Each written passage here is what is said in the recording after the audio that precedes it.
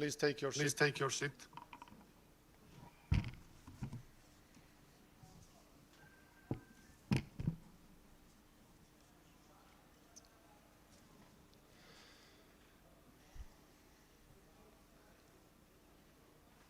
Good morning. Good morning, welcome back to the 10th Global Forum on Gender Statistics. It's my pleasure to moderate forum today. We will explore women economic empowerment, violence against women, gender and climate change, and migration statistics. During the forum today, we will have a second side event for registered participants here, Grand Royal Ballroom. From 5 to 6:30 p.m. Organized by Paris 21. Report on gender data use in policy making. Please note that the venue only allows a limited number of participants. To secure the space in this event, please register at the web portal UN 10th Global Forum on Gender Statistics. As a reminder, today we will have coffee breaks 10:30 a.m. and 3 p.m. and also lunch at 12:30 p.m. The forum will last till 4:30 p.m.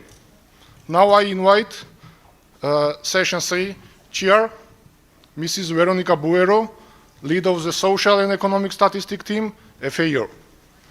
The floor is yours.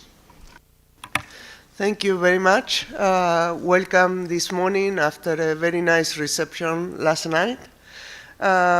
Today we are going to speak about the women economic empowerment for social and economic development. In this session, we're going to focus on how gender statistics can support efforts to advance women's economic empowerment by putting the focus on persistent inequalities in access to decent work, financial services, trade, and entrepreneurship, and wealth creation. We will address challenges in measuring informality, the gender pay gap, the poverty, while highlighting innovation and national experiences in improving data to inform policies that promote inclusive economic opportunities and sustainable development.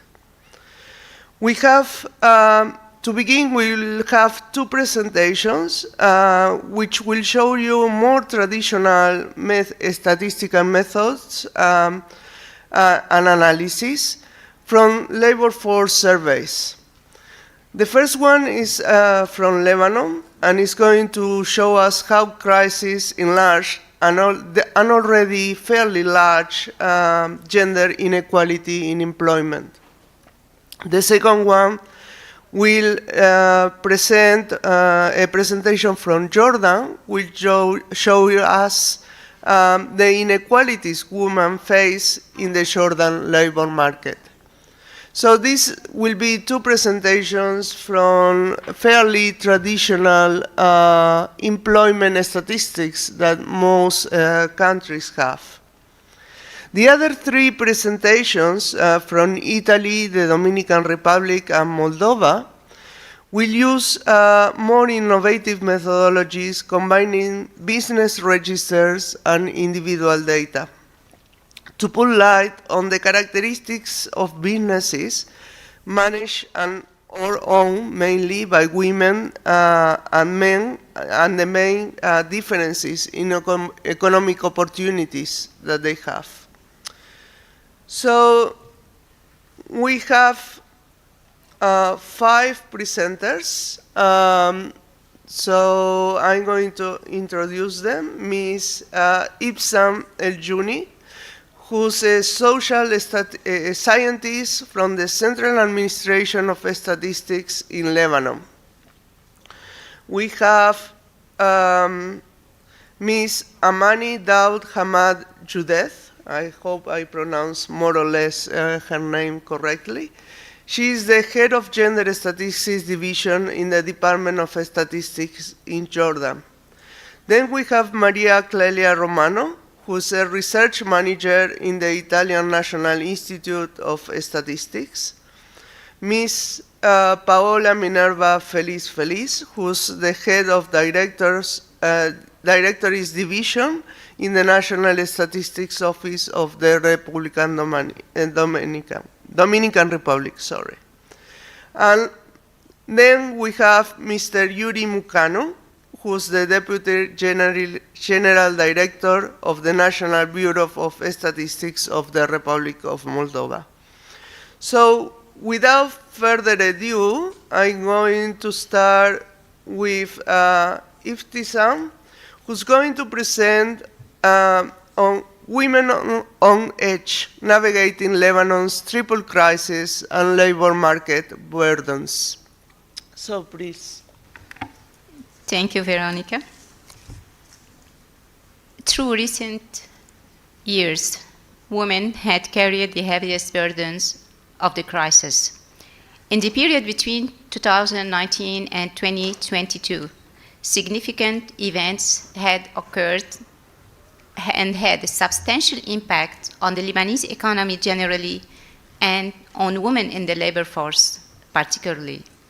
The primary objective of this presentation is to deliver an assessment of development in Lebanon's employment landscape with a specific focus on labor market outcomes for women who have been disproportionately impacted by the ongoing crisis through a comparative analysis of data from 2018-19 and 2022 rounds of the labor force survey.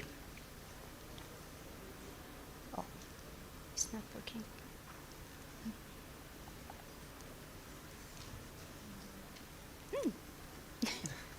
Okay, what's wrong?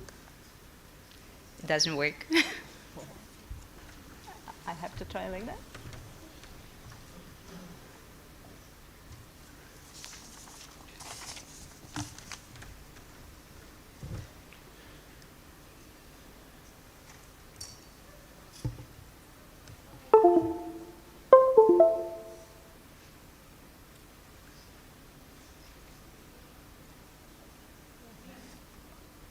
Okay, thank you.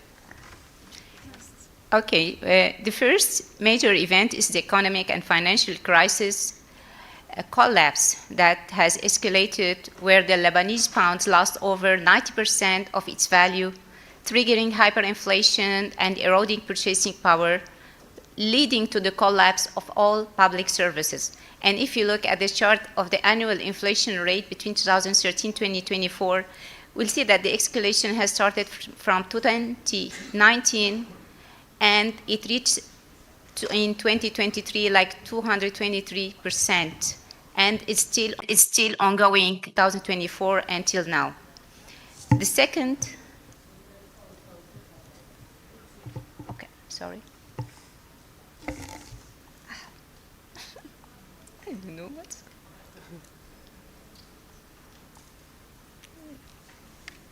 Okay, sure. The second major event is the Beirut port blast that caused hundreds of deaths, thousands injuries, and billions of dollars worth of damage and destruction of property, adding to the woes of an already devastated. And the third major pandemic, the COVID-19 pandemic and the total lockdown that plays an eminent role also during this crisis. In light of these three crises, what are the implications, what are the impacts on women? First, there was a decline of women participation in the labor force. Already Lebanon has a low baseline prior to the crisis with a low labor force participation rate that has decreased from 29.3 to 22.2 in 2022. And if we see this chart, it's a labor force participation rate by sex and age group. In the case of the female labor force participation, the peak did not shift over the period, remaining at the age group 25 to 29 old, but a dip can be noticed in 22 curve, which was not present in the earlier curve for 2018-19. It suggests an accentuated rate of women aged 35 to 39 years old from the labor market due to the birth of child and the return to the labor market at age 40 to 44, although at a lower rate when the child has reached adolescent or schooling years.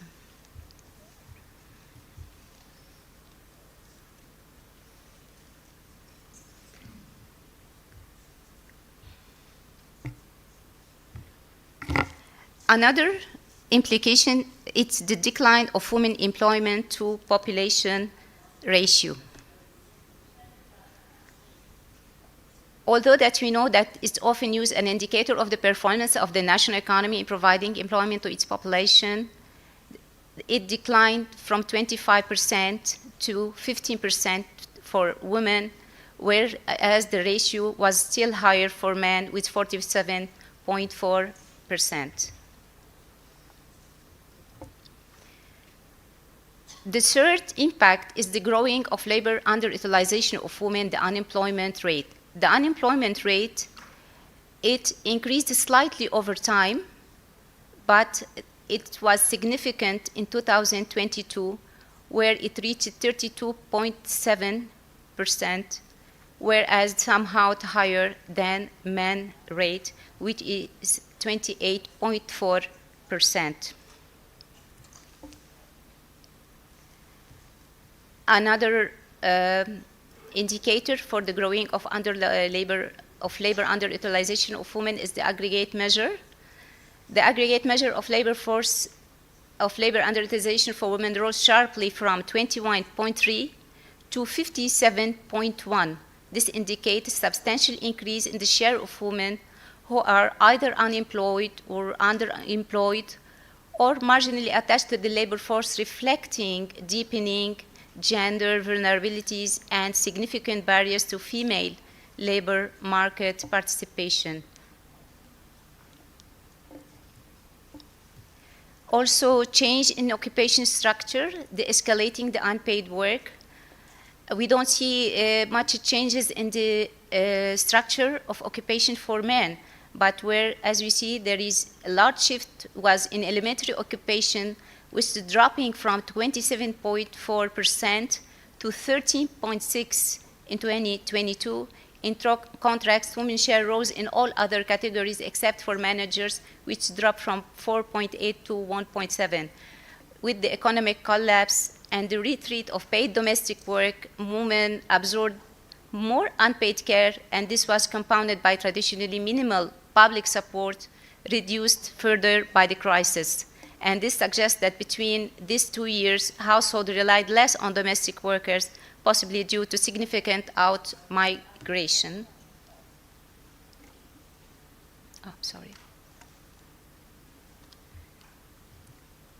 Okay, also in change in the branches of economic activity, we don't also see significant changes in the the branches of economic activity for men, whereas I'm gonna just highlight about these three for women. These three branches circled in red.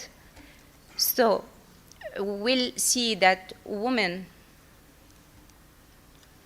are more likely to be employed in economic activity sectors vulnerable to economic shocks, like activities of household as employers, undifferentiated goods and services producing activities for household for own use.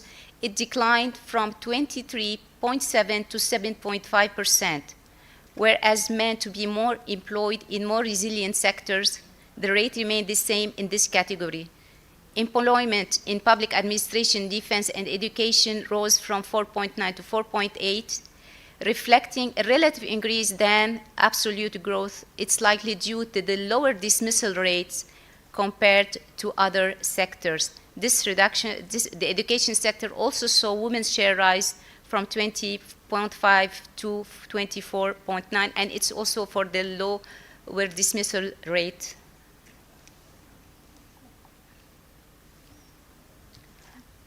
Also, women with lower completed education level bear a disproportionately severe impact from economic crisis.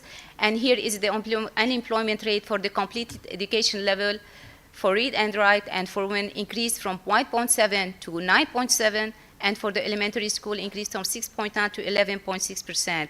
The decline in employment among individuals with lower education level indicates structural shift toward a more educated labor force rather than a causal reduction in unemployment among the highly educated. Also, another indicator is decreasing in gender segregation occupation. And we have calculated the gender with the elementary occupation, and this rate structure has decreased from 43.8 to 37.4. This decrease indicates an improvement, in fact, in the distribution of men and women in the labor market, and trend toward reducing occupational segregation between the both sexes, which reflects progress in achieving gender equality in professional fields during that period.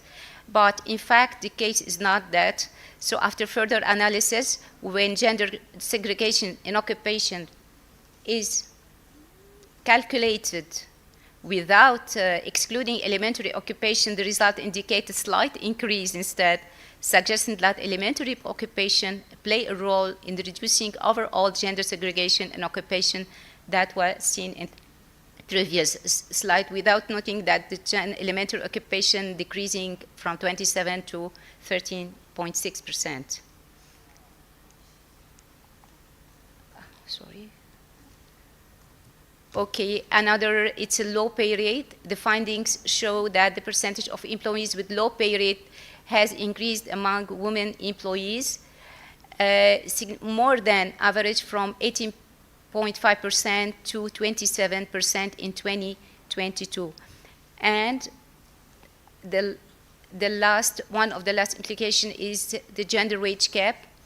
The larger gender pay gap was in the elementary occupation, where men earned 25.8 more than women, followed by professionals. By contrast, the widest gap was among plant and machine operators in 2019. And I would like to highlight about the last one for the managerial position. It was in favor for men in 2019, whereas now it's in favor for women, with men 11.3%. So it means in women earn more than men. But this is very misleading. It's all due to the fact that some women in managerial position, they were earning in US dollars, and we have seen that there is decline in the value of the Lebanese pound by 90%. So most of men, they were still earning in Lebanese pound, but when we converted to US dollars to Lebanese pound, it shows that women in managerial positions, they were earning more than men. So, and, sorry. Okay, in light of these profound socioeconomic challenges that Lebanon has continued to face since 2019, further analysis is essential, not only to quantify and better understand the true impact of the economic crisis on the most vulnerable women, particularly unskilled workers, who have been disproportionately affected, but also to inform the design and implementation of effective evidence-based policies and response strategies. Such measures are crucial both to enhance women's participation in the labor market and to ensure adequate protection for this group. Thank you. Thank you. Thank you very much for an extremely interesting presentation, showing us what a deep analysis and a disaggregation and cross-analyzing the data can show us a story that what is happening in the labor market after crisis and in normal times. I'm going to leave for questions at the end of all 5 presentations. So our next presenter is Ms. Amani Daoud Hamad Hadouch. She's the head of Gender Statistics Division of the Department of Statistics in Jordan. Please, Amani, the floor is yours. Thank you. Good morning. This presentation represents the track change on gender pay gap in Jordan with a trend line over period of time, which can provide a realistic perception of gender equity in workplace.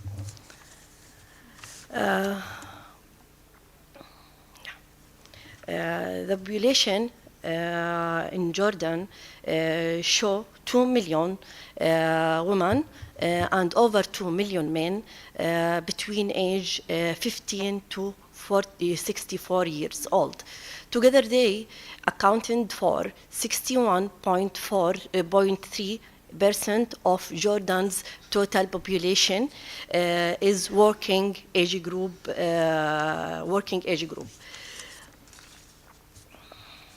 The low female labor force participation with 14.5% has high cost city as well as females with high employment and high employment rate among Jordanian women, 31.2%, which is the most important challenges that negatively affect their ability to actively participate in economic life.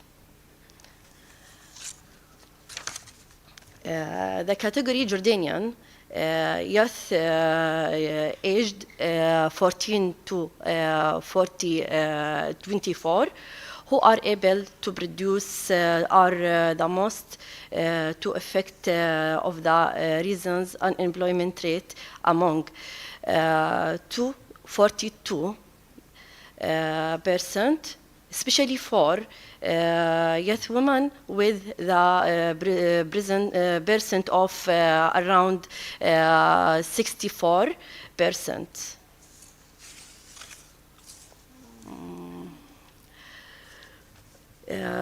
The result for 2023 showed that the monthly gender pay gap recorded a value of 7.3%, regardless of the employment status of worker.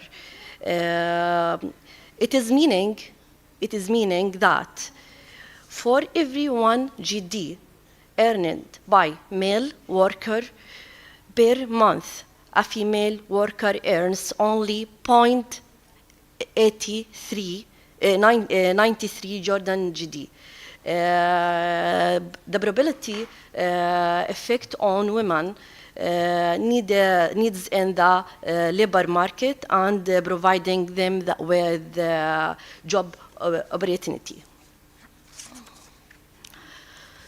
The difference in wage between gender rename one of the most structured issues in the Jordanian labor market and the inequality.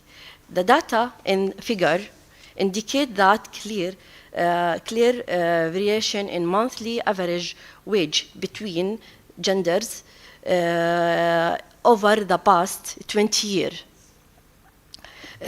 In 2023, the average monthly wage for men was 563 Jordan GD, while for women it was 522 Jordan GD. The result in difference of 41 dinars. This indicates that women earns 41 dinars or Jordanian dinars less than men.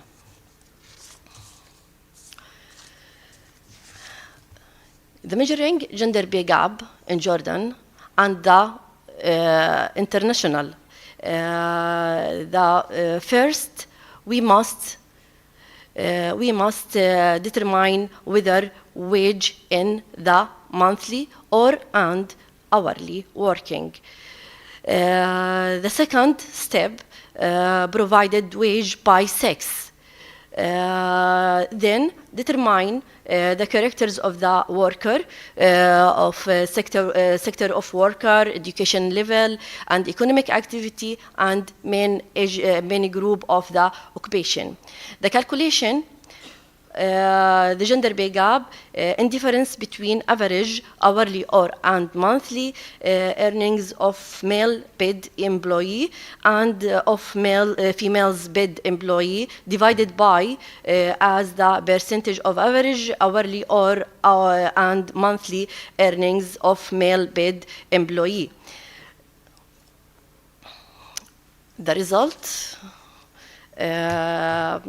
although gender pay gap have narrowed over the past period, they still represent a structural problem in Jordan labor market. The figure indicate disagree in the monthly gender pay gap in Jordan for 30.7% to 7.3% over the past 14 years, with difference of 6 percentage points between 2009 and 2023. There are many factors that in order to eradication of the monthly gender pay gap, including gender difference in both labor participation and income, which were affected by global economic crisis and the change following the COVID-19 and the subsequent economic reform in Jordan. The disparity in gender pay gap change by sector. As this gap have widened in a private sector than in the public sector, with the rate of 30.7% compared to 8.5% for public sector in 2023. This show horizontal occupational segmentation, which is represented by the focus of women work in job and task. They require a lower skill level and the middle level job position away from leadership roles and decision-making centers. There is disparity in the monthly gender pay gap between different occupational groups, with highest value recorded in the profession of the machine operator, where the percentage was 34.3% in over for males. This evidence of the vertical occupational suggestion, which represent a major issues in Jordan. Women in Jordan tend to work a specific group of economic activity, such as education activity and human health and social work activity. Although females dominate education and health activity, the gender pay gap is still in favor for males in the both sector.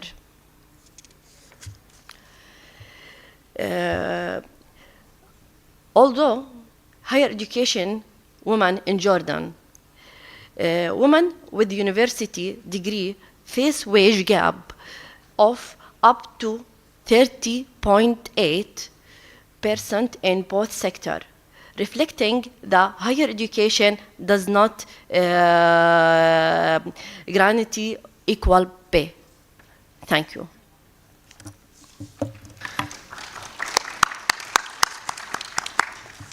Thank you very much, Amani. Another presentation that show us the picture or show us the story of what is the situation and the inequalities that exist. Some progress in some areas, not so much in others. So very interesting presentation as well. Our next speaker is Maria Clelia Romano.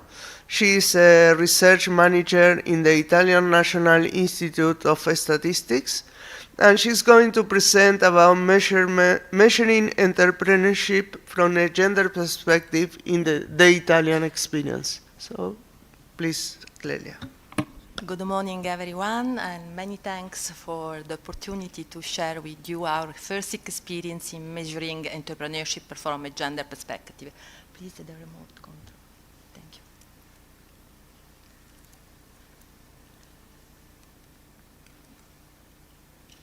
The work I am presenting today is in a certain way a continuation and advancement of the work carried out by ISTAT in coordinating the guidance note on mainstreaming gender into business and trade statistics prepared by the Interagency and Expert Group on Gender Statistics with the contribution from the task team on Business Dynamics, Demography and Entrepreneurship. Following the recommendations of the guidance note that encourages the integration of gender and social perspectives into business and trade statistics, ISTAT is actively engaged in promoting the dialogue among experts of different statistical domains, both in the international context and within the Institute itself, where a fruitful collaboration between social and economic department has been launched to pilot the production of gender disaggregated business statistics. Why? Because several studies show that female entrepreneurship plays a critical role in economic growth and poverty reduction, not only in developing countries, but also in high-income countries. Having more women in leadership positions is also vital for providing role models and inspiration to young generation. However, women are still underrepresented among entrepreneurs in many countries, and another critical issue is the lack of harmonized and regularly produced official data on the relationship between entrepreneurship and gender. And it occurs also because measuring the interactions between gender and entrepreneurship is very challenging.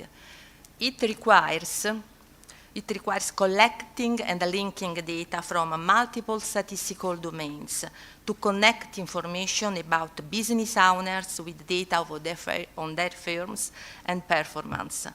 And to achieve this, a robust underlying methodological infrastructure is required. For example, in ISTAT, we are using an infrastructure based on an integrated system of registers. The two most important are the business register and the base register of individuals. But the key tool for producing the gender-based business statistics is an integrated database of employment positions based on administrative data with a a linked employer-employees database structure, where each job position is identified by a dual identification key that links economic units and workers. So, for each job position, we can identify its characteristics. For example, among the self-employed, the business owner, the partners, or the majority shareholder. And thanks to the double identification key, we can then link this information to both the enterprise's attributes deriving from the business register and the characteristics of the worker who holds that job position. For example, in this slide, you can see that the individual number 4 is a self-employed in the enterprise C, whose characteristics come from the business register, while the individual number 9 works as employee in the same enterprise. But identifying female-owned enterprises requires also assigning a gender to each enterprise, which is straightforward only for sole proprietorship. For example, for individual number 3, In other case, we apply a more complex algorithm. I don't have enough time to go into detail now, nor am I the best person to explain it. But if you are interested, please write to us, and with my colleague, we can share further information about the algorithm. For simplicity, we classify an enterprise as a female if women's total ownership participation, including partners, shareholders, board members, and so on, exceeds 50%. So finally, we can state that in 2023, in Italy, female-owned firms represent less than 1/3 of the total, 29.3%, up 1.7 percentage points from 2020. At this pace, it would take 18 years to touch the area of parity. Nearly 7 out of 10 businesses remain male-owned, while gender-equal enterprises, where ownership is split 50-50 between men and women, account for just 1.6%. Looking at their characteristics, we can see that female-led businesses are on average younger and more numerous, especially among companies up to 5 years old. They also tend to be smaller than male-led firms, as the chart shows. The light pink bars that are female enterprises extend farther than the dark ones in the smaller size categories. Looking at economic activity, less than 1 in 5 industrial business is female-led, while the share rises to 1/3 in services. Female-owned firms are a majority only in other services activities, which includes personal care activities. We are close to the parity in the human health and social work activities with 49.9%, and here the parity also in the education activity. This highlights a strong sectoral specialization that also mirrors the horizontal segregation of female employment at entrepreneurial level. From my point of view, it's very interesting the strong gender characterization of employees working for entrepreneurs. 50.2% of employees in female-owned business are women, compared to 38.2% in male-owned business. This pattern holds across almost all economic activities. The light pink bars are longer again than dark ones, not only in the services activities, where female employment has traditionally been strong, but also in industry. As studies have shown, maybe also in Italy, women entrepreneurs tend to employ more women than men, which has a positive impact on female employment and promotes women's full inclusion in the economic system. Obviously, this find deserves further investigation to assess the real driving effect that female entrepreneurship can have on female employment. But before concluding, I want to share with you also another example that highlights the importance of integrating a gender perspective into trade statistics. Because by linking the lead database with the Trade Archive of Customs data, we can measure the share of female enterprises among exporters. And that figure drops from 29 to 70.3%, highlighting the strong underrepresentation of women in export activities. And we know that the export gap is only partly explained by gender differences in the characteristics of the firms, such as size and economic activity. Studies show that the women exporters often report gender-specific cultural barriers that limit export activities. And if we look at at the export value, we see also that women's contribution is not proportional to their presence in the international market, reaching only 6.7%. This confirms the relative weakness of female entrepreneurship in a male-dominated global trade environment. So, moving to the conclusion, our first findings confirm the importance of adopting a gender perspective to reveal and reduce inequalities and to foster economic development. Although data linkage and data processing are very complex and time-consuming, the findings are very encouraging, so we must stay committed, and we have to invest in the regular production and updating of gender disaggregated data, in the integration of the informative framework with additional indicators based, for example, on census data, and in dissemination of data that generates significant interest within the business communities itself. And last but not least, I want to emphasize the urgency of a shared international methodology, but also the importance of the role of international agencies in continuing to urge statistical offices to produce gender disaggregated data regularly, also in new statistical domains, in order to shed light on still unexplored gender gaps. Thank you for attention.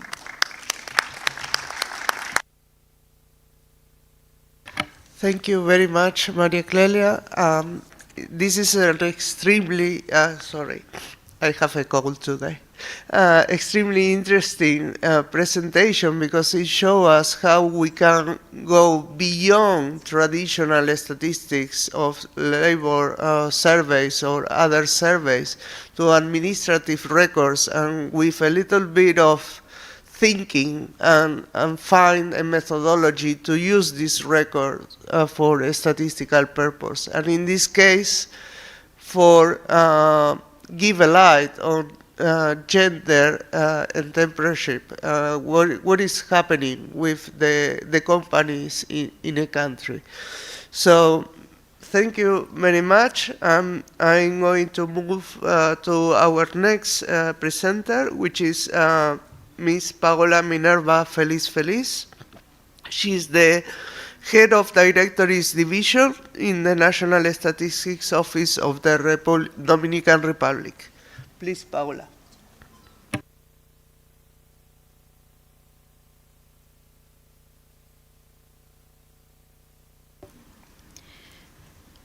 Good morning, distinguished colleagues. It is an honor to be here to share how gender inclusive business statistics with a gender perspective can serve as a powerful tool to advance in women's economic empowerment. After all, how can we close gender gaps if we don't know where they exist, how deep they are, or how they change over time? Today, I will highlight why these statistics are essential, the progress made, the remaining challenges, and the path forward. These identify inequalities, guide public policies for women's economic empowerment and sustainable development. Also support SDG monitoring, particularly 5, 8, and 9, and target resources to the most vulnerable groups. In the Dominican Republic,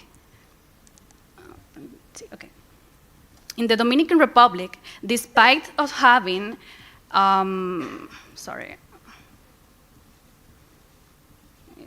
despite sex disaggregating employment data, significant gaps remain in informality, leaderships, and wages.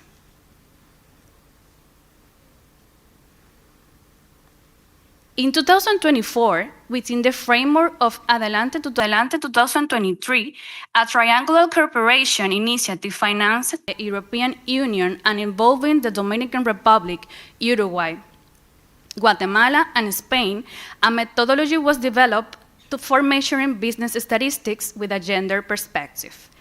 It provides practical guidelines to integrate gender into business statistics, and enables the production of disaggregated indicators while considering size, sector, and location. It applies to business registers, demographics, trade profiles, business and household surveys, and in the dissemination of business statistics. For business directories, it includes the femininity and masculinity index, average and percentage of employees, the wage bill, the average salary, and the employment and wage gap by sex.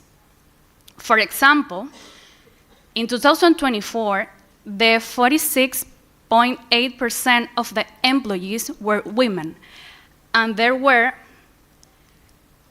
88 women employed per 100 men employed.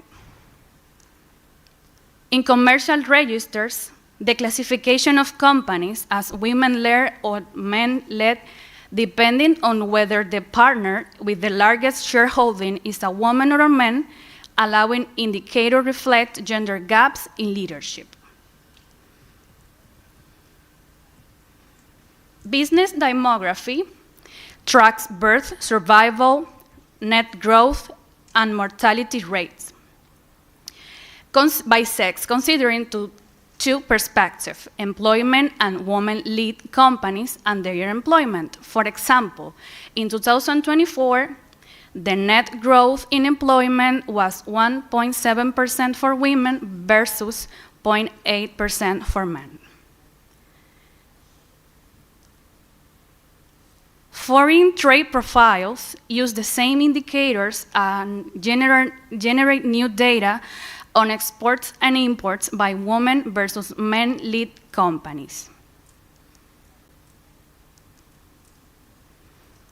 Applying sex disaggregation to company was challenging, and it is illustrated in our economic activity survey. In 2020, a module collects data on company administrator or general manager, suggesting that 40% of the company were led by women, much higher than expected. Analysis revealed that the title targeted to the manager than the highest authority, leading to varied interpretations. So that in the 2020, the model was revised to target the highest authority, showing that only 9.6% of the company were women-led, and the previous results were more targeted to the manager than was more according to the sex of the person who hired personnel, and it is allowed to make bank transactions.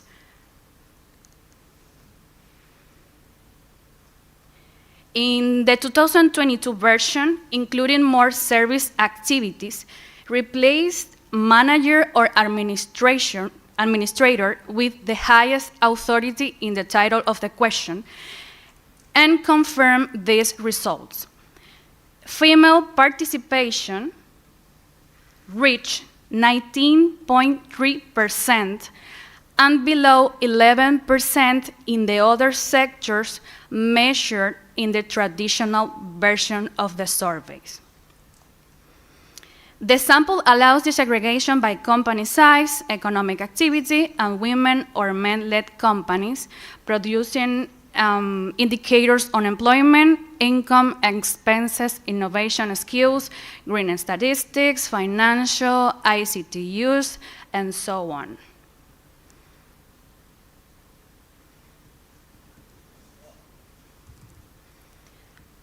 For household surveys for micro, small, medium enterprise provide insights into formal businesses where gender gaps are often more pronounced.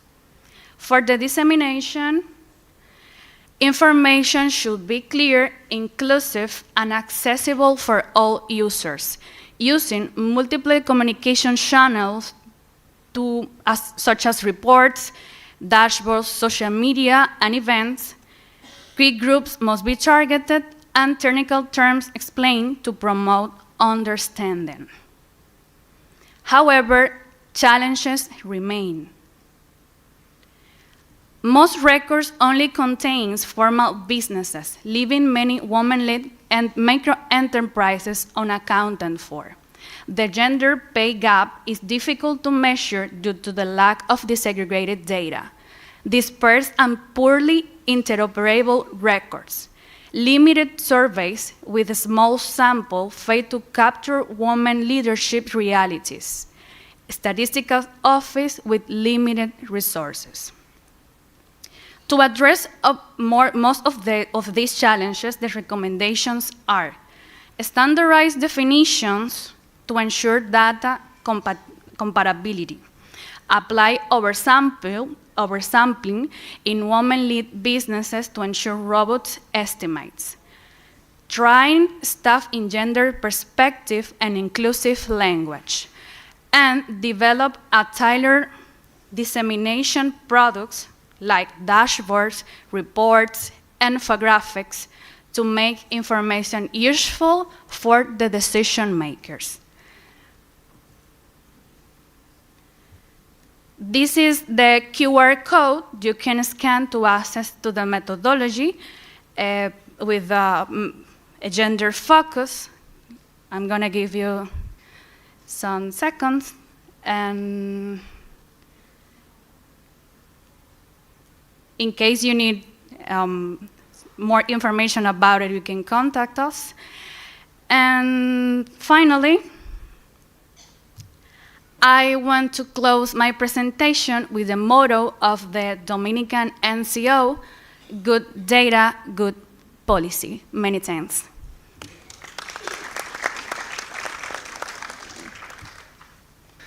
Thank you, Paola. Another very excellent presentation. And it highlights the importance of the terms and definitions and how we need to look at them very carefully and adjust them if we think that is necessary. Our next speaker, the fifth speaker, is Mr. Yuri Mukanu, Deputy General Director of the National Bureau of Statistics of the Republic of Moldova. And he's going to talk to us about exploring the potential of business statistics in measuring gender equality in Moldova. Yuri, the floor is yours.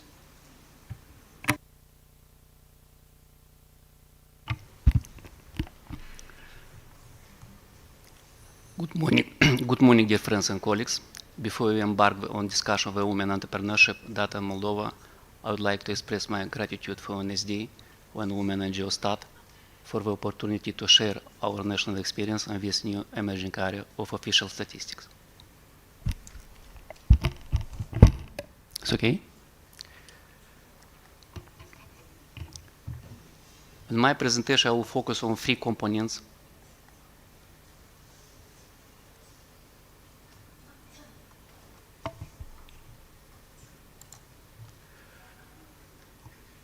We have been using to explore data related to entrepreneurship from gender perspective.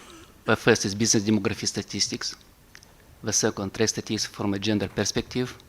And the third, expectations and challenges facing women entrepreneurship.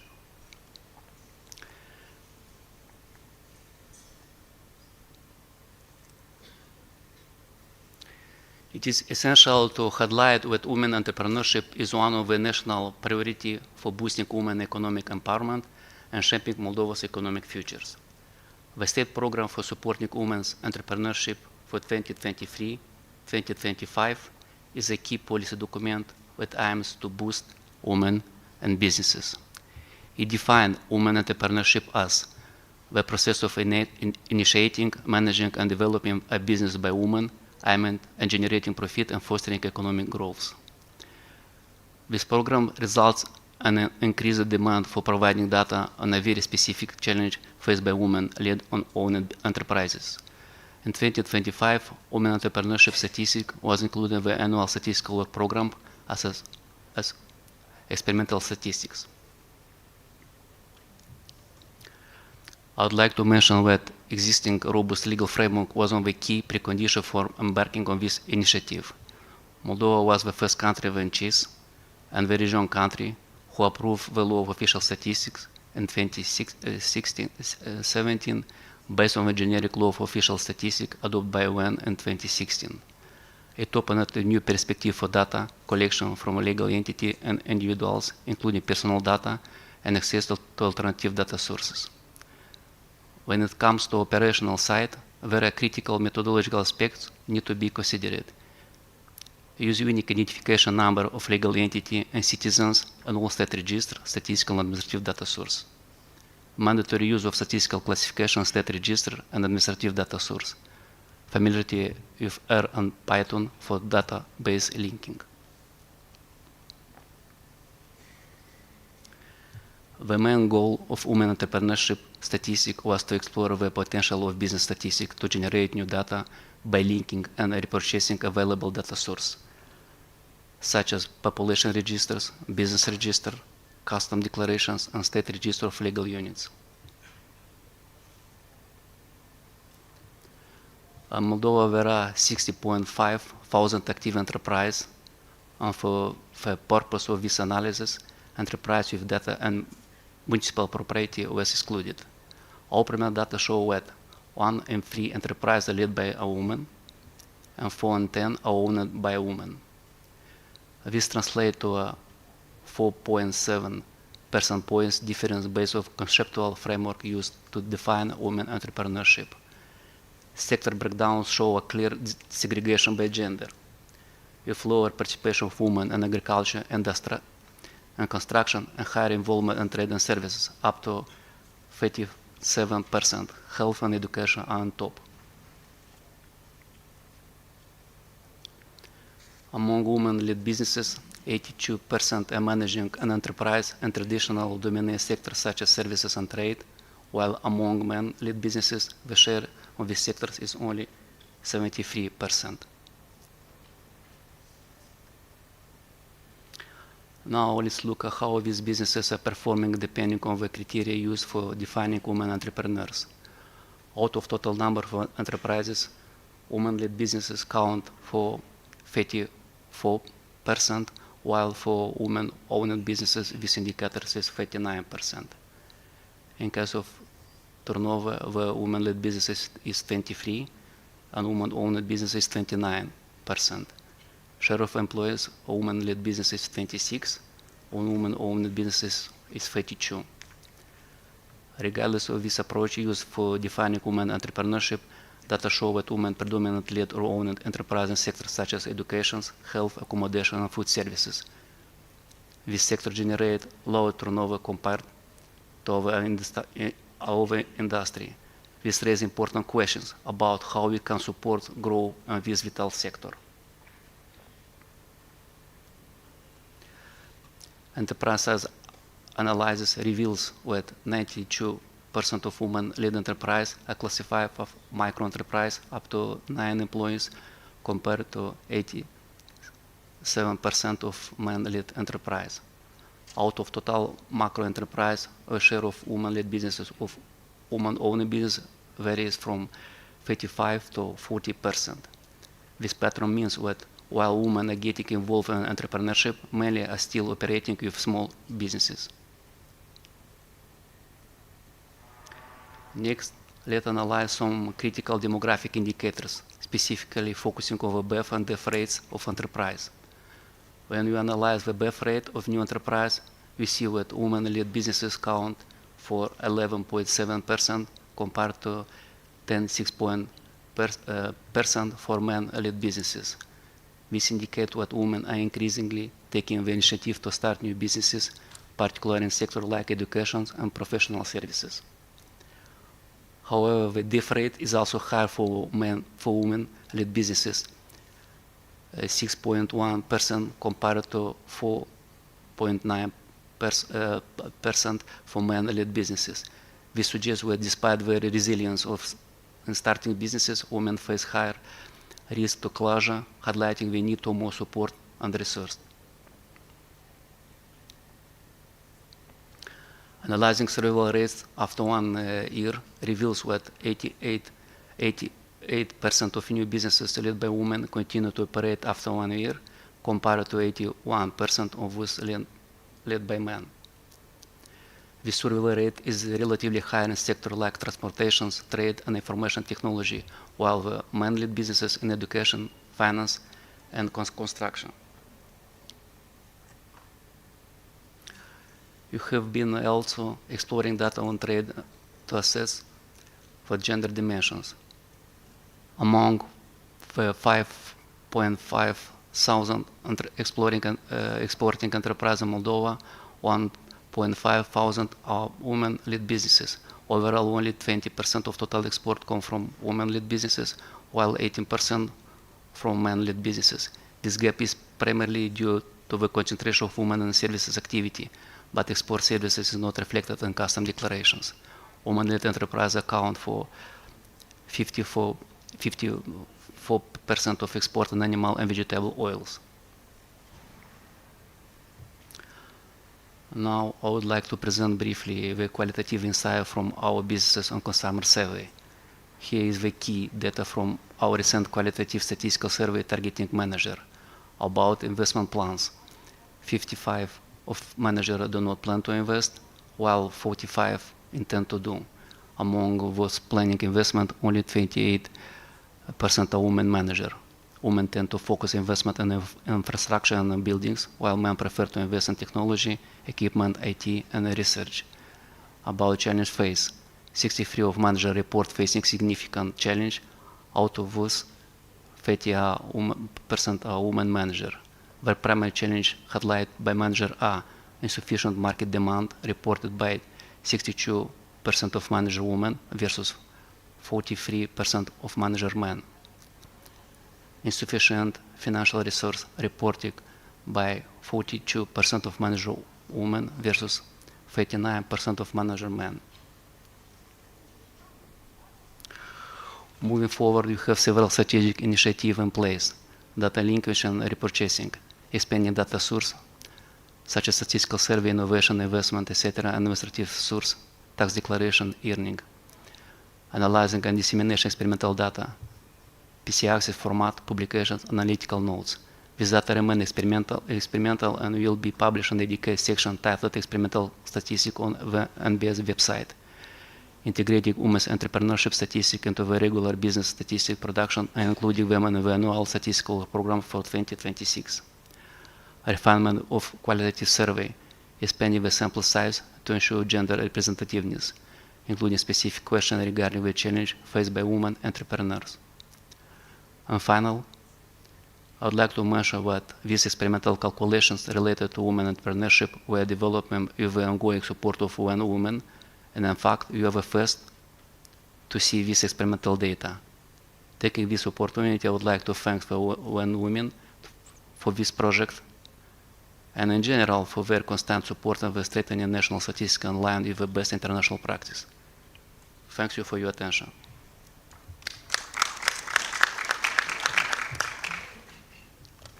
Thank you, Yuri. So we saw on the 5 presentations that women tend to lead businesses and be employed in certain industries and activity, and in general, business led by women are smaller than those led by men. So I would like to give the floor for questions to our 5 presenters. I think there should be quite a bit of questions. Yes. First of all, thank you very much for all the speakers for delivering excellent presentation. So I have a question for representative of ISTAT. Before asking my question, I want to highlight that I greatly appreciate our past and ongoing collaboration with Statistics Italy, which began quite some time ago. In fact, when I was in charge of business statistics, it was maybe 20 years ago. So, and I can say that we greatly benefited from this cooperation. So, I have a specific question for you. In one of your slides on identifying female enterprises, you showed that the 50% ownership threshold is key for classification. My question is, in cases where a company has multiple layers of ownership, for example, enterprise D owned by another corporation, how does ISTAT determine whether it should ultimately be classified as female-owned? Do you follow the ownership chain up through these different levels? Thank you. Any other questions? Yes. Yes, thank you. My first general question would be to both Maria Clelia and Yuri. As you showed, the data set that gives really an important insight into gender aspects of entrepreneurship. And you mentioned, Maria Clelia, explicitly that it takes a lot of effort to create this kind of data set, even though the components exist. So how do you assess whether this kind of compilation of statistics based on integration of data how feasible it is to repeat it, so that it is not just a one-off process, but maybe after some periodicity you can check whether there are changes in the levels that you showed. It applies to both of you. And then my other question is rather specific, because it almost looked like I will come off from this session with a big news splash that in Lebanon the female managers earn more money, and in United States dollars than male managers do. And then if was this the intended message, or if not, then you still said that the gender pay gap was minus 11 something %. So what is your message? Is this true? Is this not true? What should a policymaker derive from that? Because you measure either in Lebanese or American money, but you have to decide what is the currency to be measured, and what is the reality that is going to be revealed. So I would be really interested to hear the conclusion of this finding. Yes, so whoever goes first. Thank you. Let's take one more question, if there is one. Yes, at the back there.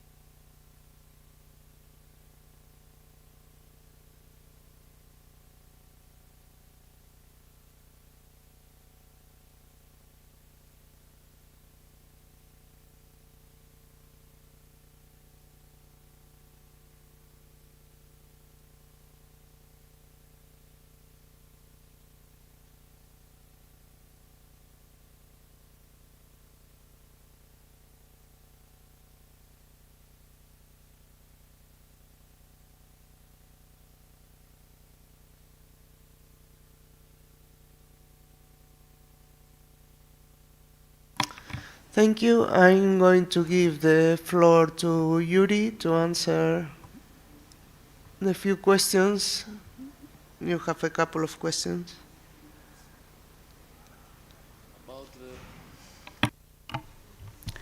If you speak about the continue this activity, you decide to do this activity annual and put these calculations about entrepreneurship in our annual work program which approved by government, because if you have needs from the users, but now user is very interested and receive this data about entrepreneurship. You have a program I mentioned in my presentations.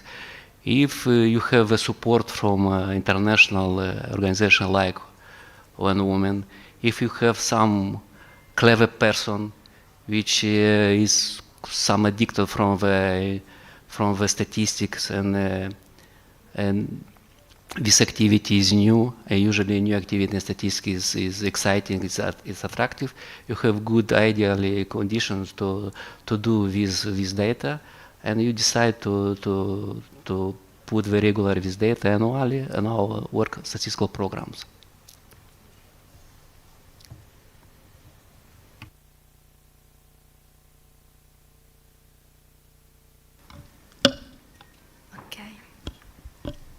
Thank you for the question. And about the first one, I have to precise that we can't identify the gender of enterprises for all the enterprises. So in some cases, we excluded the enterprises, the companies. For example, when the ownership of a company is represented by another company. So in this case, we cannot identify the gender.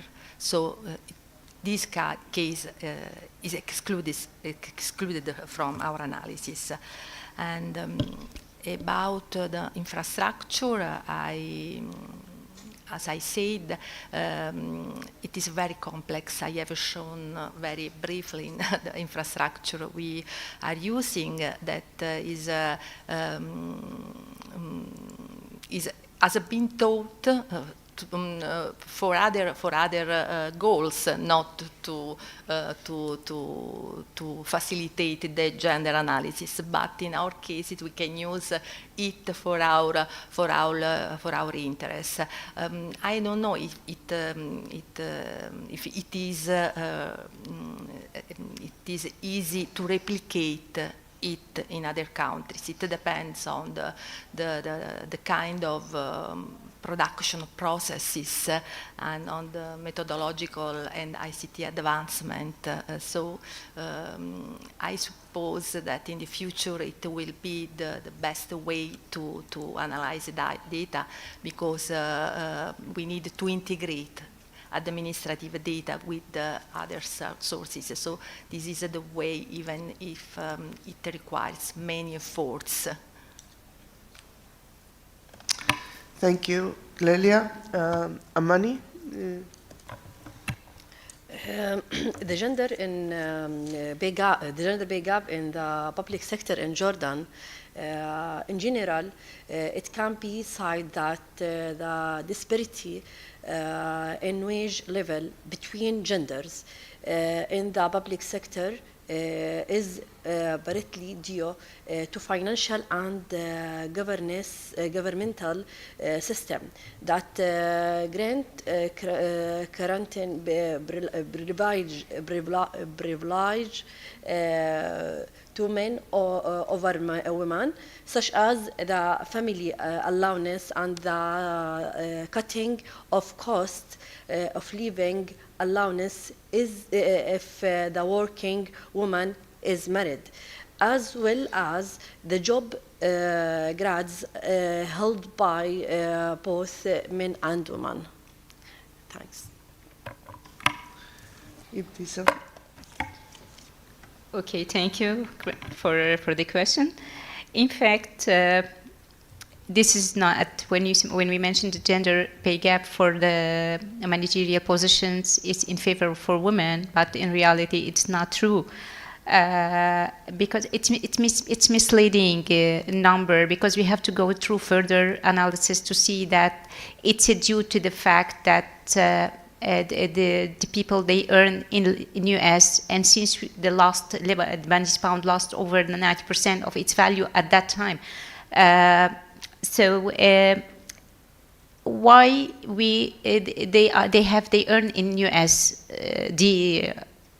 as a currency. So it's not the first economic crisis in Lebanon. During the 80s, Lebanon faced many economic crises, and also the same loss of the value of the Lebanese pound. So people in general, in their contracts, sometimes for more security, they have the condition to earn in US, and they choose the currency either in Lebanese pound or in US dollars. And the government, they allow this. So we don't have the constraints regarding this matter. So I believe with the new result that we are going to publish next year, this number is going to be the same. It's not going to be the same. It's going to be also another, that there is gap in favor for men.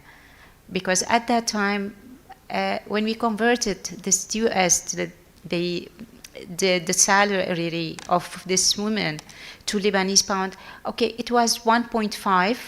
Now, at that time, on 22, it was 25. So it's much higher than men when it's converted. But at the time of 2019, she was earning less than men. But when it's converted, it was, I don't know how the government is going to work on this. And for the second question, for the gender pay gap, it's why the low participation. Already prior to the crisis, the baseline was very low. It was 29%, and it decreased to 22%. And I think it answered also your question about the pay gap. Why we have only in managerial position. No, it's not about gender pay gap. The gender gap for the employment rate. The difference, gender gap for the employment rate, the difference between the women rate and the men rates. I noticed that it decreased the employment rate, but the gender gap, the difference between the two rates in time, it decreased also.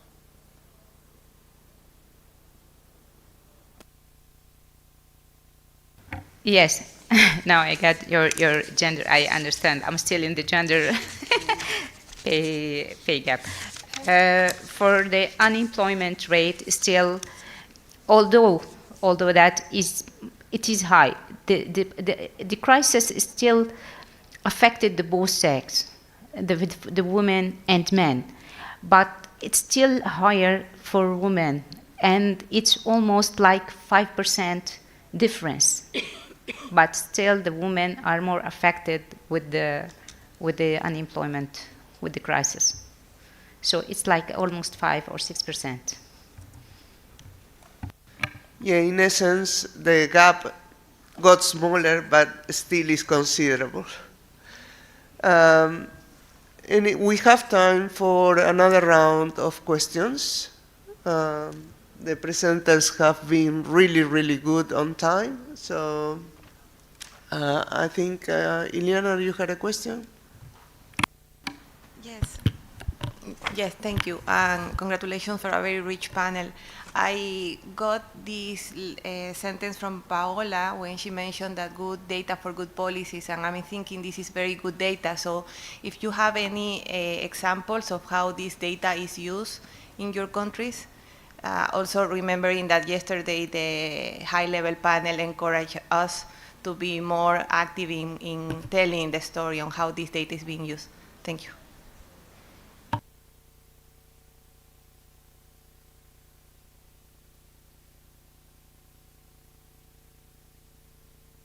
Okay, Paola. I don't know if I get the question right. It's example of how data is used in our countries, right? Yes. If this data is currently being used for policymaking.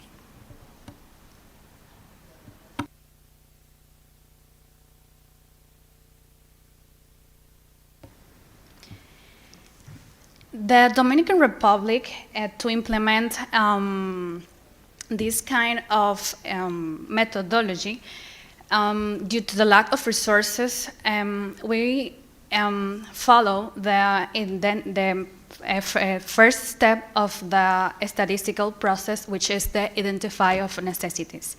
For these steps, we usually meet with the demanding institutions, and then we create the offers, so that we ensure that all things and efforts as we do as an office has an user.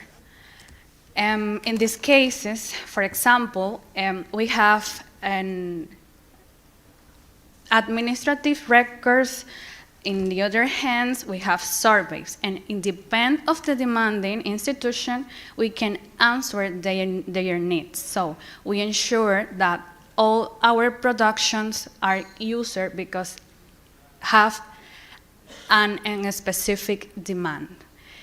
Our first or main demander is our government, and then national statistical system, which provide us with data, and we can return them with some indicators that help them to make easier their works.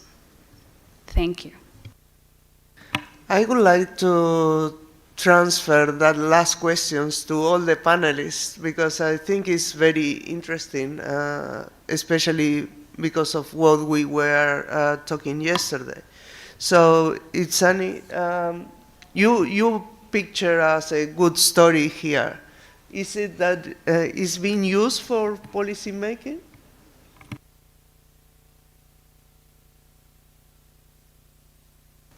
Okay. In fact, I'm now working closely to raise awareness through statistics about this. So I'm working closely with the National Commission for Lebanese Women, and to work because they are the women machinery responsible for putting a policy and to pushing and to advocate for women. So this is I'm working closely with them. So for the policymaker to take it from them immediately. Thank you.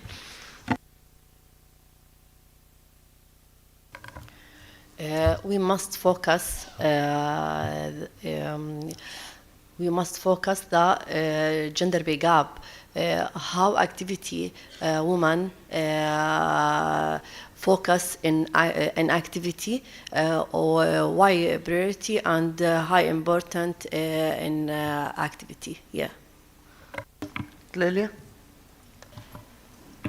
Yes.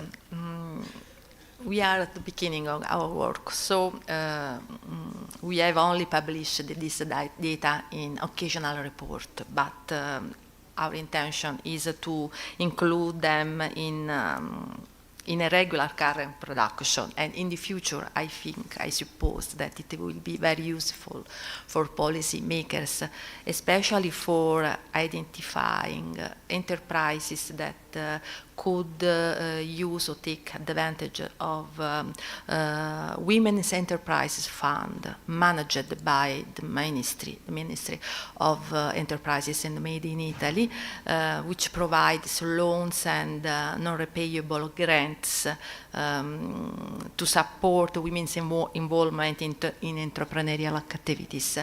But it is interesting to notice one thing, that this fund actually is devoted only to the enterprises, the enterprises where the share of female is at least 60%. So I don't know, I am not sure that the statistical criterion is considered convenient at the political level, because at political level the goal is also to reduce the potential number of users, because the funds are limited.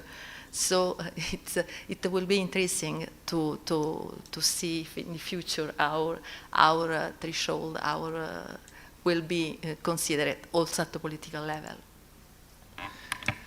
So we already have a lot less business managed by women, and we need to make them less than that, because that's what I understand.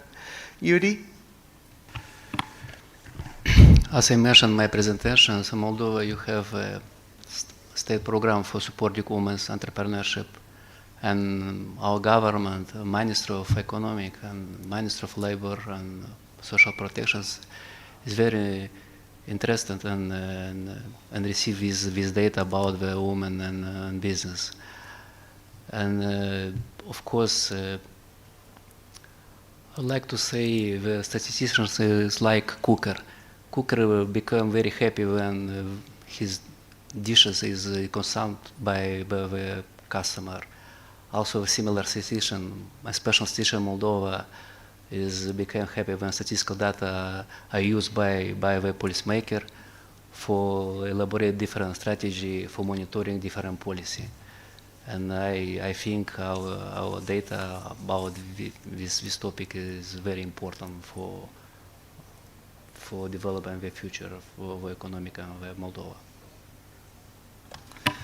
Thank you. I don't know if there are any other questions. We are 5 minutes from the closing. If not, I would like to say that we still need to keep working, and we'll keep working on developing methods and developing good quality statistics to make good policy. We need to keep working, especially in the area, I think, of informal businesses and the resources that these businesses have, like credit, investment, and other areas. But we show here 5 excellent examples that good data that tells you a story, points out you to the policies that might need to be developed to improve the situation. We show it today. I mean, the statistical offices are working on it, and they are working very well. We have some statistics that being there for quite a long time, like labor statistics. Most countries have labor surveys, and we were shown what the story that you can tell with labor surveys. So I think now the challenge is that good quality statistics is used for good policy. And we need also the press to make echo of these good quality data and these stories to help and improve the situation and reduce the gender gap in business and employment and decent work and livelihoods in the end. So thank you very much. I think we have coffee now.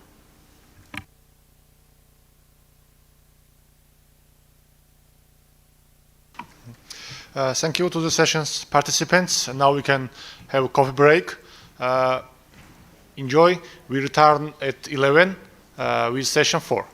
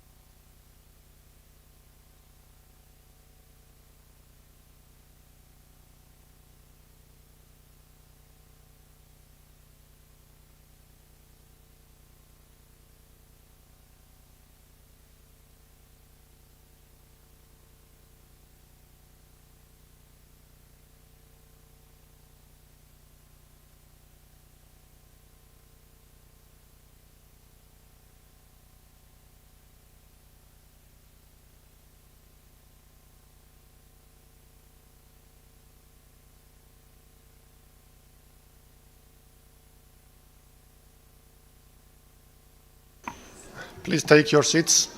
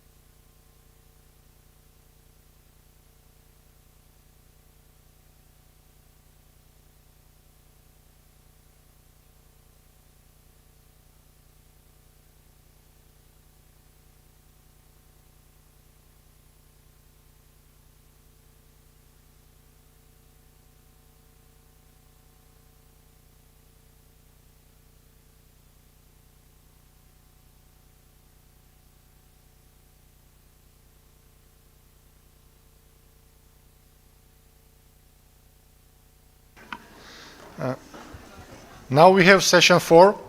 I invite Chair Mrs. Lynn-Marie Sardina, Technical Officer, World Health Organization.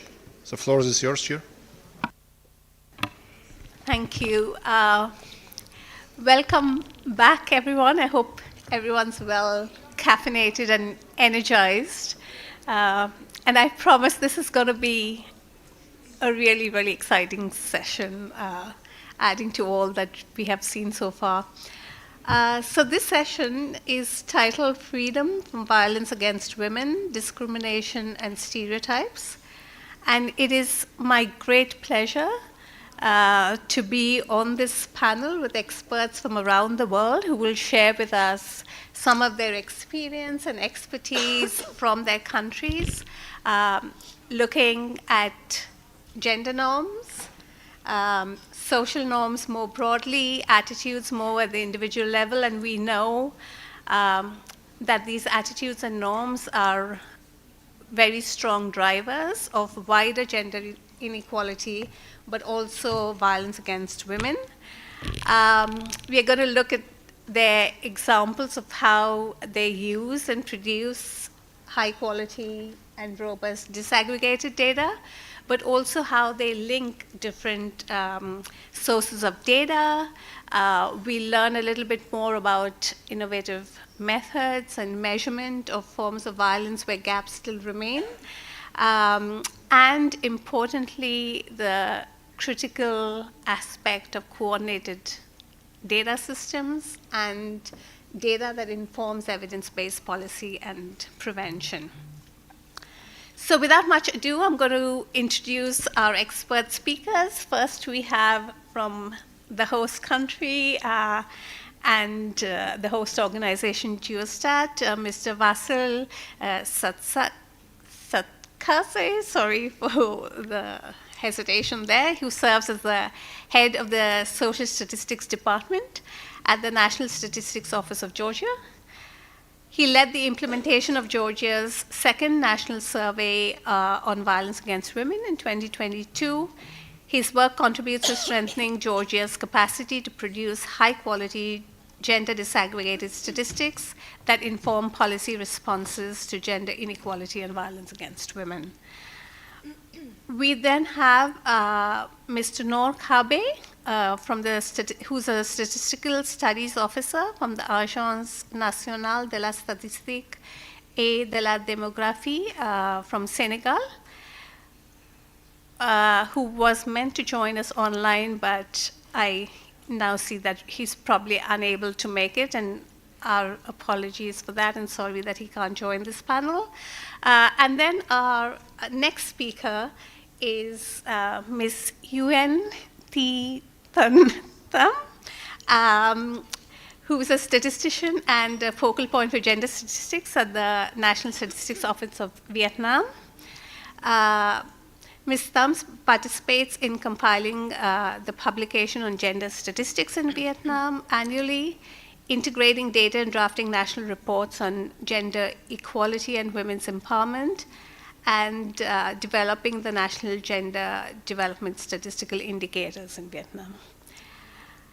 Now back closer to home, we have Ms. Anissa Mucha Omuri. Yes. Director of Population and Social Statistics, Directorate at the National Institute of Statistics, INSTAT, in Albania. Ms. Omuri has 20 years of experience as a professional in the field of statistics and has successfully led several national social surveys. Welcome, Ms. Omuri. And last but not least, we have Ms. Haitian Park. Ms. Park is an economist and gender program coordinator at the OECD Development Center, where she leads the gender program addressing gender inequality through evidence-based analysis and strategic policy dialogue. She drives initiatives that uncover the root causes of gender disparities, fostering global discussions to advance gender equality and women's empowerment. Ms. Park oversees the production of the OECD SIGI, the Social Institutions and Gender Index, directing its global and regional analysis. And her expertise spans gender equality, women's empowerment, labor markets, and international migration. And with that, I'd now like to hand the floor over to our first speaker, Basil, to tell us more about the more recent survey in Georgia on violence against women and the inclusion of new modules on sexual harassment and stalking. Thank you, Chair. Good afternoon, everyone. First of all, it's my pleasure to be here with you today. During my presentation, I will talk about main aspects of violence against women survey conducted in Georgia, and also I will present some main results of the survey. So violence against women survey in Georgia was conducted for the second time in 2022 with the financial and technical assistance of UN Women. The main objectives of the survey were to provide internationally comparable statistics on violence against women, to enlarge and improve gender statistics, to obtain the essential data for measuring Sustainable Development Goal indicators, and to inform design of policies aimed at strengthening gender equality in Georgia. Conducting violence against women survey was one of the priorities of a national strategy for the development of statistics in Georgia 2020-2023, and also for a strategy for gender statistics 2021-2023. Survey methodology was designed based on the latest available international guidelines and standards. For preparing the questionnaires and instruments, we used Eurostat methodological manual for the EU survey on gender-based violence against women and other forms of interpersonal violence. Also, UN guidelines for producing statistics on violence against women, and the Violence Against Women Survey Implementation Toolkit prepared by UNESCO.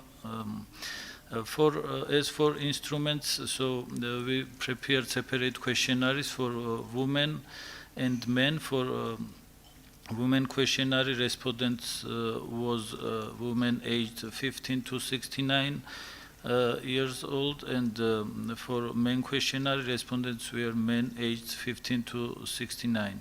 Questionnaires were prepared in 4 different languages: Georgian, Armenian, Azerbaijani, and English also. So we used face-to-face computer-assisted personal interview method for data collection, and the electronic questionnaire was prepared using World Bank's software survey solution. The survey covered the population aged 15 to 69 living in private households across the country, excluding the population living in the occupied territories of Georgia, which are Autonomous Republic of Abkhazia and Tkhinval region. For the sample frame, we used the population census 2014, which was the latest available census database at that time. So we interviewed 3,300 women and 1,104 men under this survey. and the data is representative in case of women's survey by settlement type for Tbilisi, for other urban areas and rural areas, and in case of men's survey, data is representative on national level. We used three-stage stratified cluster random sampling for constructing a sample for the survey. At the first stage, we randomly selected 330 enumeration areas for women's survey and 138 enumeration areas for men as a primary sample units.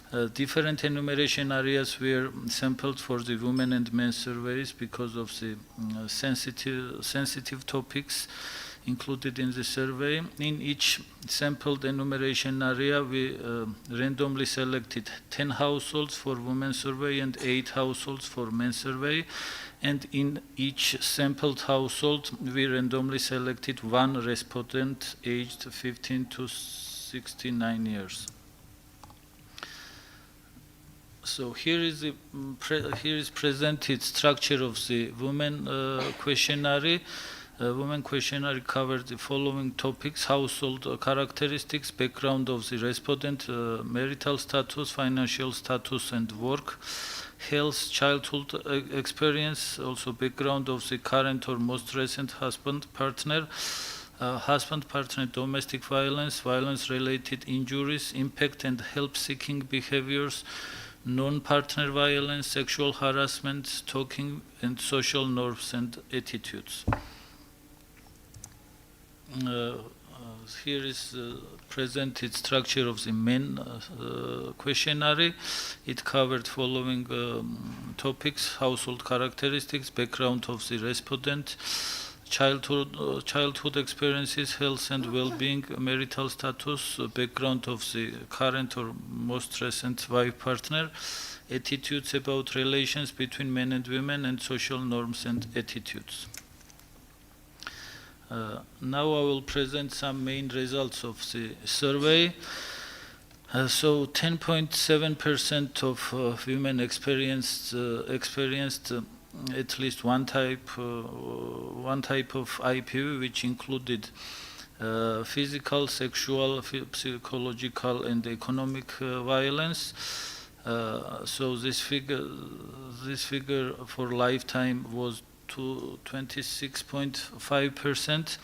So also 10.1% of women experienced physical, sexual, and or psychological IPV during last 12 months, and 24.6% of women experienced during lifetime.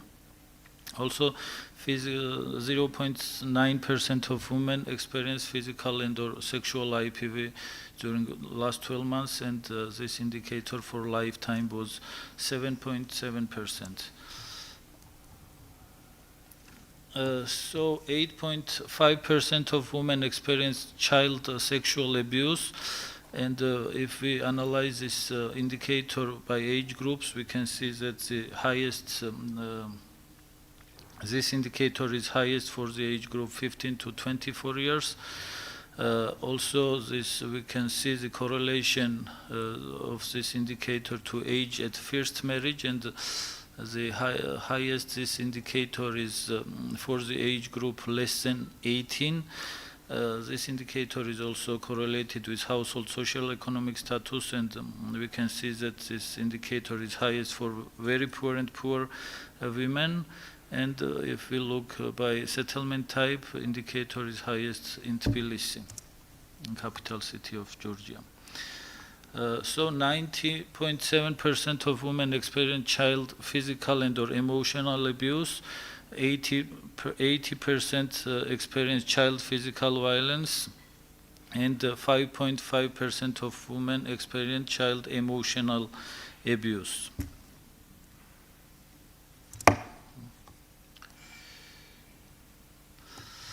So 9.7% of women experience sexual harassment during last 12 months, and 24.5% experience during a lifetime.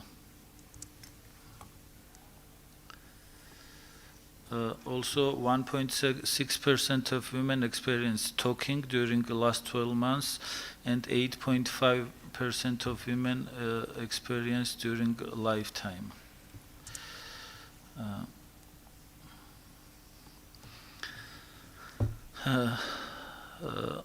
1.5% of women experienced non-partner sexual violence since the age of 15.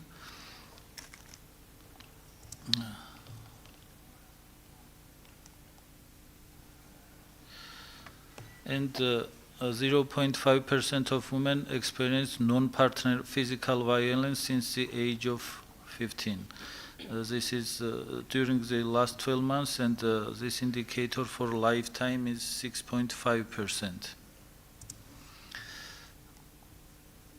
So in total, 50.1% of women experienced any type of violence during lifetime, and 18.2% experienced any type of violence during the last 12 months.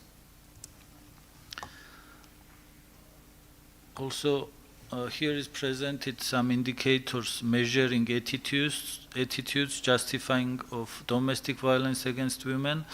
These indicators were measured for women and also for men, and here the data is compared with the 2017. So I will not present each of the figures, but we can easily see that we have quite improvement if we compare 2022 data to 2017. And finally, we have measured SDG indicators 5.2.1, which is proportion of ever partnered women and girls aged 15 or older who are subjected to physical, sexual, or psychological violence by a current or former intimate partner in the previous 12 months, which was 10.1%. So we measured 5.2.2, SDG 5.2.2, which is a proportion of women and girls aged 15 or older who are subjected to sexual violence by persons other than an intimate partner in the previous 12 months, which was around, which was 0.0%. And also we measured SDG 5.3.1, which is proportion of women aged 20 to 24 who are married or in a union before the age of 18, which was 22%. Also SDG 5.6.1, which was proportion of women aged 15 to 49 who are married or live with a partner makes their own informed decision regarding sexual relations, contraceptive use, and reproductive health care. And here we have results for sexual relations. It's 81.9%. For contraceptive use, this is 41%, and for reproductive health care, it's 67.7%. And the last indicator was SDG 16.2.3, proportion of women aged 18 to 26 who experienced sexual violence by age 18. It was 15.7%. Actually, it was my last slide. Thank you for your attention.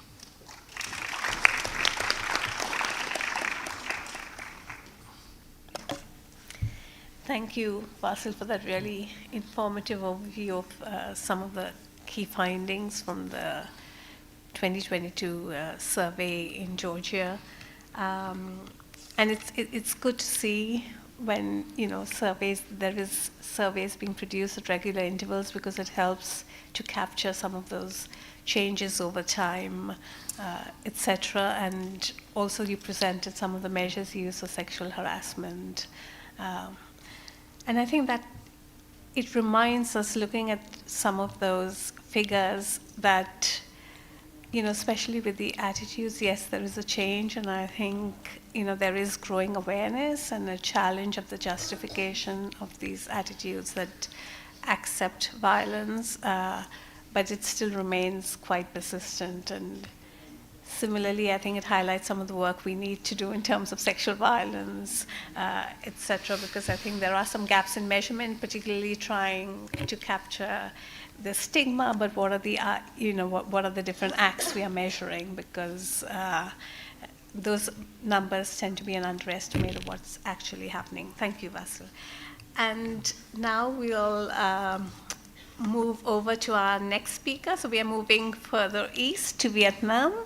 And I'll hand over to Ms. Tham, who will talk to us a little bit about the National Gender Statistical Indicators and their update, and the two surveys on violence against Vietnam, violence against women in Vietnam. And hello everybody.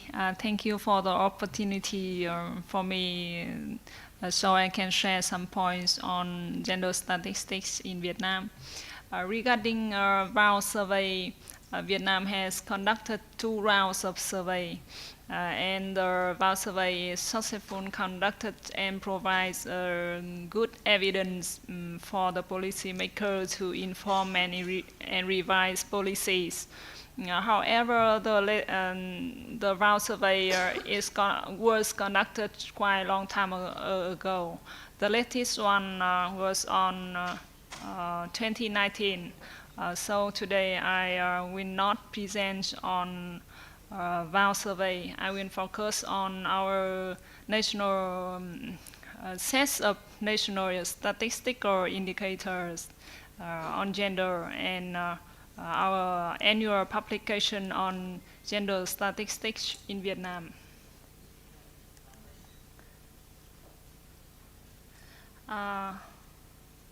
To capture all forms of gender discrimination and violence against women and girls, we developed a set of national statistical gender indicators.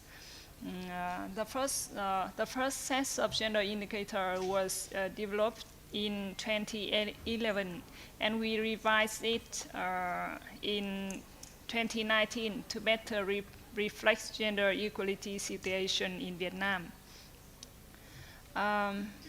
In the 2019 version, we integrated indicators from minimum sets of gender indicators, core sets of gender indicator for Asia and Pacific, and also SDG indicators.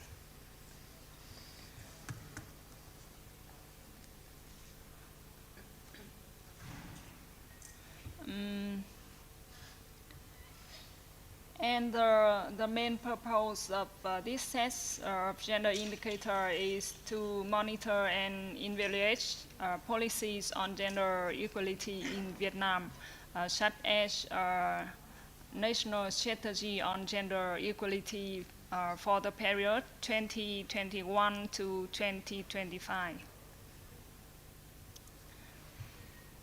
And the set of national gender statistical indicator includes 78 indicators with 6 groups: population and household characteristic, education and training, healthcare, labor, employment and access to resources, leaderships and management, and gender-based violence and social safety.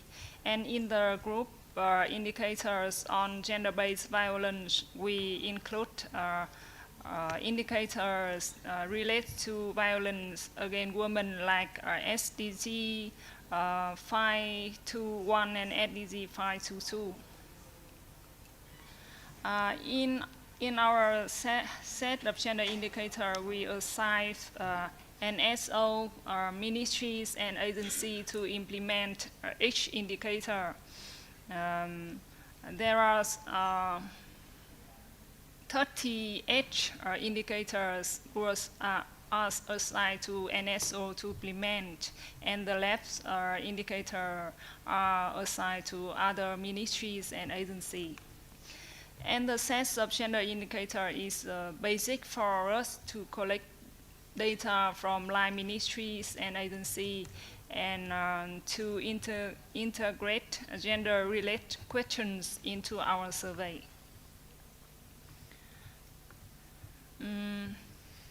And based on the sets of national gender statistical indicator, we compiled the publication on gender statistics in Vietnam. The publication is published annually. It includes 6 sections corresponding to the 6 groups of indicators in our set of gender indicators. And the publication distributes to wide range of policymakers and especially the National Assembly of Vietnam. They ask us to send them the publications every year. And the books help policymakers gain understanding on gender equalities and discrimination situation in Vietnam and provide evidence to inform and adjust policy making.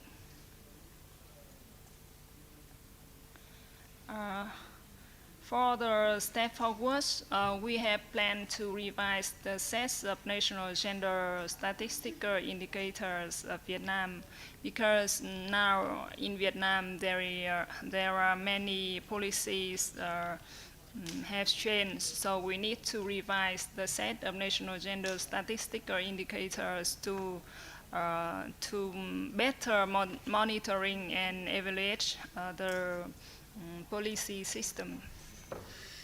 And we also have planned to develop a gender data portal to better disseminate our data to a wide range of data users.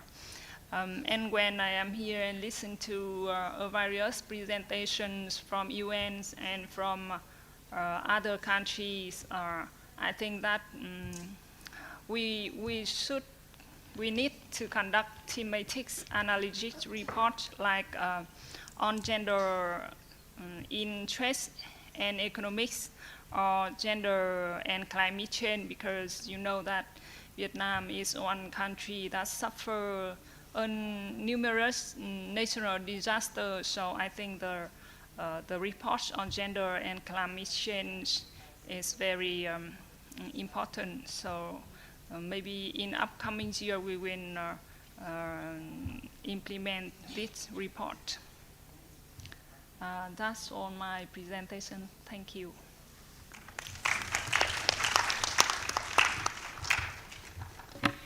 Thank you very much, Yuen, and that's really interesting to see the update on these indicators, the 78 indicators over the 6 domains.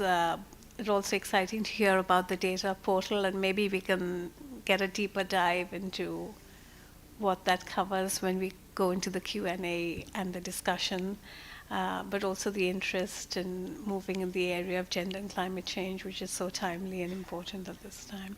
So now we move on to, to Anissa, who will talk us a little bit through the institutional and legal framework in Albania, including the official statistics program and the composite gender indices and violence against women surveys in Albania. Thank you. Over to you. Thank you. Good morning, everybody. For our institution and for me, it's an honor to address today at 10th Global Forum on Gender Statistics, which is a platform which continues to inspire, to challenge, and advance on our collective efforts toward gender equality through data and evidence. Before I begin my presentation, I'd like to take this opportunity to express my deepest appreciation to the UN Statistics Division, along with all co-organizing and partner institutions, for their tireless efforts in organizing this important event for us on promoting a strengthened gender data system at global level. My presentation will provide a general overview on legislative and international law, guiding gender statistics, along with key developments in this field. A dedicated session will focus on violence against women survey, the history and the methodology, and the particular attention will be focused on Femicide, the newly developed initiative introduced in Albania. Finally, for sure, I will highlight our main gaps and challenges for our further work in this very important area on statistics.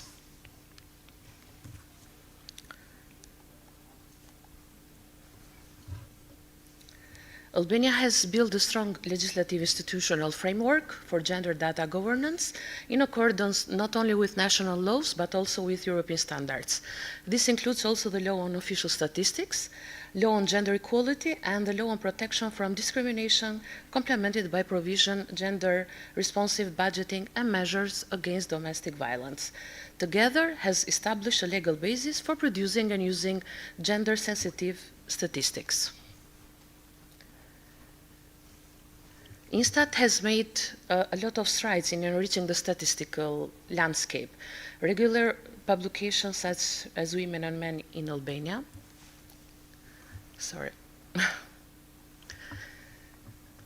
regular publication such as Women and Men in Albania, both in hard copy and an interactive publication, along with the calculation of gender inequality and equality index, provide valuable insights into gender dynamics in Albania. And also, we have to launch that dedicated database to further ensure accessibility and transparency according to the gender statistics.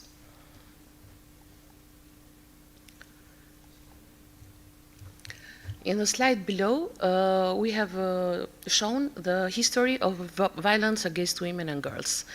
The first round of violence against women and girls survey was launched in 2007, and the second was launched in 2013.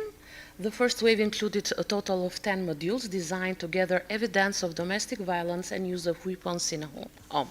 Some modules for violence against women.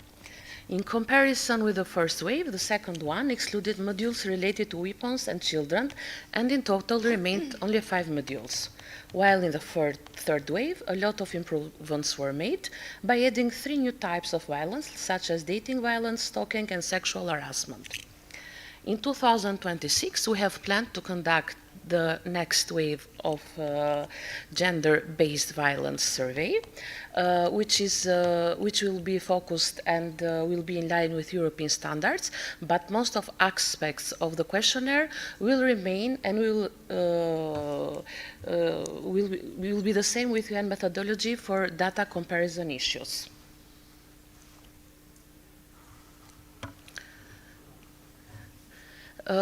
We have done a general overview regarding the characteristics of each survey, such as sample size, target population, unit of selection, method of selection, how was done the interview, the period of the field work, the field staff, and data collection method. In all the 3 waves, the same methodology was done, for sure with improvements, such as we switched from paper questionnaire to tablet in the last one. It's time reduced and cost reduced for our institution. And one point to highlight is that the children were excluded from the sample in the subsequent waves. The sample of women, the fieldwork procedure remained largely consistent. And as you see, in the last wave of 2018, we have expanded the range of the women, which are 18 to 74, in difference with previous waves. What have changed during the 3 waves of domestic violence survey? In 2007 and 2013, we have presented 2 types of violence measured across different surveys. In 2013, a new category was added, which was non-partner. It was introduced for the first time. And additionally, women's experience were measured not only over their lifetime, but also in terms of current or recent experience. As you see, in 2018, we have tried to test and to pilot new forms of types of violence, which were dating violence, sexual harassment, and stalking. And for sure, even in this wave, the data was collected through experiences of women, not only both in lifetime, but also during latest experience.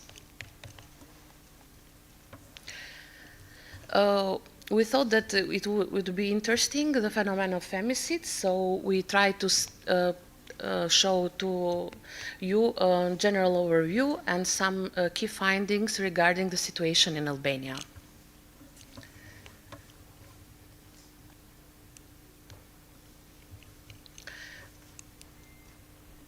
Okay.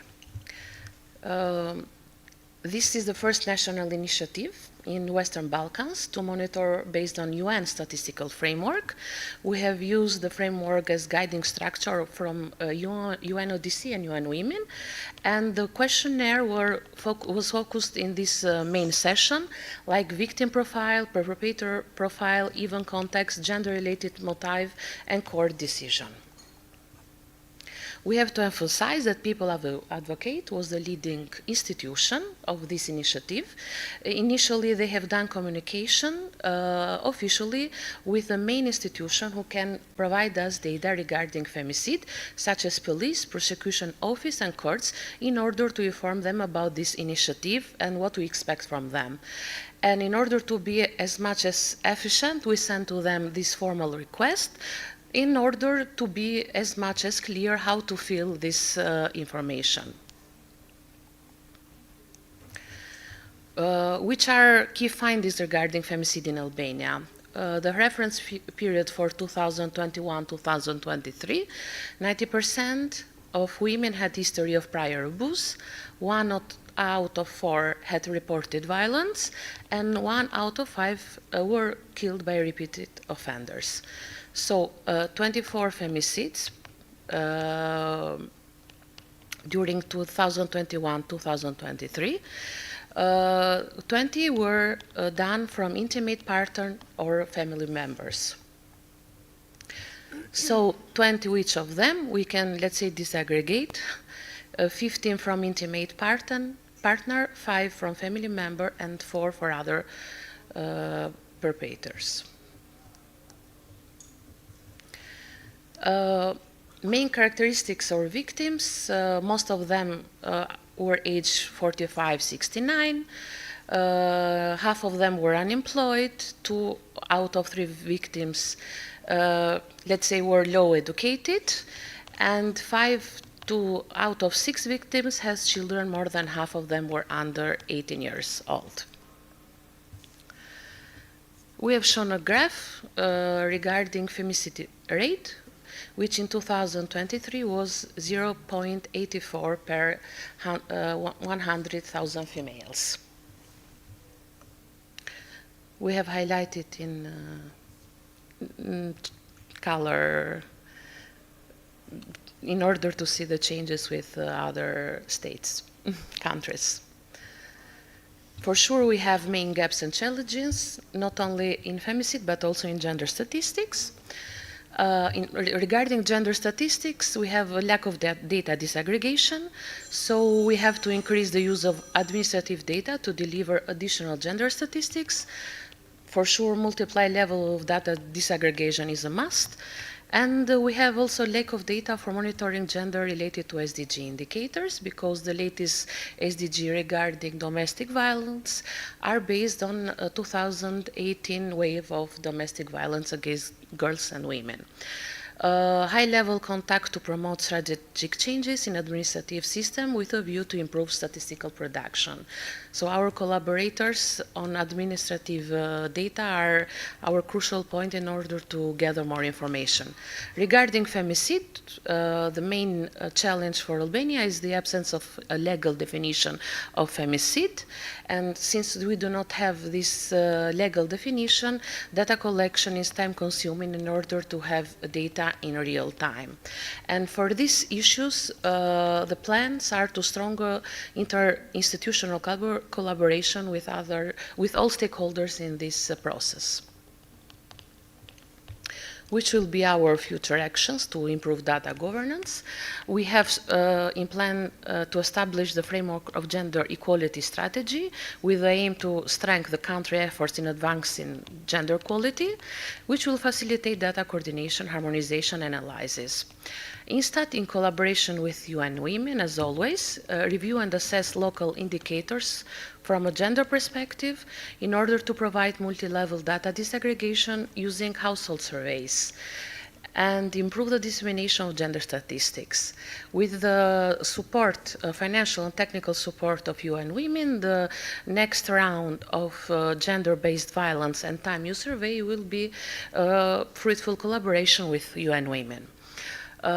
Regarding femicide, in order to be in alignment with UN statistical framework, Albania will expand its monitoring efforts to include instigated suicide where there is documented evidence, and in order to ensure long-term sustainability, efforts will be made to involve Institute of Statistics in this year process as part of coordination approach. Gender should be an integrated part of governance framework. Gender data governance is essential for informed decision-making and policy development. INSTAT recently has started a new project with UN Women, which will enrich women and men publication, interactive dissemination, and the new dedicated dashboard. Through this collaboration, INSTAT will implement the new waves of time use survey and gender-based violence. And also in our further plans are to make a deep analysis on gender perspective based on latest census data of 2023. For sure, INSTAT will play a crucial role in calculation of next round femicide rate. Thank you.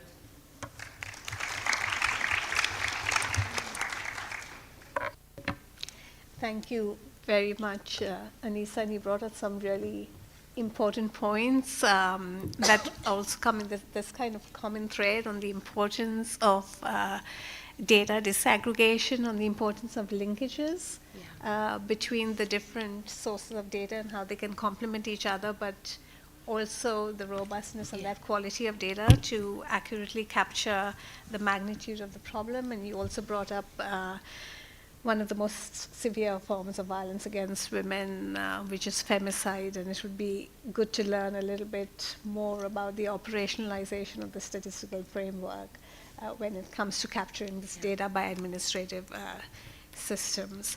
And now I hand over to our last, but of course not the least, Haishan Park, who will talk to us a little bit about the OECD SIGI index, but with a focus on masculinities and norms around masculinities. Over to you, Haishan. Thank you very much, Lynn-Marie, and I'm very happy to be here in Georgia with all of you here, even if I'll be talking about a very horrible topic itself. But we're here also to eradicate this horrible act, so I'm very happy to be here. I think a lot of you already know what we do through the SIGI, Social Institutions and Gender Index. This is an index that really tries to uncover the hidden part of this iceberg, what really fundamentalizes, let's say, the outcome in gender gaps that we see. So those are lying in the formal and informal laws and social norms and practices. It's a multi-composite index that is based on 16 indicators that are sort of divided into 4 dimensions. And we do have one indicator on violence against women, so I'll be focusing more on that one for today. So as you all know, I mean, this is the results from the last edition of the SIGI, which was presented in 2023. And we will be collecting the new data next year so that we can come up with the new edition, the 6th edition in 2027.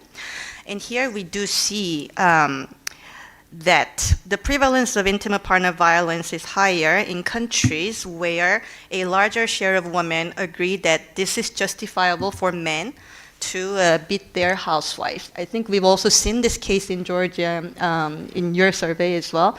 In some countries, unlike Georgia, the acceptance level of just this violence violent acts is actually higher among women than among men, which sort of shows the internalization of violence by women themselves.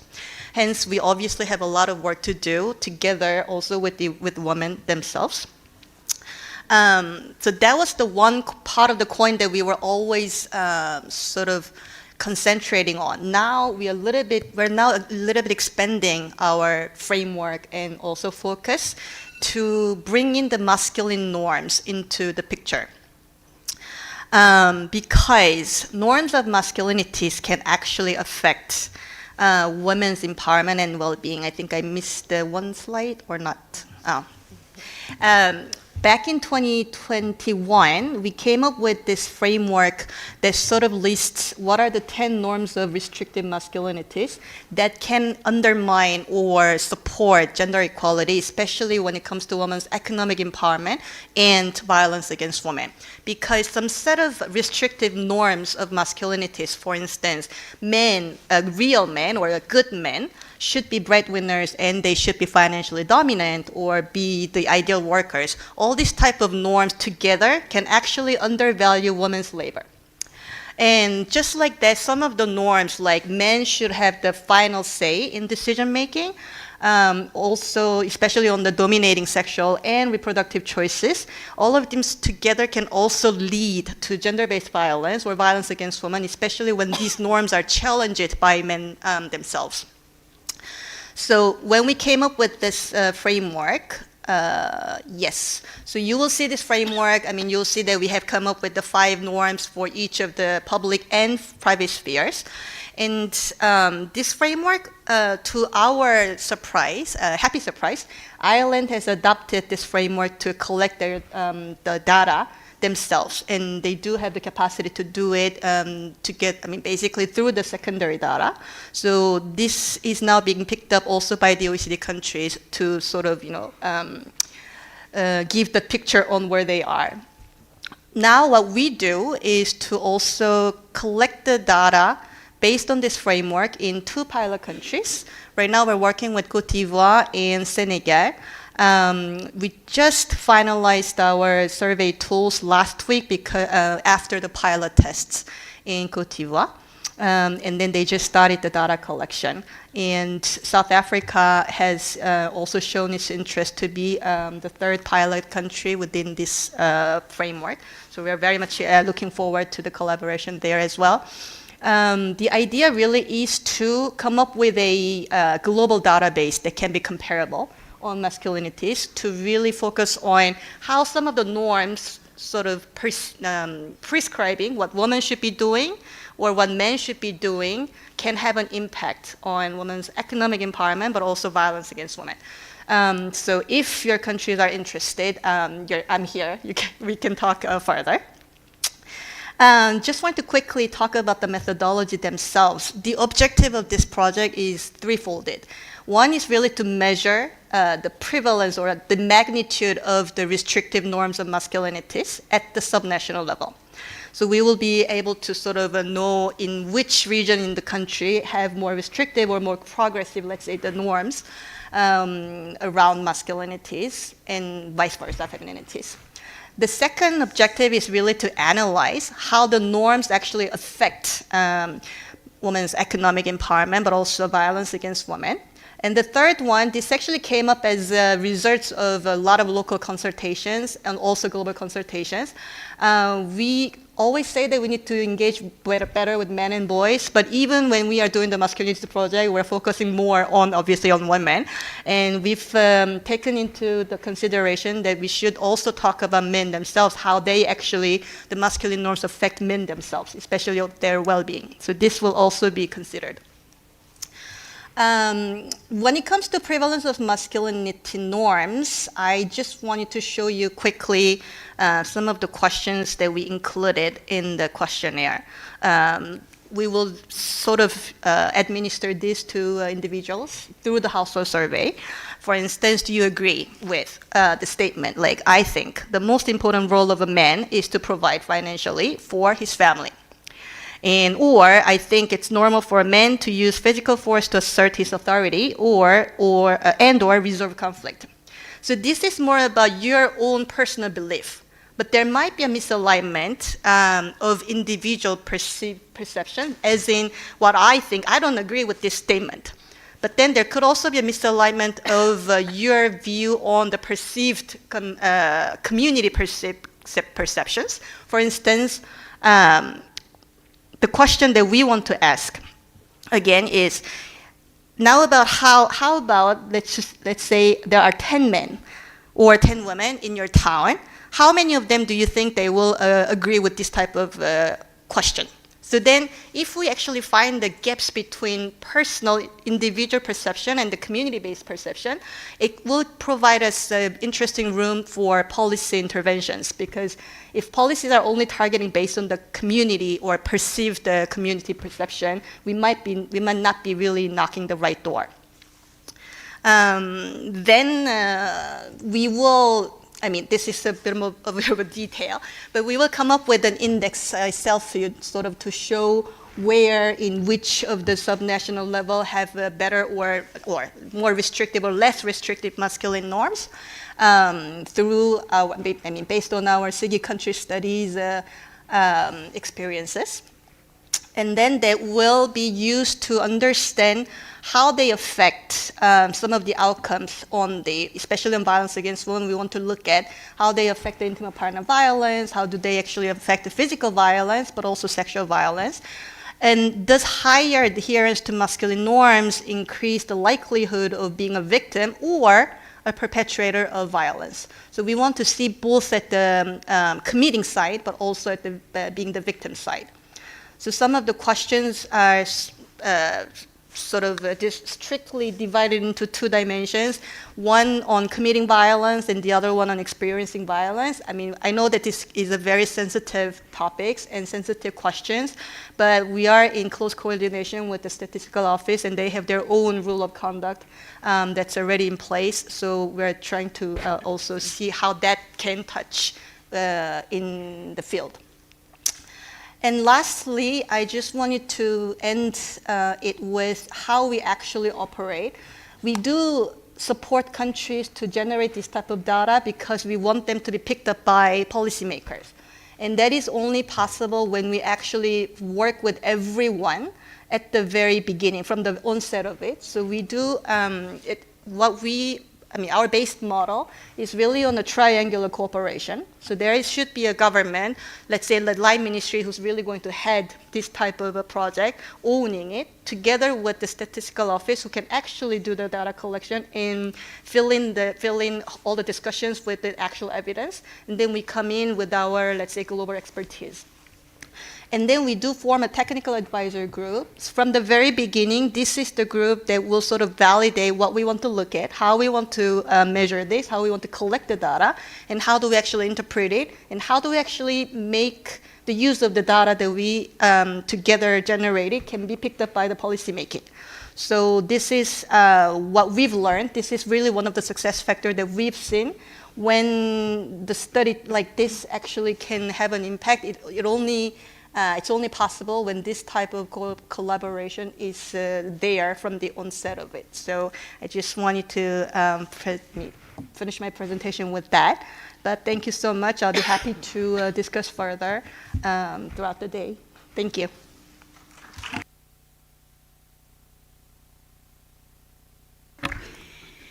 Thank you, Haishan. And I think that was an important note in some ways because masculinity is gender norms, social norms, especially the discriminatory norms, are one of the most important drivers of violence against women and wider gender inequalities. And I think it's also important to highlight the need for conversations and engaging men and boys in this area of tackling, but also looking further at perpetration of the perpetrators and that profile of violence, and not just at an individual level, but also at a societal and community level.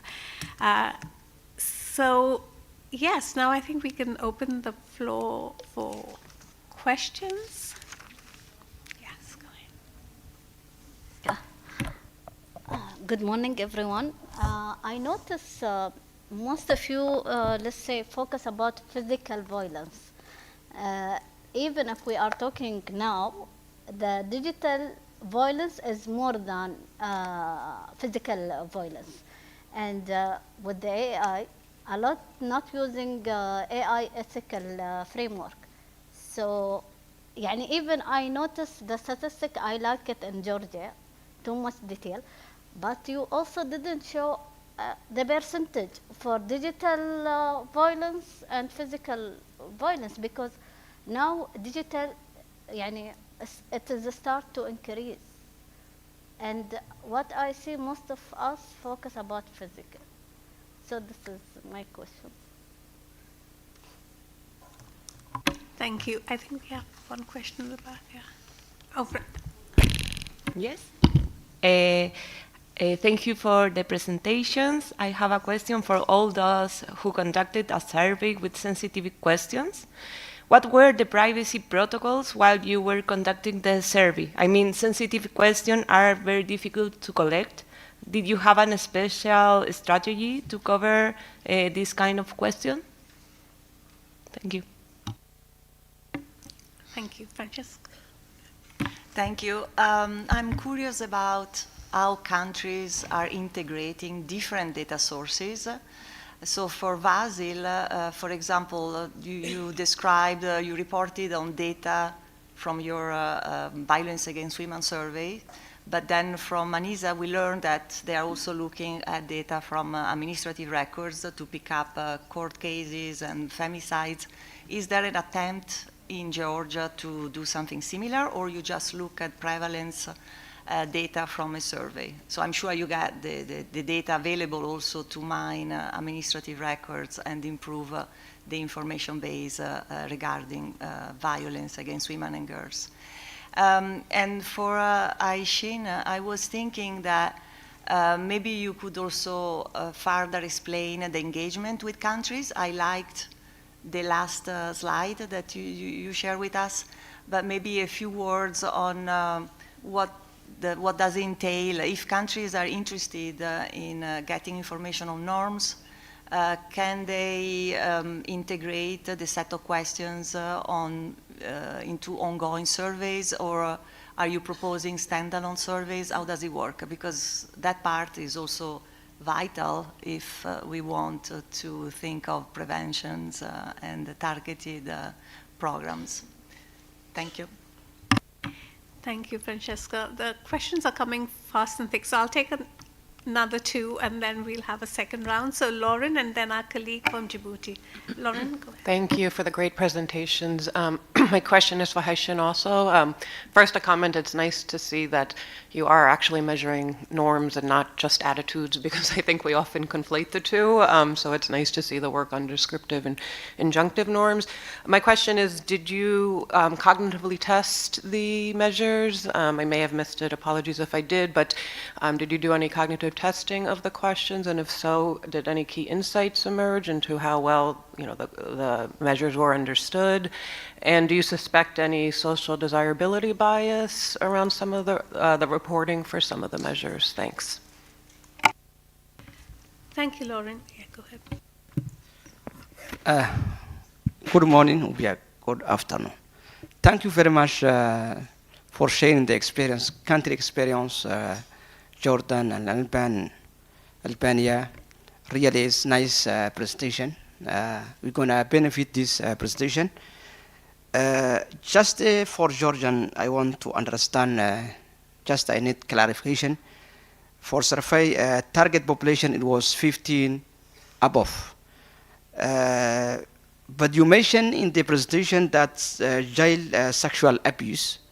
So, Minister, the child 15, you started 15 or what? Because child target population, it was already 15 and above. So I didn't understand how you talk about also child sexual abuse. That's first question. For Albania, I saw the good word that I have never seen in the survey. You use it in weapon. Means that the tourist that man use it when he hit his wife. So do you ask this which type the tourists that use in the hitting the wife or what weapon or weapon? I don't know. Thank you very much. Thank you. So I think we can take that as the first round of questions, and then we can go to the next round. So I think the first question was related, and maybe it applies to those who have just presented on the violence surveys, in terms of, did you measure digital violence or tech-facilitated violence within the survey, and was there a continuum in some ways on offline and online violence? Thank you. Yeah. Thank you very much for the questions. So first of all, yes, we measured technology facilitated violence against women. We included questions in different sections of the questionnaire. We included questions in sexual harassment, in stalking, in controlling behavior, in psychological violence. So we added several questions on that to measure this. Should I answer all questions? Yeah. So another question was about the sensitivity of the topics, and we of course we were asking respondents to be involved in the survey, and in case of children aged from 15 to 18, we are getting consent from the parents of the children.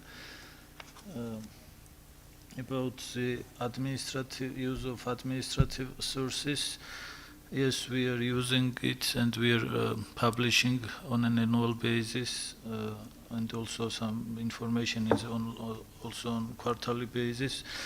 We are publishing violence data based on the administrative sources. About this testing, so actually this survey included also a qualitative survey, not only quantitative one. If this answers your questions, I'm not sure what was the main point of the question. And about this child sexual abuse question, so we are asking these women from 15 to 69 about their child experience on child abuse.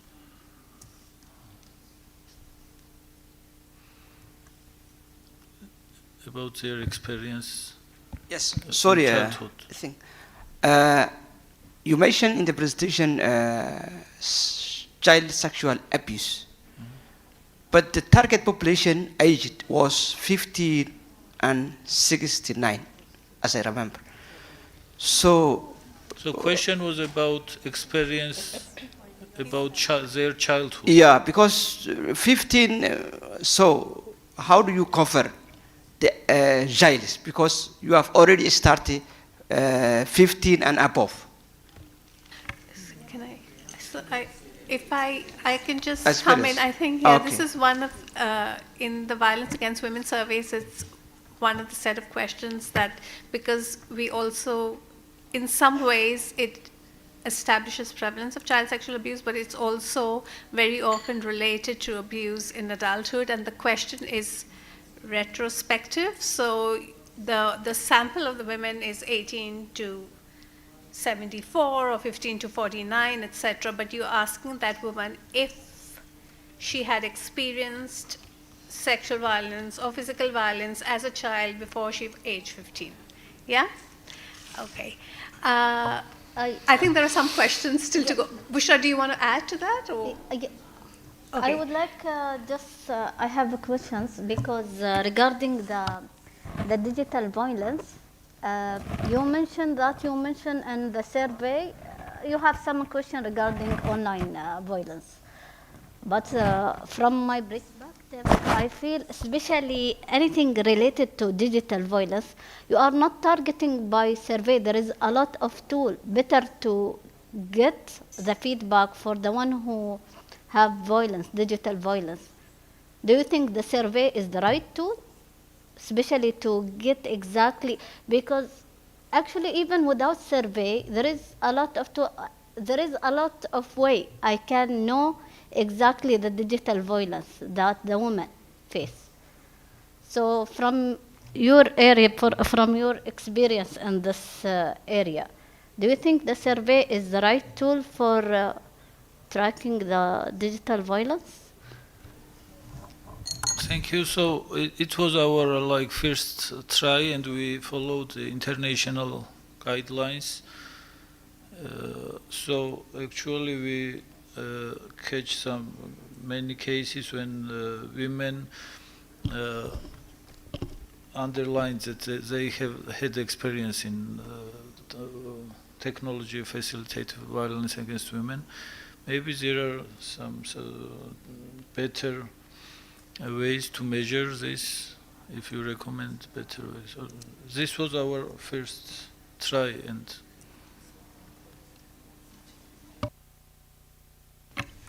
thank you. And Anissa would like to add something, and I might just say a couple of words on the statistical framework we are discussing exactly to tackle this issue. Go ahead, Anissa. Yes, thank you. Regarding digital violence, because it was a set of questions even the day before, we have to say that in Albania in 2018 round of gender-based violence, domestic violence against women and girls, sexual harassment and stalking was measured in grand total of Albania, without differencing if was happened online or technology facilitated. Maybe with the next round of the gender-based violence, we will follow also the UN requirement, but also the Eurostat requirements, in order to be more realistic with the dynamic of our society and our phenomena, in not only in Albania but over the world.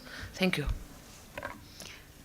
Thank you, Anissa. And just to very quickly update you, this is a joint UN initiative with UN Women, WHO, and UNFPA on developing a statistical framework on measuring technology-facilitated violence, because this is a newer and very fast evolving modality of violence. It's not necessarily only a new form, but it's a new modality.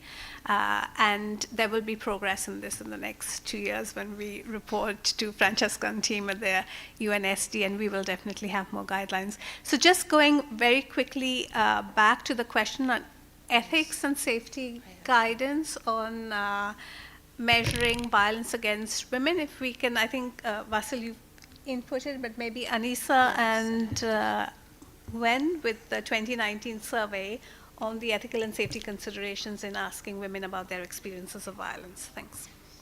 Okay.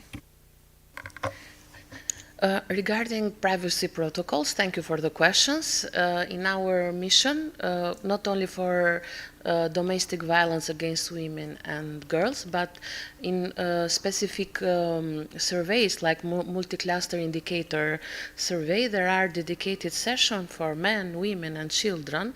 So we have the mission that in this case, in this type of surveys, social surveys, we recruit only female interviewers, which are well prepared, not only to make interviews, but even their background is in psychology or other social education fields. If I can answer the question regarding weapons. Thank you for the question. I enjoyed that you really find interesting our presentation. Yes, the first domestic violence against women and girls were conducted in 2007. The inclusion of the questions about weapons played a crucial role in assessing the severity and potential violence.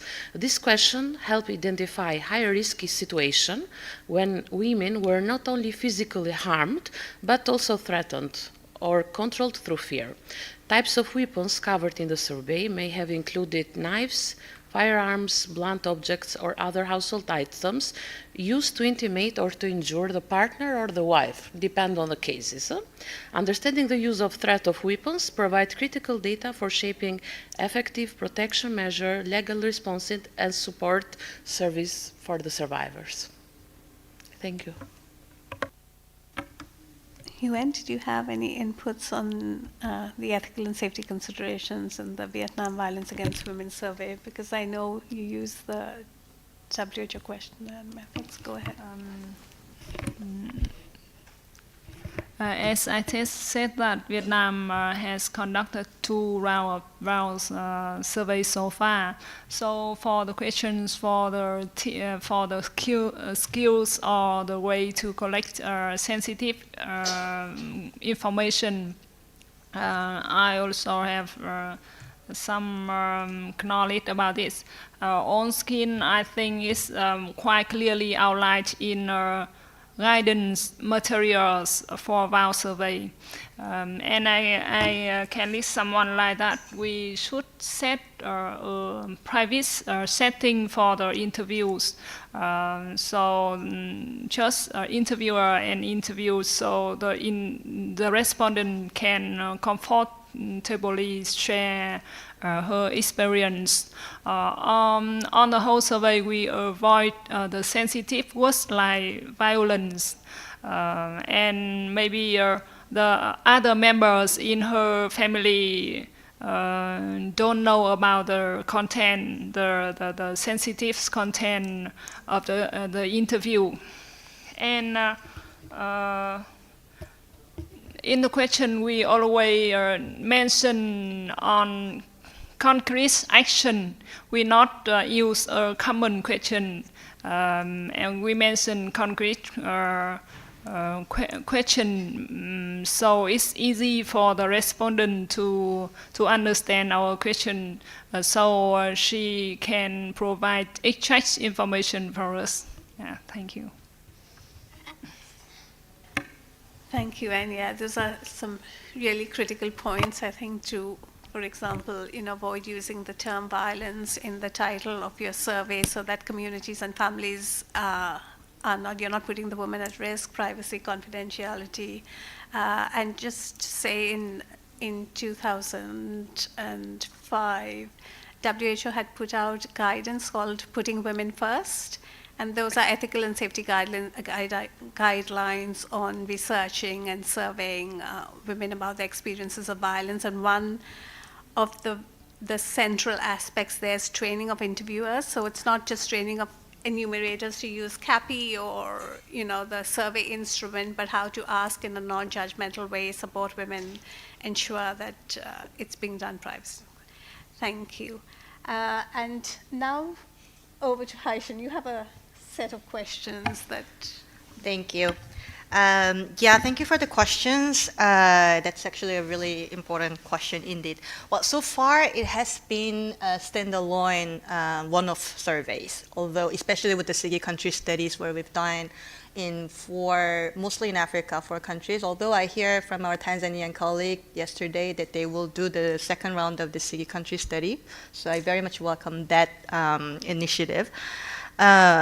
At times of crisis, obviously, we are also trying to look for a cost-efficient way of doing the same type of work. So, for instance, right now we are in discussion with Costa Rica to sort of have an add-on module to their ongoing perception surveys. So I think, for instance, if Georgia or Albania are going to do another round of violence against women survey, we could definitely think about adding one module on masculinities to the existing survey tools. So these are some of the things that we are exploring at times. About the cognitive test, I wouldn't say that we've done in a systematic way we really did the cognitive test. However, we have established a expert global technical advisory group of the Masculinities Project, where we've discussed at length about the terms, about the way we're going to ask the questions, and so on. And this will be actually brought into the local context, because what we've quickly learned is that masculinities, machismo masculinity, in every different country has a different meaning. Being a real man or a good man in country A is very different from being a good real man in country B. Hence, we actually had to do all of this type of discussions at the local level, which is why we have this local technical advisory group that includes all the line ministries, headed normally by the Ministry or Department of the Gender or Social Planning.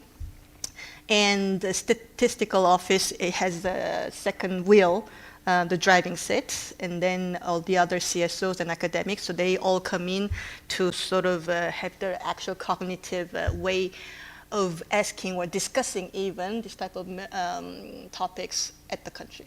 So. Thank you, Haishan. I think, yeah, that covers some of our questions as well on the context, because masculinities, I think, is so context specific, and some. I think we can have a quick second round of questions. Bushra? Yeah. Sorry, I know that was Bushra's hand was up at the earlier, but if not, please go ahead and, yeah. Thank you. Thank you for very nice presentations. I also had a question about the social desirability bias. I understand the techniques you integrate to tackle this challenge. You may also consider self-administered questions to be integrated. But still, we can assume that the figures of this violence and the real values could be higher than reported. For example, we know that the same applies to the reporting to the police. We know that roughly half of the victims of the violence reported to the police. So is there any standard in this type of statistics?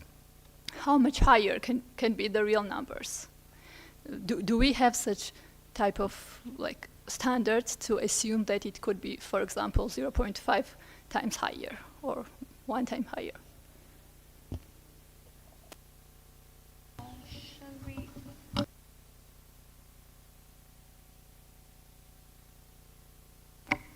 Thank you.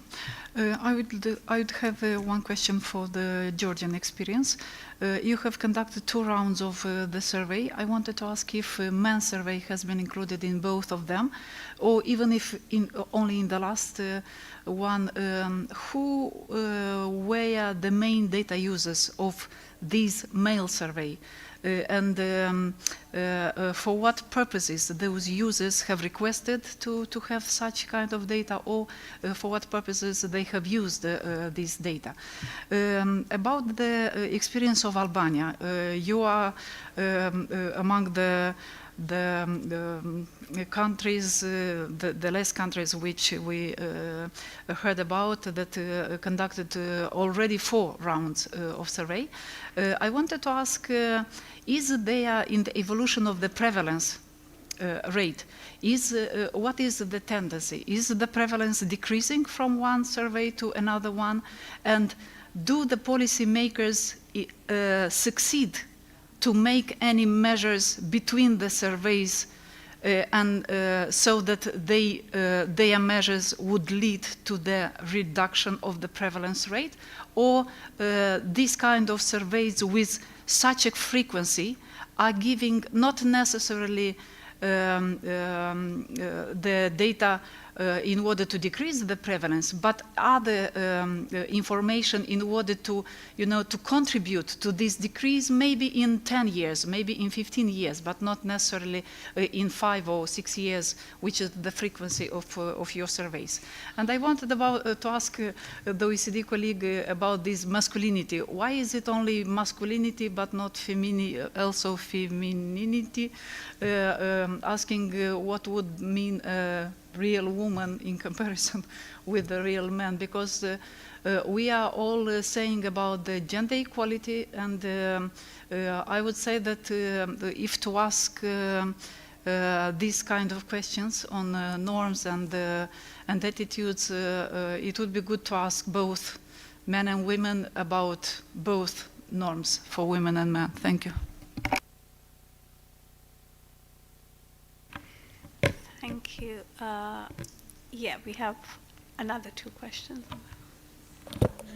Thank you for your presentations. I have a question for Georgia and Albania or other countries who conduct VOW.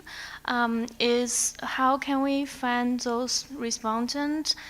Do you find them randomly, or you need the assistance from other departments such as police departments? Because if we only survey those who report the crime,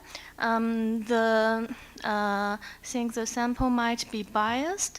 There's still a lot of people who haven't been noticed. How can we find them? That's my question. Thank you. Laura, do you want to go? Thank you. Thank you very much for very interesting presentations. I want to pick up on the previous question on digital and technological facilitating violence against women. I know Lynn Marie has already mentioned that it's something currently evolving and that it will be measured in the future as soon as it's possible. Yet I would like to hear your opinion on the people on the panel and your reflections on the phenomenon termed incel culture and ideology. This ideology that is a very violent, misogynistic, with resentment against women, and that it's very technologically based. I don't know if you have any thoughts on that. Thanks. Sorry to go twice, but I just wanted to say on the question of sexual violence among children, since UNICEF maintains the database for this SDG indicator, it's asked of 18 and over because the exposure period for 15 to 17-year-olds hasn't closed yet, right? They could tell you that they haven't been abused and then tomorrow be abused, right? So that's why it's asked retrospectively for 18 to 29-year-olds. But I do want to note, too, that 2 years ago, the United Nations Statistical Commission endorsed classifications on violence against children, which are now available. So we have standardized measures or concepts now. And UNICEF did release last year, I believe, the first regional and global aggregates on violence against both boys, sexual violence against both boys and girls, so that data is available. And of course, we suspect underreporting for this indicator, and also there's a data gap both for boys and girls, but much more so for boys. We have much less data on that. Thanks. Thank you, Lauren. I think we can.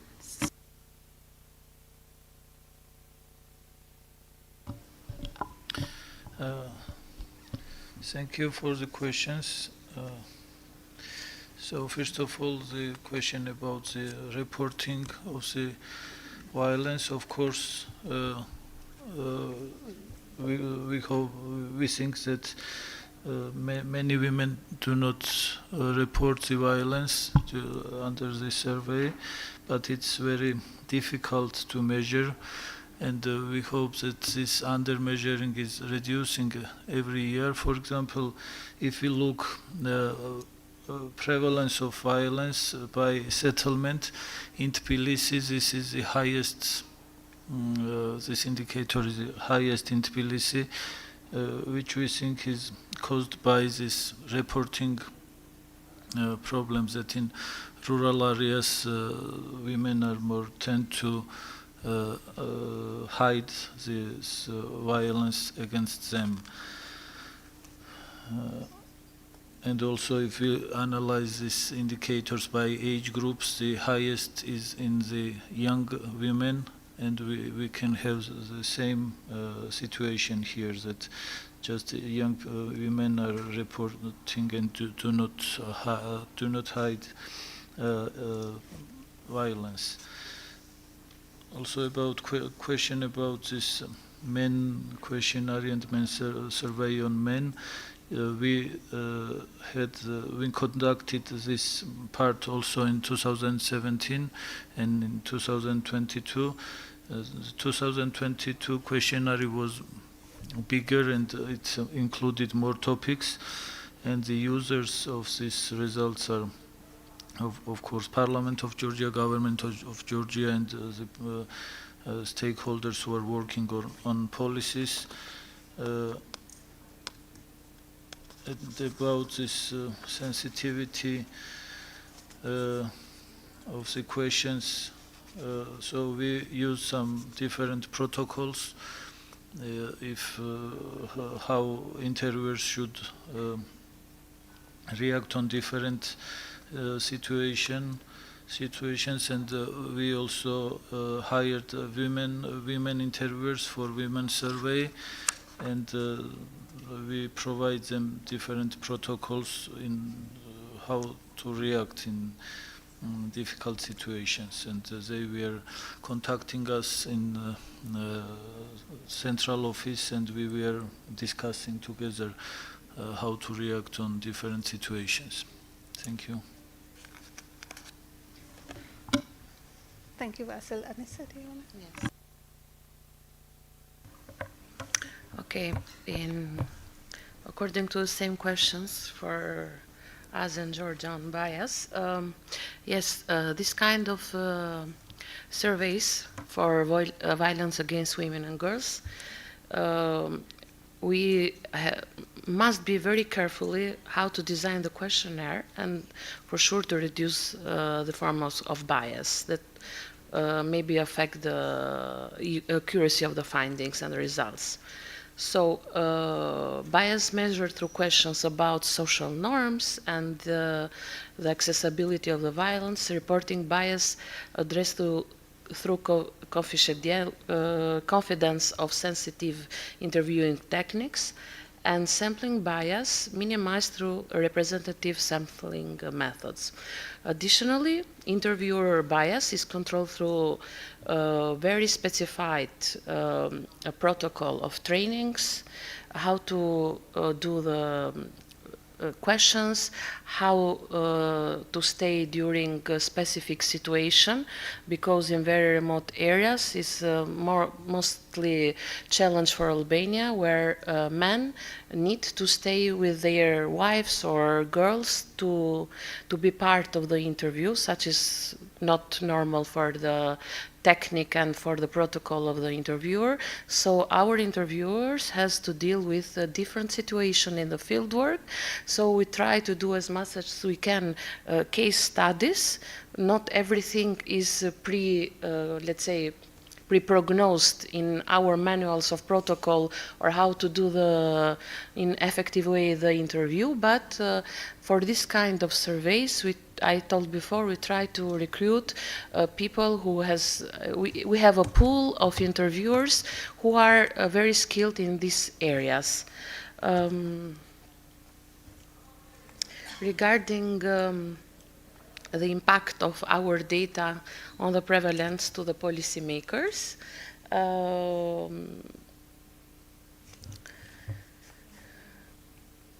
we have, let's say, the trends are stable, so not a decrease or an increase highly or a very indifference. So this suggests that apparent rise may be more closely related to increased willingness to report or to speak from the girls and women.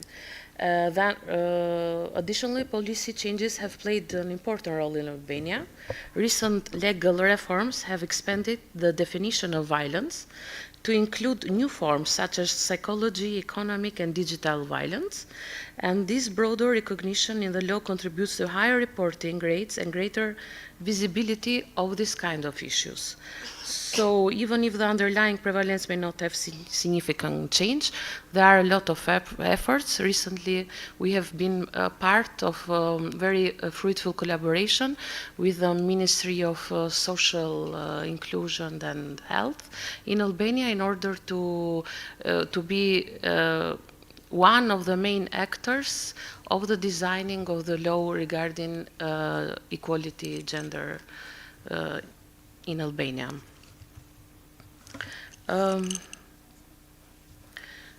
About the question how we select respondents, we have, since is a survey, we randomly select through all the methodology conditions and rules with the target group in order all the figures to be representative for whole Albania. But as I told before, our main challenge is to do as much as we can to link survey data with administrative data. So our initiative as institute, as we will be part of a working group in order to construct and to improve registers for these issues and to complement the data from the surveys with administrative data. Thank you. Haishan, do you want to? Yes, I will be quick. I think I can only echo that question. I don't have the answer, unfortunately, because I think your question is how can we know the real number of prevalence? What we can only know is that in most of the cases, even for male victims, most of the time it's underrated. So we can at least know that this is the underrated number. So there must be other type of actions that should be done. Then obviously the actual numbers were very much depending on the statistical offices in different countries. So, thank you. Yeah, and there are very, very quickly because we are running out of time, but underestimation is always a big issue in violence against. So the most we can do is try and minimize that with different, looking at modality, act-specific questions, training of interviewers, etc. But I'd like to wrap up by asking each of the panelists to give us one key element, takeaway point on driving change in gender statistics. What would be, you think, the key element for driving change? Can I start with you, Ivan? Thank you for your question. I think the key elements to driving changes with gender statistics is ensuring that the data clearly and accurately communicate to policymakers, so policymakers can understand the gap in gender equality landscape. Based on that, they can they can design policies and the policy will be more relevant, targeted, and more efficient. So in other words, I think the most important thing is moving from data to evidence and to actions. Yeah, that's all. Thank you, Vasil. Thank you for the question. I think there are many important elements and our agenda expresses it well also. I think one of the most important elements is close cooperation between data users and producers to identify data gaps and opportunities for producing reliable and relevant data to facilitate evidence-based policy making, also sharing experience on methodologies and statistical instruments used for conducting various statistical surveys and producing gender statistics, and involving international organizations in this process is always very important. Thank you, Vasil. Very well put. Yeah, okay. So, Institute of Statistics is committed to turning gender data into action, leaving no one behind, by maximizing the use of existing data and also from the new data sources or new round of gender-based violence mix time use survey in order to be more accessible for policymakers, researchers, and all data users. I did miss the question of masculinities and femininities, but I can come back to you on that one. But in practice, we do tackle the both issues. Key elements, I think, from our side, is that the statistics, gender statistics, have to be designed from the very onset with the policies in mind. And this is why we are actually trying to come up with the policymakers and the data producers in the same room. And I think this is already being done in Georgia. Now I see my colleague from the ministry as well, so this is a good practice. Thank you.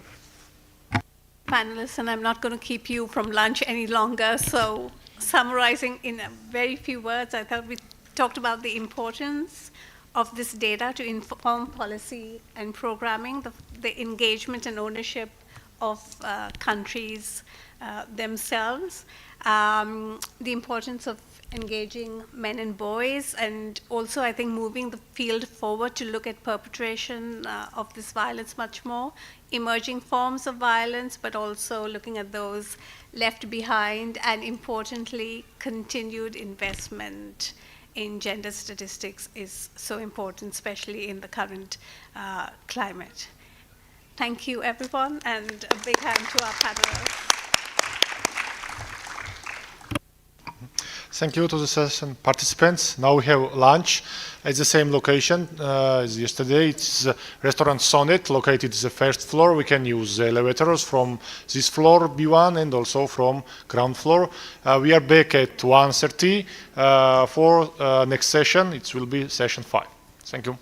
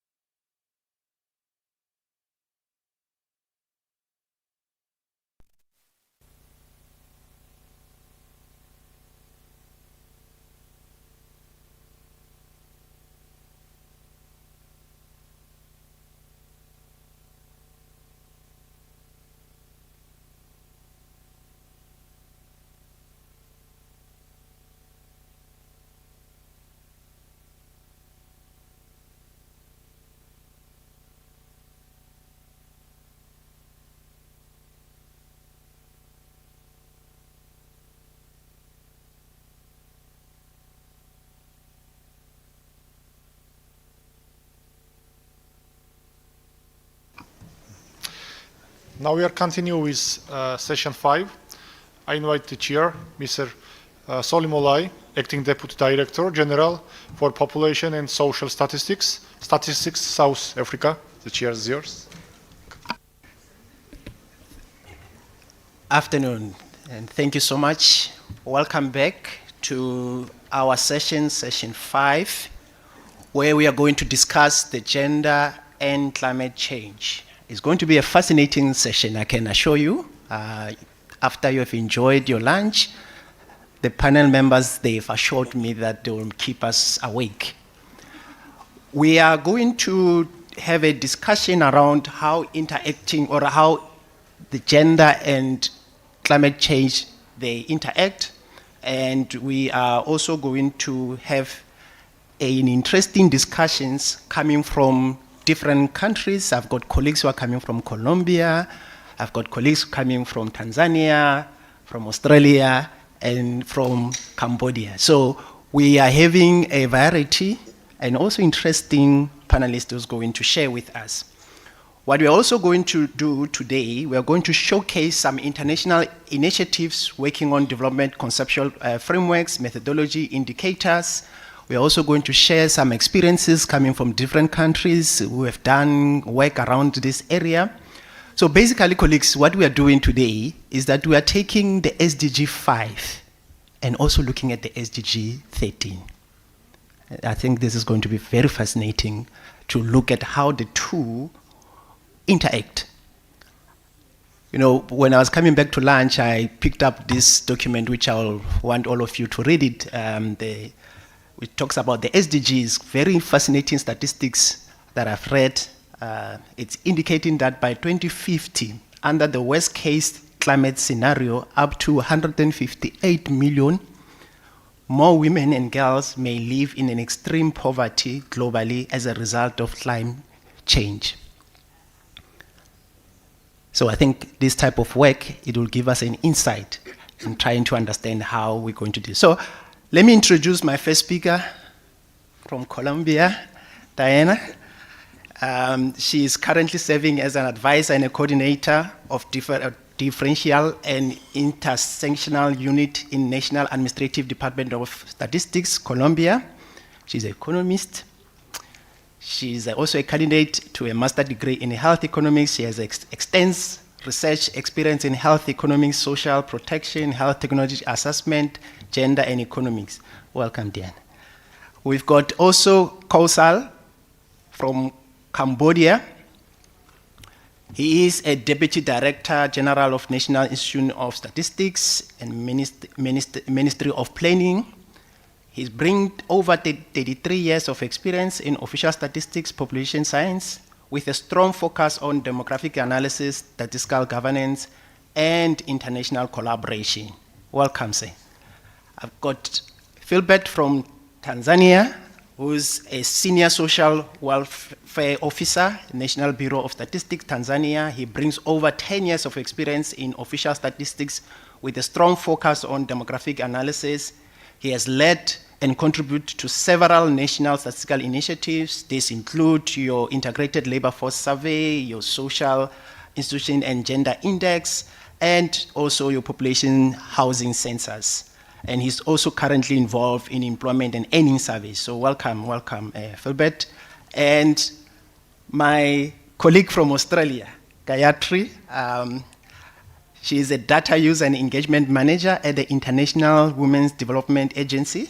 She supports uptake and use of equality insight data and findings by providing and arranging and capability building and technical support for stakeholders within and outside government. She's also contributing to survey development methods and data analysis.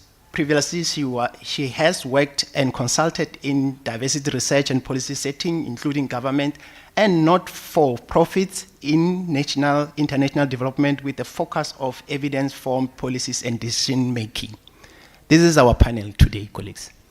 So without wasting time, I'm going to ask my colleague, Diana, to start and kickstart the process. Thank you so much.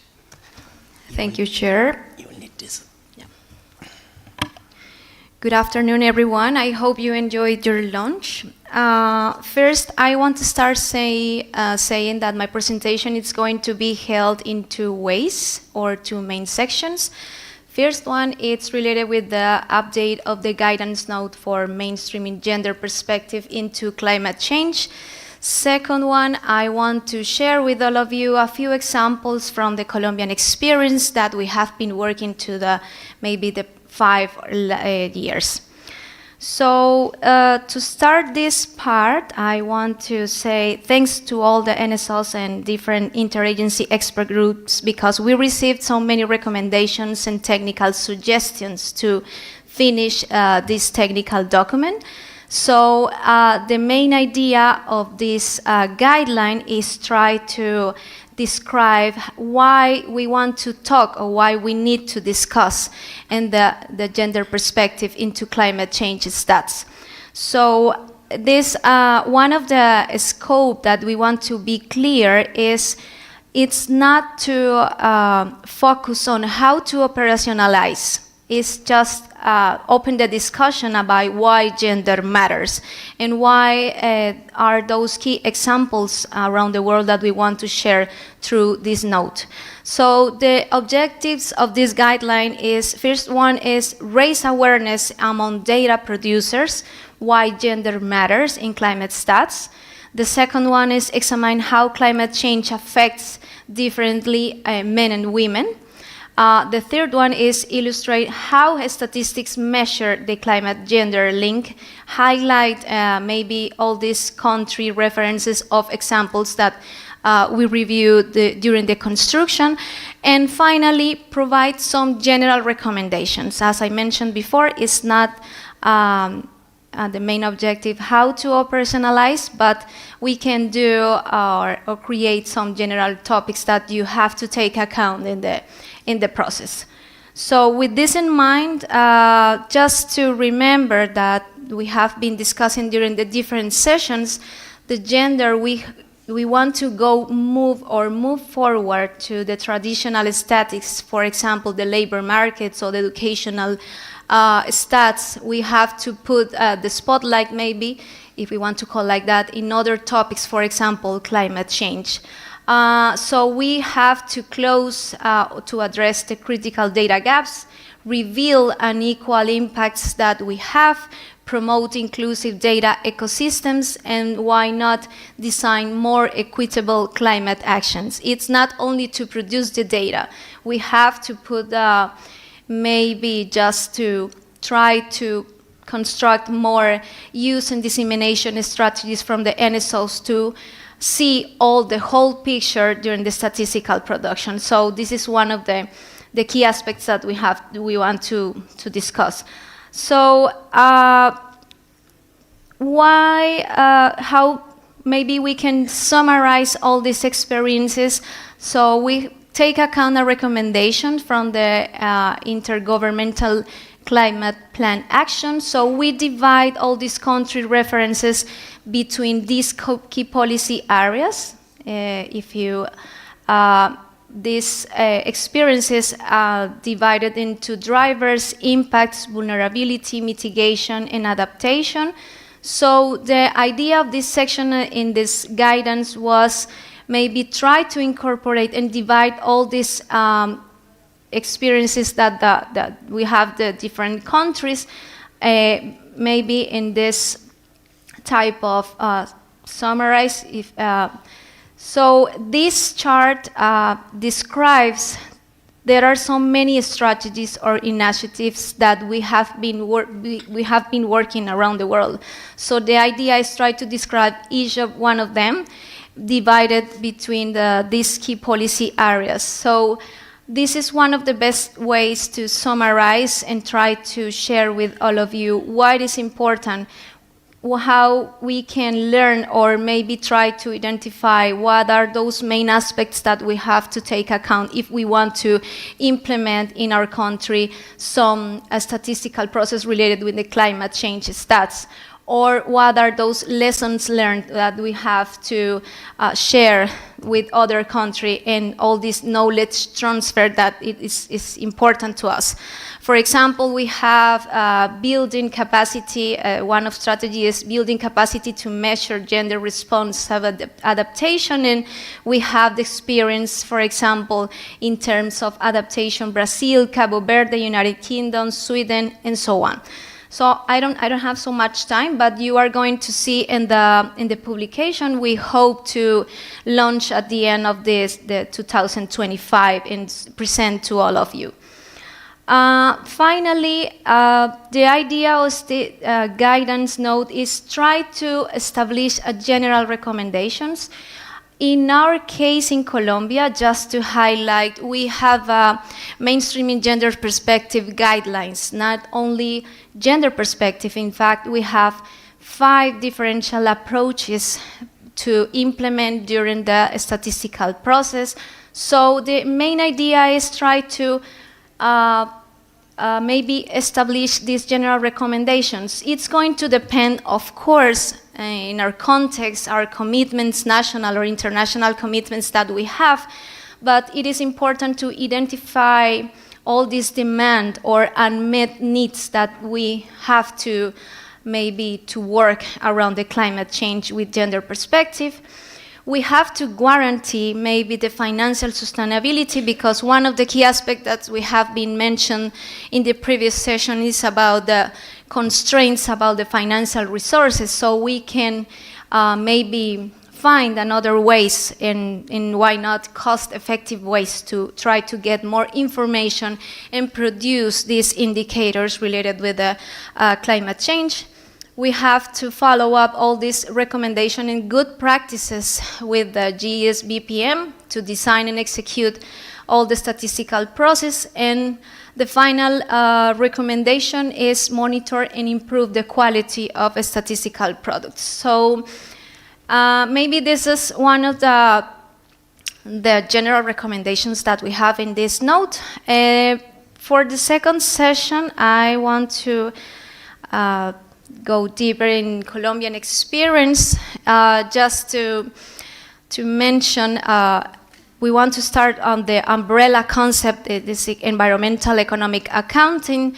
Maybe there are so many details around this, the national account system, but we're going to present maybe the SEEA, System of Environmental and Economic Accounting, as you can see in the left side of the graphic, because we have one indicator related with the gender perspective. So this EEA integrates environmental and economic data in one framework to analyze all these links across economic, social, and environmental dimension. It's an extension of the system, the national account system, using the same concepts, definitions, classifications, and so on. So in the right side of the graph, we have the thematic environmental and economic accounts, and we have been implemented 2 satellite accounts by economy and circular economy. With this in mind, I want to show you that currently we have the environmental in the account of environmental and economic account of environmental activities and associated transactions. It defines by tracks investment in protection and natural resource management, by producer type, its financing, environmental taxes, and associated jobs. The indicator that I want to present is jobs in these activities by activity, sex, and geographic domain. We have 2 versions of this indicator. We're going to launch the next version at the end of this year too. And the second one is from the right side of the graph, by economy account. It defines measures national annual value added from bioeconomy activities. And we are going to launch in October 2025 2 indicators. First one is total number of researchers categorized by sex, and researcher subtypes whose projects and/or products are aligned with the applications prioritized by the bioeconomy and territory mission. I want to highlight that these indicators are constructed with the Ministry of Science of Colombia. And the second one is number of people by sex funded for training in master's degrees, doctorates, and or postdoctoral fellowships in the areas prioritized by the bioeconomy and territory mentioned. So these are two examples that maybe we can talk about it and to share our experience in the implementation process. DANE has been recognized for this effort in the national account system, so it is important to us to visualize all these efforts that we want to present. And the last topic that I want to present is related with the design a new statistical operation with the topics business, environmental survey. The main purpose is provide information on environmental resource management in industry, trade, and services to guide decisions and monitor policies for sustainable development. So I want to clarify that this statistical operation is in the first stage of the statistical production. I mean, all the identify the necessities of information and the design. So we are trying to get the financial resources to test or do the pilot for this instrument, but the main topics or variables that we have is climate change, environmental investment, water consumption, solid waste, wastewater, nature tourism, food loss, and so on. Why, what is the mainstreaming gender perspective in this kind of operations? We have two until now. Maybe we can test some indicators additional. But for now, we have number of people engaged in environmental protection activities by sex and type of contract. For our case, I suppose maybe we can share with Latin America region all these informality aspects that we have to take account in the labor market. So this is important to informal and formal enrollment in this sector of the economy. And the second one is the number of people by sex who receive more than 8 hours of training in climate change adaptation and mitigation, biodiversity conservation, sustainable production and consumption, and circular economy. As maybe as the examples, these indicators and this kind of instruments, maybe it's under construction in between the different entities from the National Statistical System, in this case with the Ministry of Commerce. Just to close my presentation,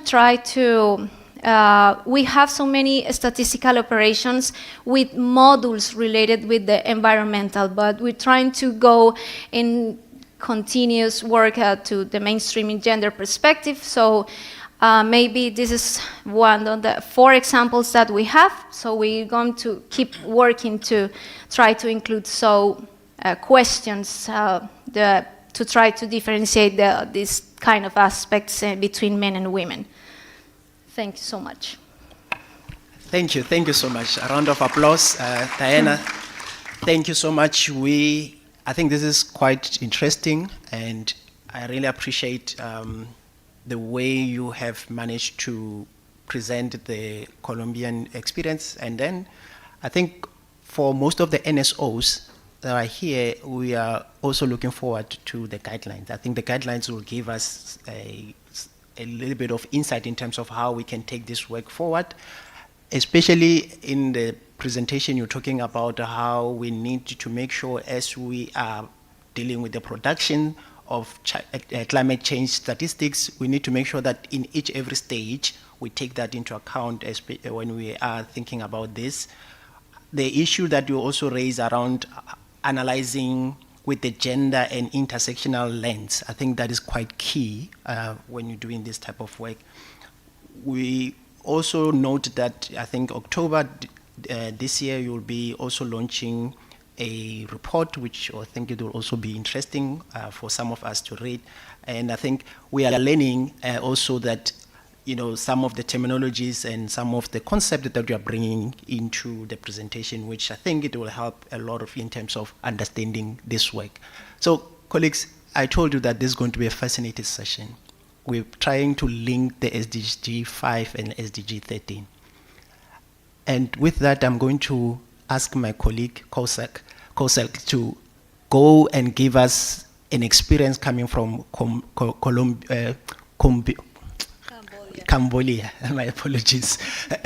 And so that we have another perspective around this matter. Go ahead, sir.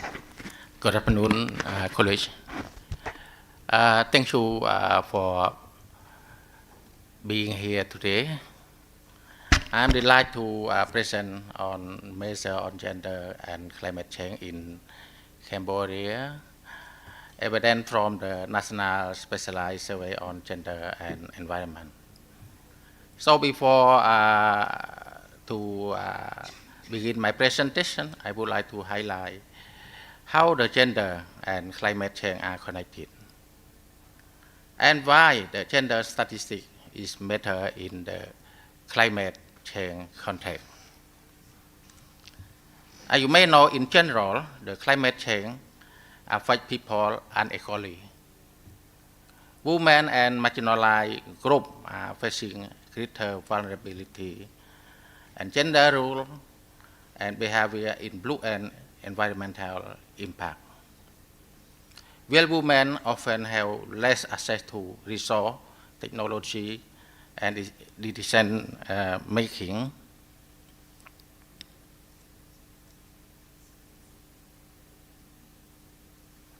sorry.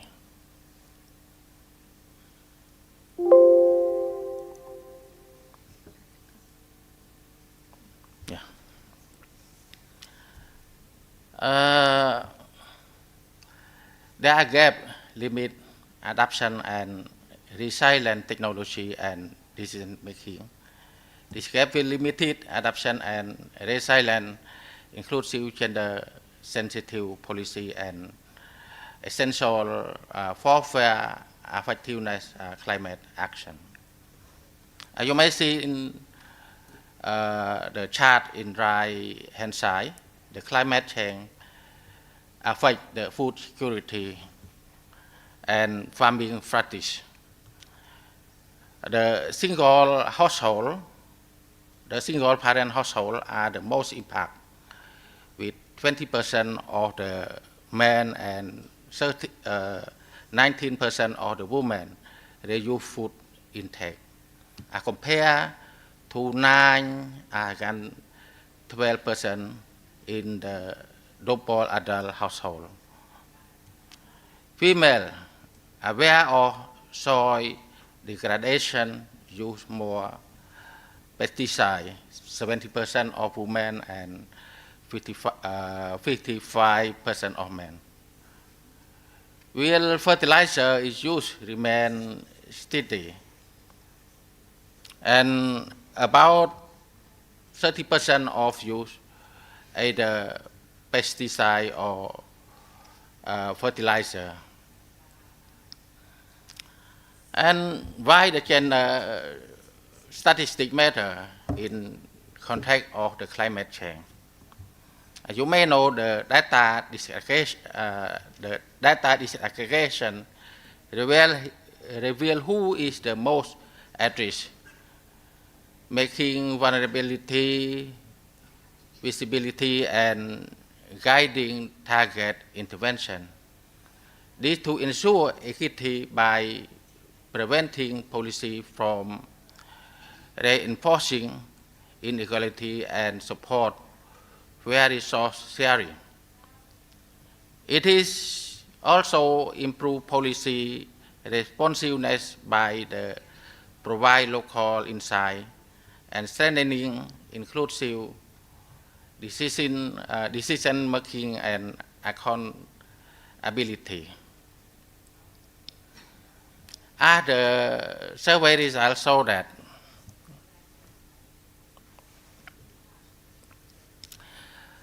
64 of women notice forest degradation compared to 58 of men.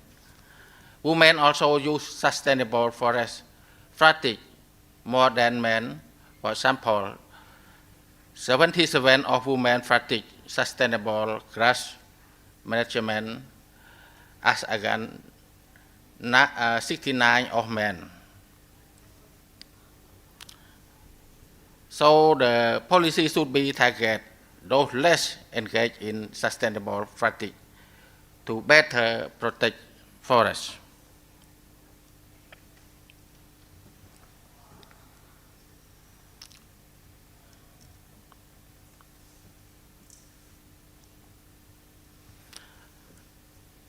Lesson learned from the national survey experience from Cambodia on the methodology and some survey finding.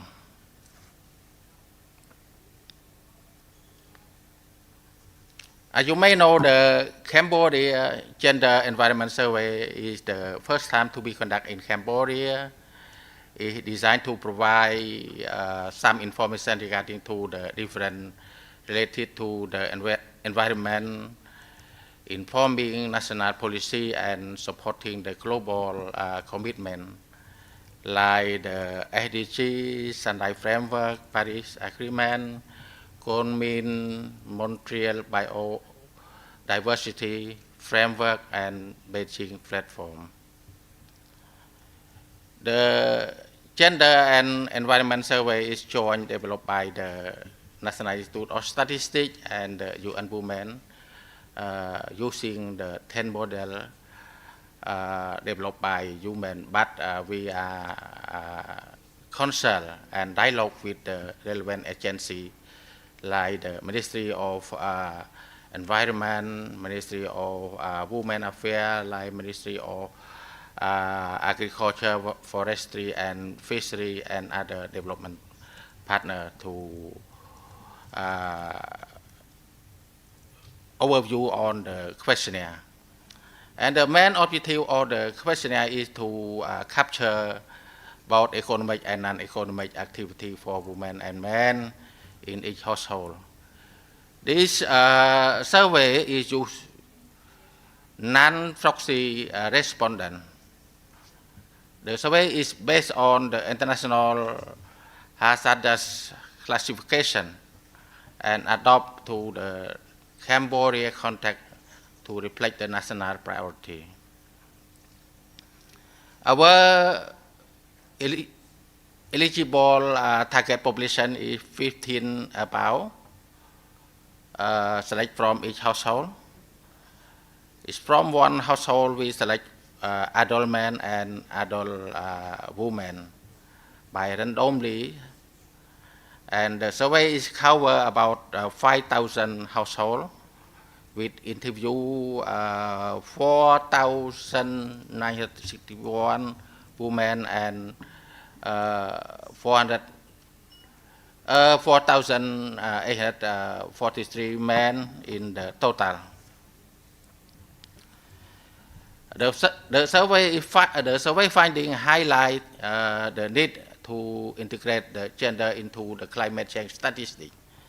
You are innovative method to measure risk and inequality, provide evidence for fair policy and resource allocation, and promote cross-country learning to share best practice for harmonization of standard.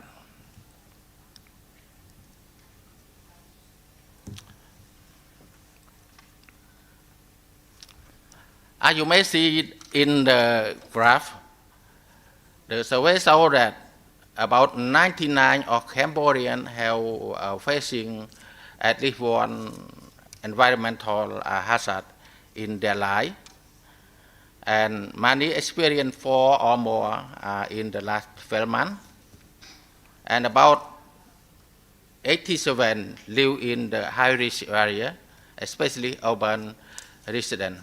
90%. Near Taris, burning site or pesticide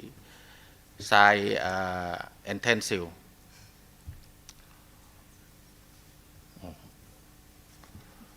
Men and women have faced similar exposure, but women generally have lowest crop capacity to you less access to the financial and you high income job.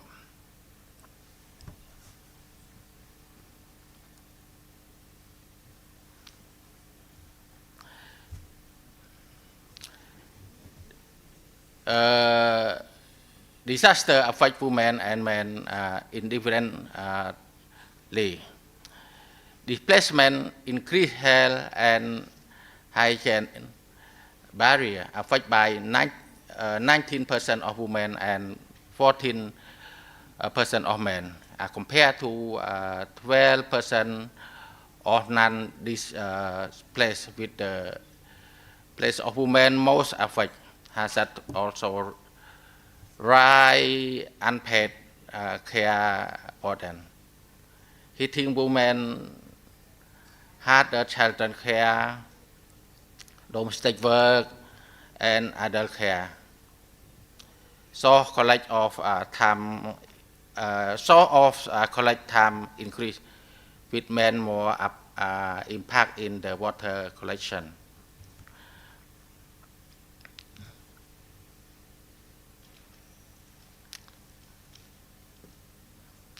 Climate change worsen the health of 4 in every 5 people, along with the women care burden.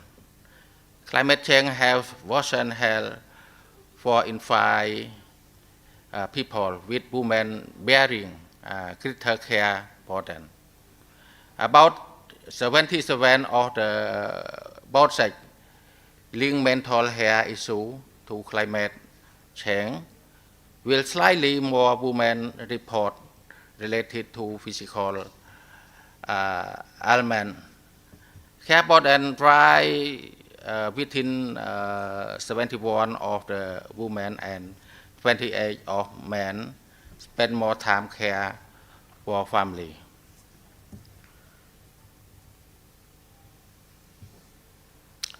Women and men are different source of information. This lead to different level of preparedness.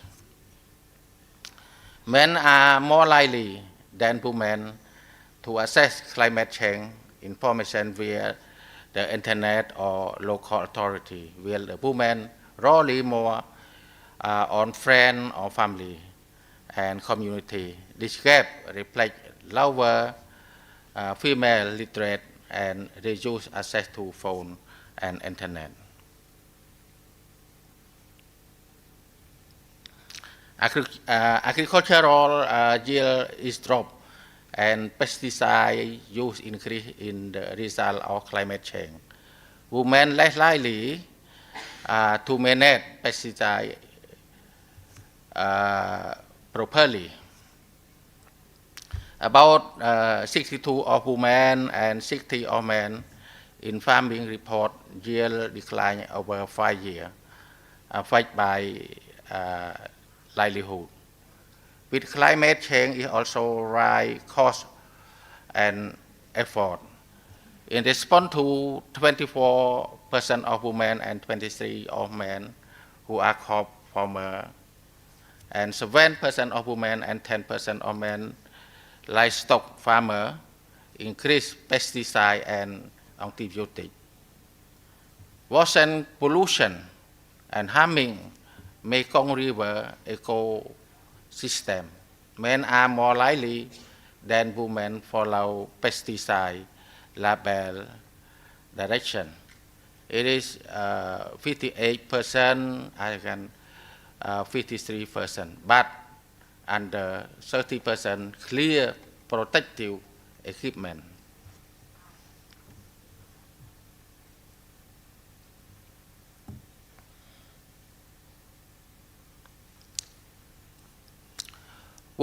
Women not feedstock depletion in the most, but have a fewer options to deal with.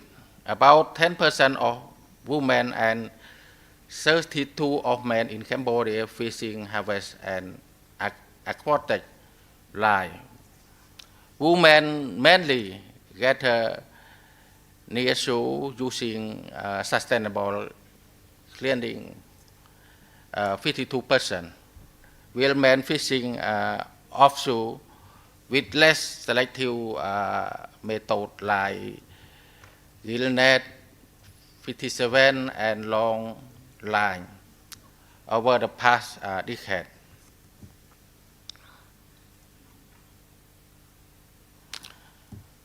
The green job is still small share in Cambodia job market and dominated by men. Only 3% of women and 4% of men in Cambodia in the green job, will dominating agency and water efficiency rule.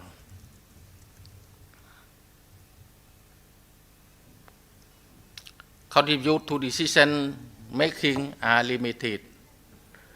Owner asset giving agency at the home. Most of Cambodia rarely engage environment decision making with participant below 60% and largest gender gap in the forest management.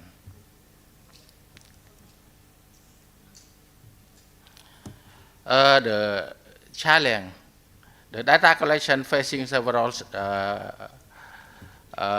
challenges, such as delay when the household member is absent, the language and technical translation issue, especially in model 426, because it's planned climate change and biodiversity question.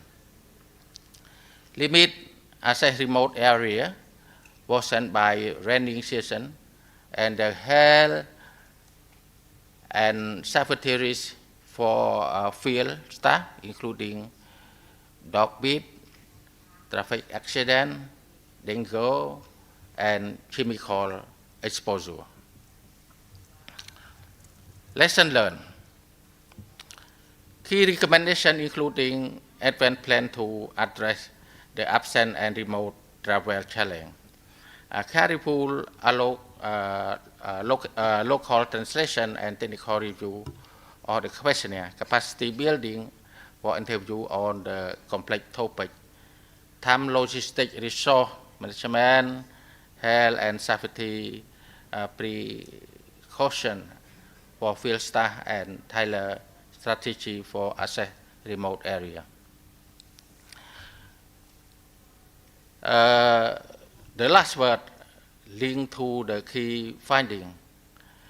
Key findings show that women face greater hazard exposure, climate change,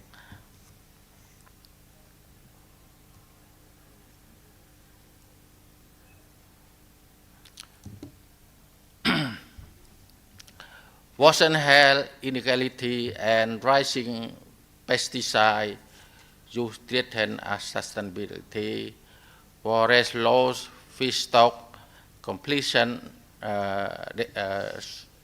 stock depletion, Ukraine job, unpaid wash management, low sustainable transport use, and limit environmental decision making depend on the gender gap.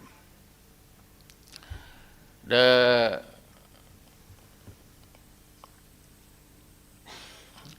recommendation further need to expand rural healthcare, promote equitable care given, improve early warning system, strengthening farmer education and pesticide regulation, support resilient farming, protect forests, enforce fishing rule, ensure equality access to technical education, safe norm for green job, right environment, awareness, promote right sharing, empower community, and increasing land and asset ownership. It is to indicate that from the Cambodia Gender Environment Survey data for global reporting commitment. We have 14 indicator support for SDG and 9 indicator support Sendai framework and 8 indicator for Paris Agreement and 6 for Kunming and 1 for Beijing platform.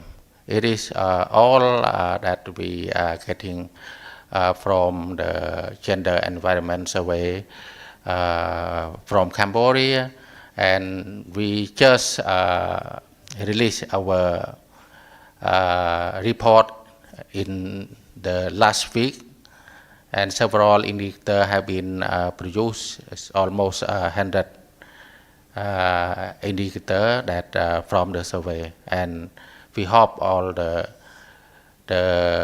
survey will be make deep analysis. And we thank you for the UN Women who provide the technical support and financial support to the National Institute of Statistics.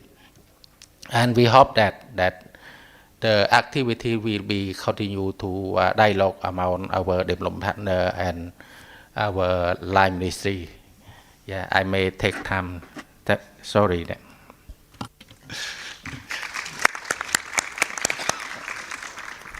Thank you so much, and thank you for sharing the national experience. And I think it's quite clear that we could see now how the survey was used to report on the global level, as you've indicated that this survey using it to report on so many key indicators.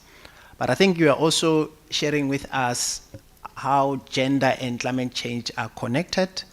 You're also sharing the experience from the survey in terms of, when you get into the household, the issues of language, and when respondents are not available. And I think your slides where you're putting the lesson learned and the challenges, it will help the NSOs, those who want to conduct this type of survey, to learn from your experience. So thank you so much. Thanks so much for sharing.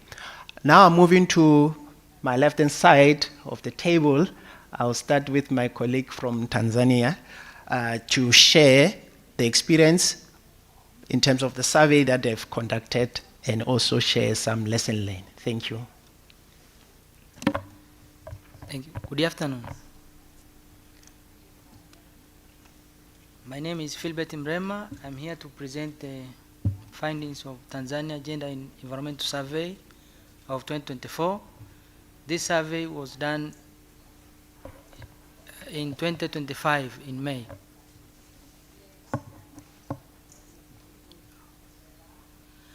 The history of Tanzania Gender and Environmental Survey. The 2024 Tanzania Gender and Environmental Survey is a comprehensive national household survey that explores the relationship of women and men in the environment. The 2024 Tanzania Gender and Environment Survey was conducted by the National Bureau of Statistics in collaboration with the Vice President Office and the Ministry of Community and Development, Gender, Women, and Special Group. The survey was supported by UN Women and guided by their framework. The 2024 Tanzania Gender and Environmental Survey is the first of its kind conducted in Tanzania. The survey provides a baseline data for measuring and evaluating national and international plans related to environmental conditions and climate change, with the integration of gender issues at national level in both urban and rural areas and across 6 agricultural ecological zones, namely alluvial plains, arid land, coastal area, highlands, plateaus, and semi-arid lands. The findings from this survey will provide estimates data for national and global monitoring frameworks, including the 2030 Agenda for Sustainable Development, the National Tanzania Vision of 2050, the East Africa Vision of 2050, the Southern Africa Development Community Vision of 2050 and the Agenda 2063, the Africa we want. The distribution of 6 agroecological zones in the Tanzania Gender Environmental Survey is shown in the map. We used color to differentiate between one zones and another. So the first one was alluvial plains, the second was arid lands, coastal area, highlands, plateau, semi-arid lands. Now the pre-test main survey and data collection phase. The main survey training, the training started from May 5th to 13th with 19 supervisor, 19 driver, and 57 enumerators, of whom 34 were women and 23 were men. The pre-test was conducted over 1 day in Dodoma region and covered selected area in both rural and urban setting. Data collection. Data collection was organized into 8 zones as illustrated in the map, consisting of 3 enumerators, 1 supervisors, and 1 driver. A sample design. The sampling frame was obtained from 2022 Tanzanian Population and Housing Census, and here several stages were involved. The first stage, 325 clusters were selected and grouped into 6 zones, as I mentioned earlier. The second stage, 15 households were selected from each cluster and make a total of 4,875 households selected. And the second stage, 2 participants, 1 male and 1 female, aged 18 years and above, from each selected household were selected. These 2 participants will take the individual interview using a person questionnaire. Now let us see the modules of Tanzania Gender and Environmental Questionnaire. The questionnaire had around these modules. One is basic information of the individual respondent. Under these sections, we collected information based on marital status, education levels, citizenships, and also the disability status. The second module was risk of disaster, preparedness to face them, and consequences. Under these sections, respondents were asked questions related to impacts resulting from those disasters, and also questions were aiming at examining whether they were prepared to deal with any impact resulting from those disasters. Also, information collected from these sections were risk, early warning, preparedness, experience with impacts and consequences, and environmental decision making. Another module was awareness and preparedness to deal with the impacts of climate change. Under this module, respondents were asked to provide experiences in the past 12 months if they faced any disaster and how they reacted on those disasters. Number 4 was awareness and preparedness for climate change related impacts. And these modules, respondents were asked questions on experienced the impact of climate change, whether they were prepared to deal with the impact and whether they were affected by them. Number 5 was agriculture and land use. Here, respondents were asked questions regarding their involvement in agriculture, livestock activities for personal or household use, for sale or profit, for wage or salary, and also whether they keep animal for leisure or cultural or religious purposes during the past 12 months. Another model was on environmental related questions, where respondents were asked questions involved in fishing farming, plant gathering, firewood collection, timber collections, hunting, use of wild forests, mining, water collections, food and beverage processing, preservations, and waste management. Another model was on ownership of resources that a house member may personally own, including house, farmland, and also farm equipment and others. And the last was on decision making and freedom of movement. Here respondents were asked questions regarding to domestic use of transport facilities, and also individual reliance on public transport, private vehicle, and how such transport were used.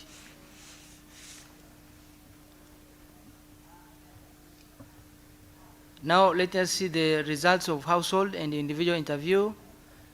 We had 4,080 households selected, where household occupied were 4,755, household interviewed were 4,743, and the response rate was 99.7.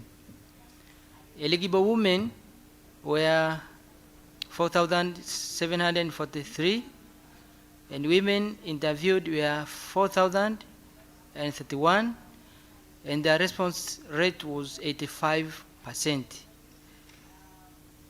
Eligible men to be interviewed were 4,743, but the men who were interviewed were 2,813. The response rate was 59.3. Here are some pictures that show impacts on climate change, and this is one of the images taken in the northern part of Tanzania. On 3rd December 2023, heavy rainfall triggered bad storms, flash flood, and landslide emerging from one of the mountains called Hanang, and affect the whole of the Katesh town in Hanang, in one of the region called Manyara. Another is we had some areas that experienced climatic change and evidence by increasing temperature that tend to characterize incidents of highest ever recorded temperature, mostly observed over the last decade, which affect crops and livestock. Another impacts, we have pictures showing infrastructures such as roads, bridge, communication networks, and homes were damaged due to heavy rainfall. In other regions, degraded agricultural or grazing lands in Garash village in Monduli district were affected due to heavy rainfall. And in western region, Kigoma region, we can see we have submerged houses and trees in Lake Tanganyika that is caused by flooding and rising of water level. In Dar es Salaam also, we had impact of climate change which affect the public transport, as we can see on the picture. Now, intersections of gender and climate change. Why this is important? First of all, because of pre-existing inequalities. Women have limited access to and control of the environmental goods and services, and also they have low participation in decision making. Also, there is a differential role and responsibilities where women are more responsible for activities which are related to environment. And also, women are highly exposed to certain risks, health, nutrition, and safety. Also, women are less access to adaptive tools, fewer land rights, less access to financial services, and also less participation in decision making. And also during extreme weather such as drought and flood, women tend to work more to secure household livelihood, and this will leave less time for women to access training and education and develop their skills and earn income. And also, women are affected by social, cultural norms and child care responsibilities that prevent them from migrating or seeking refuge in other places when a disaster occurs. This situation puts more burden on women. Here are some recommendations. One is mainstreaming gender in all climatic data and ensure that all surveys, disaster risk assessment outcomes collect sex disaggregated data. Also, we need to set gender-specific target and indicator in climate plan, such as adaptation plan, disaster responsive plan, should include indicators such as female-headed household, women in leadership role in climate governance. Also, we need to focus on reducing structural gender inequalities, and priorities should be given on data related to productive assets, example, land ownership, land rights, access to credits, and also education for girls should be given priority. Also, flexible social protection system, insurance relief programs should be gender sensitive, and statistics will help to show data gap. Also, we need to strengthen data system and partnership. In order to fill existing data gap, especially environmental statistics, we need to encourage international agencies and other learning institutions such as universities to conduct more study on this. Lastly, we need to invest in early warning, health system, and infrastructure that reduce burden. Example, construction of water infrastructures, construction of flood shelters that will account women safely and mobility. Thank you.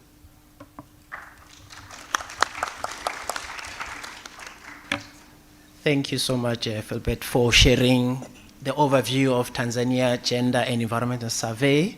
I think in the presentation you've managed to explore the multi-dimensional relationship of women and men with the environment. And I think with the pictures that you have shared, I think it makes real to see the impact of climate change and also how it affects men and women. And I think the recommendation that you are putting forward, those are some of the recommendations, and some of the colleagues who are here, they will definitely look at it and see how they can also implement some of these recommendations in their own environment. We are now moving along to our last speaker, Gayatri. She's going to take us through to the last presentation. Over to you, ma'am. Thank you, Soli. Hi, everyone. I'm Gayatri. I'm from the Equality Insights program at the International Women's Development Agency. And we are an individual-level, gender-sensitive, and multidimensional measure of poverty.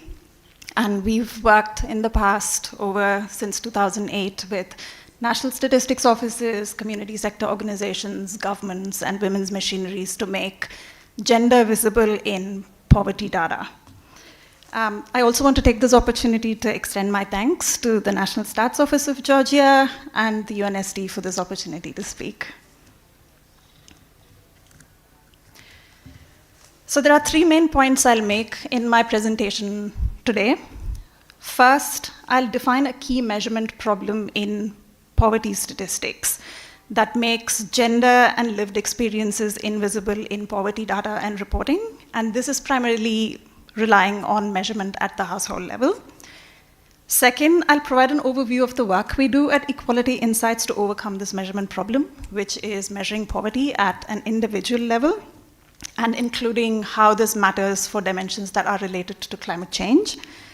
And third, I'll talk about some of the challenges to data use and our approach to promote data use for policy and decision making. So this is an infographic that sums up the measurement problem, and it would be familiar to many of you who work with household level indicators and do gender disaggregation. So what you see on the left is a panel representing poverty measured at the household level, and measuring at the household level assesses circumstances that are common to all household members, or it assumes that the circumstance of one respondent applies to everyone else. So this masks the differences between individuals living inside the same household. On the panel on your right, you see poverty measured at an individual level. So when multiple members of the household are asked about their situation, you can see both kinds of circumstances can be asked about and measured. The ones that are shared across the household and the ones that are particular to an individual. For example, their influence over household decision making, perceptions of safety, or their hours of unpaid care work. Some of you here are familiar with the Equality Insights measure.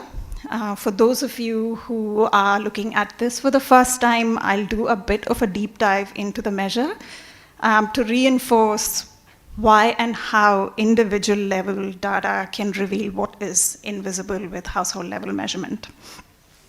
So Equality Insights was developed as an alternative measurement to poverty at the household level, which has known limitations that I talked about in my previous slide. The measure's development was informed by participatory research, where more than 3,000 people across 6 countries in Africa, Asia, and the Pacific participated and told us what they would need in order to not feel poor. The tool has been used in 7 countries so far. There are 2 versions. The Equality Insights Plus is the face-to-face version, which is under development, and Rapid is the shorter version that we developed for phone-based surveying during COVID, and it's the shorter version. And my presentation today will primarily focus on the shorter version. These are the measurement features and principles behind Equality Insights that shape what is measured and how, and this helps bring visibility to individual experiences of poverty in data. First, it is intersectional. It measures at the individual level, which means it supports intersectional insights such as gender, age, by disability, and by location. It's multidimensional. It measures 15 dimensions of life to understand multidimensional deprivation in addition to assets, which act as a proxy for financial circumstances. It's gender sensitive. It measures aspects of life that are particularly important for men and women, and not just the things that they have in common. It's scalar, which means it measures poverty on a scale to show multiple levels of deprivation in each dimension, and not just who is poor or not. And lastly, it measures within the household. So sampling multiple adults within the household enables understanding of differences within households, and this is where also an estimated 1/3 of global inequality lies. Here are the 15 dimensions we measure in addition to assets, and these include environment, food, health, safety, voice, water, and work. There are 2 parts to our survey. There is a household questionnaire where a knowledgeable member answers questions that are common to all household members, for example, quality of water supply, sanitation facilities, etc., that are typical of other multi-topic household surveys as well. In addition, there's also an individual survey that is administered to each adult in the household, where we ask questions about individual experiences in each of these dimensions. For example, in the water dimension, we ask questions about individuals' experience with the severity of water insecurity, and we also ask the food experience, the food insecurity experience scale at the individual level. This is how we scored each of our dimensions in the shorter survey. So each individual in the household gets a unique deprivation score and not the household average. Severe deprivation relates to deprivation in multiple indicators within a dimension, moderate deprived in some indicators, and does not meet the threshold means people who don't meet in any of these two categories. This particular way of scoring functions as a red flagging tool. It alerts to dimensions in groups that are of greatest concern or who are vulnerable and where further investigation or follow-up is needed. So having introduced the measure, I'll show you some of the findings from Tonga and Solomon Islands. So this is a snapshot from Solomon Islands that shows the overall percentages in the sample of who experienced severe deprivation in each dimension. So here we can see sanitation, work, environment, and relationships are dimensions where more people experience severe deprivation compared to the others. Now, when we disaggregate this by gender, remember each individual within a household also has their unique individual deprivation score. We can see differences emerge between men's and women's experiences in each dimension. And some of these, in the case of Solomon Islands, are quite large, especially with sanitation, safety, and relationships. Similarly, in Tonga, we can see a high percentage of overall people experience severe deprivation in environment. And this is not surprising because our survey was implemented just a few months after one of their biggest volcanic eruptions and tsunami. And so that's what you're seeing in this data. When we disaggregate this by gender, similarly, we see deprivations in each dimension between men and women. I'll now zoom in on the environment dimension, which is the focus of this panel. So at the household level in the environment dimension, we ask about the severity of natural hazards and pollution, the effects of pollution on the home or the property. And at the individual level, there is one question in our shorter survey where we ask about the impact of natural hazards on daily activities. So in the case of Tonga, you see we found very little difference by gender and age when we look at overall dimension scores, reflecting perhaps two things: the widespread impacts of the natural disaster that impacted everyone, or it's that we have only one indicator at the individual level, and that's what the data is revealing. However, when we tease out and look at that one question at the individual level, you start to see the variations occur in the data. So it shows differences in experience of impact of natural disasters between men and women, rural and urban locations, disability status, and age. I'll quickly move through the slide. This just shows the high-level associations between gender and levels of deprivation in the data set when we ran associations using ordered logit regression models. Again, you see no significant associations between gender and environment, but there are quite significant relationships with other dimensions, and there are interaction effects as well when you look at age and gender. We also examined the relationships between environment and other dimensions for both men and women separately using different models. You can see that these relationships look quite different for men and women. And for women, you can see that other than the energy dimension, all the other dimensions have a significant relationship to deprivation in environment. I have one more multidimensional analysis slide before sharing some insights into data use. So I just want to highlight a recent publication that we did with Northwestern University using Equality Insights data, and it looked at linkages between food insecurity, water insecurity, and mental distress. The study found increasing mental health distress for those experiencing concurrent insecurities, and this shows the compounding implications at the individual level. So hopefully this very brief dive into the data has helped build a picture of why individual level measurement matters for visibility in data. And I think across the previous sessions, we've seen other great examples of women and violence data, time use surveys, CRVS, these are all great examples of individual level data that can be meaningfully disaggregated by gender to actually reveal gender differences. So in our experience, moving a measure from innovation to widespread use needs more than just a feasible alternative, demonstrated relevance in data, and a few use contexts. Some of the barriers that many speakers have spoken about today are limited funding and resources for gender statistics, overall gender statistics capacity, in our case, limited awareness of where individual level data adds value compared to the costs, the riskiness of a new measure, especially with poverty statistics in many contexts.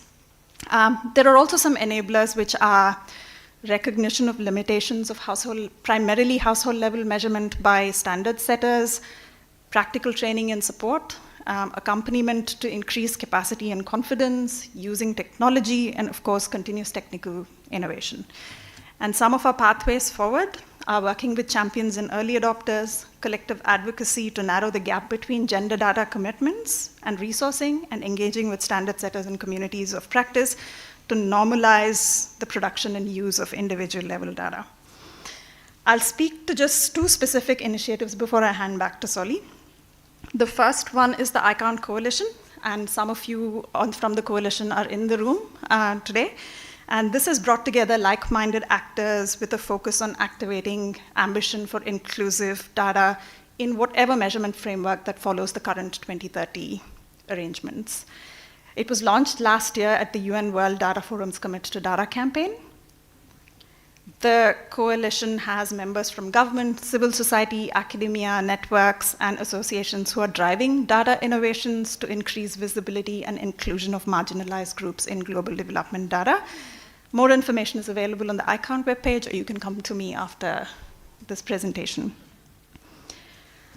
The other initiative I want to highlight is the new investment that is supporting Equality Insights and the University of Technology Sydney's Institute of Sustainable Futures to expand the use and application of individual level measurement metrics to support climate resilience. This is an Australian government provided funding, and the Australian government has provided sustained support for strengthening individual level measurement and gender sensitive data, including the development and use of Equality Insights and the WASH Gender Equality Measure. And this new investment is going to cover expanded use of measurement approaches, strengthening capacity with partner organizations doing climate-integrated WASH and other sectoral work in Asia and the Pacific, and also works on increasing visibility and awareness of inclusive and intersectional data and innovations. I'll stop here and hand back to Solly.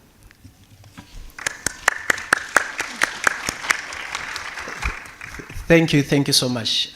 Thank you for sharing, and also I think your message is quite clear that make gender visible in the environment and climate data.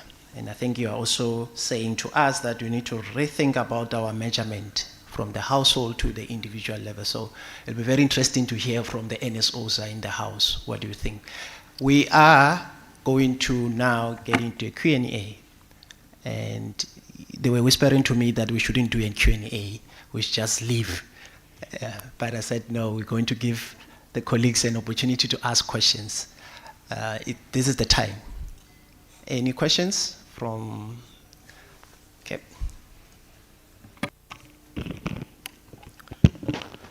Thank you very much for delivering excellent presentations. So I have a couple of questions for representative of International Women's Development Agency.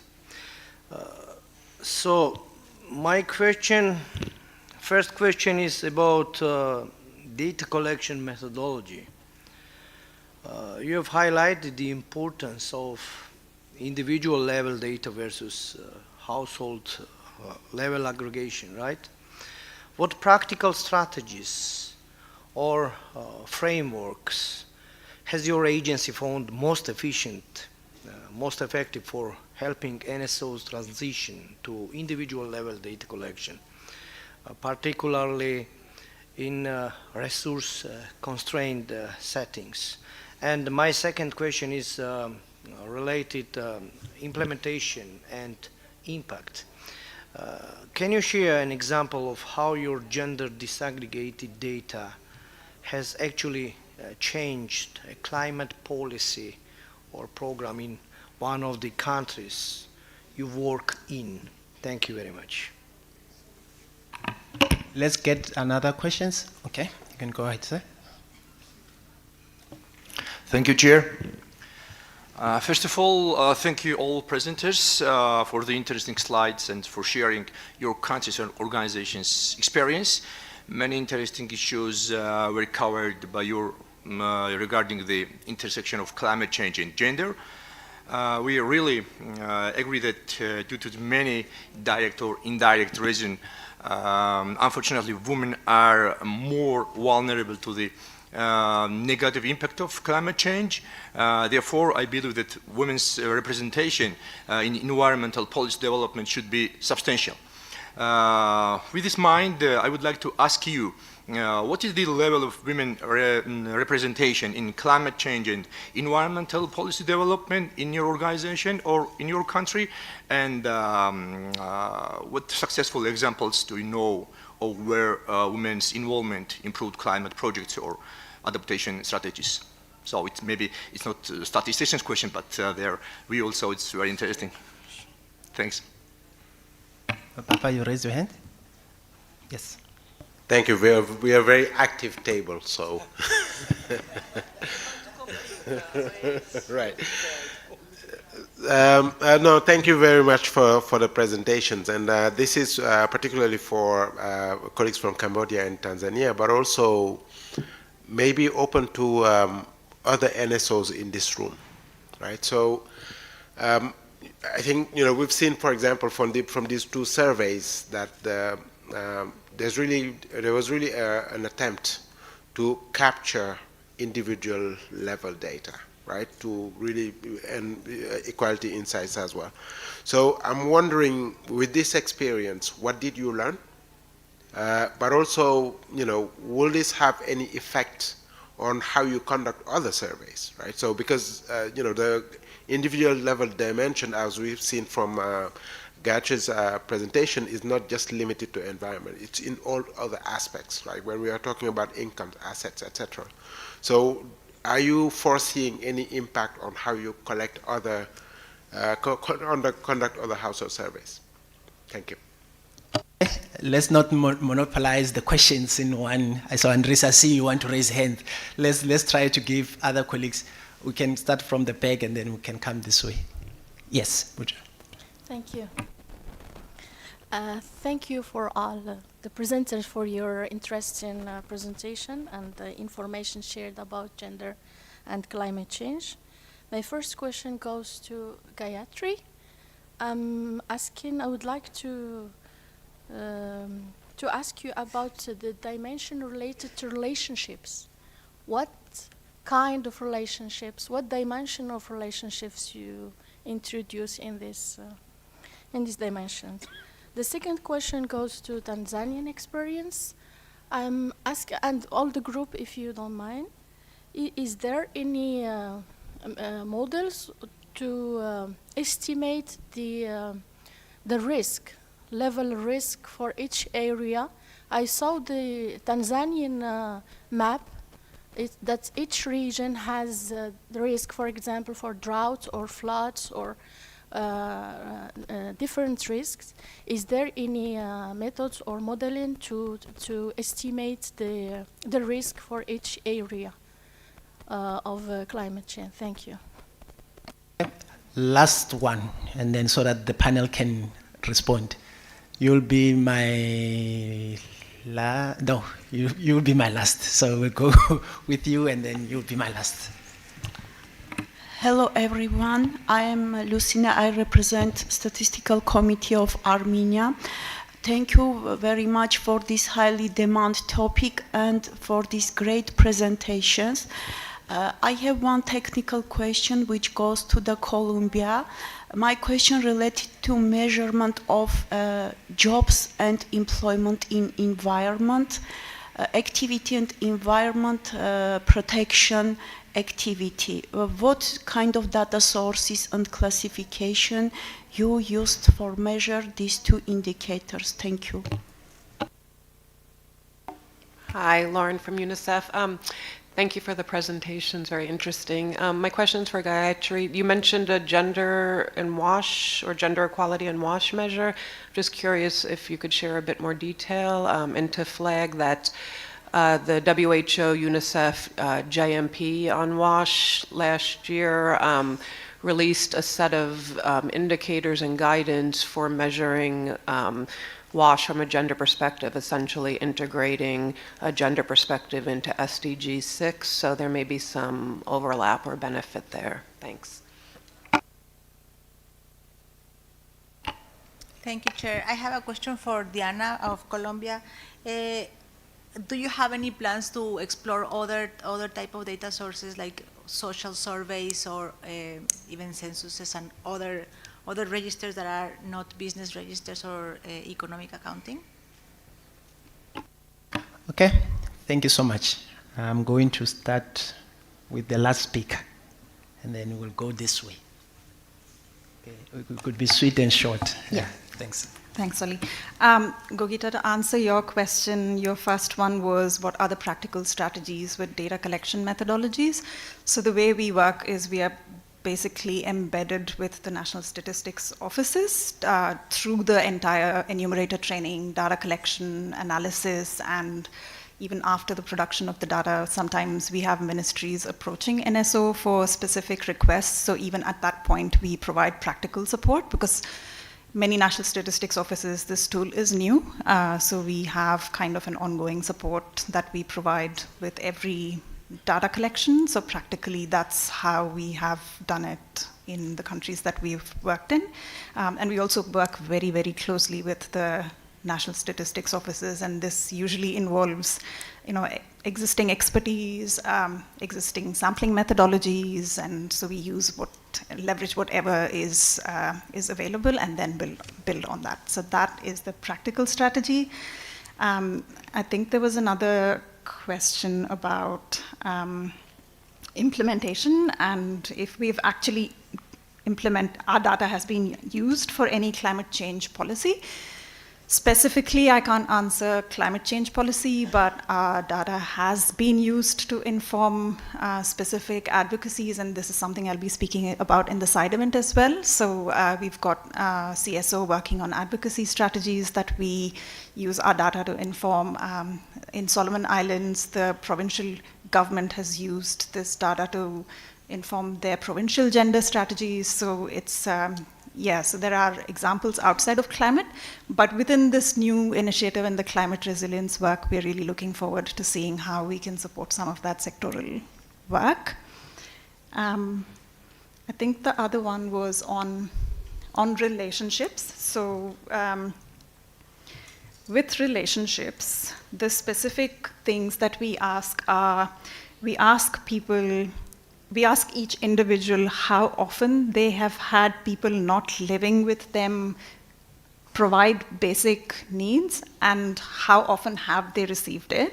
And the way we look at deprivation is if the need is high but it is unmet, we consider those people as not very, that they're deprived in relationships. So that's how we've scored in the shorter version.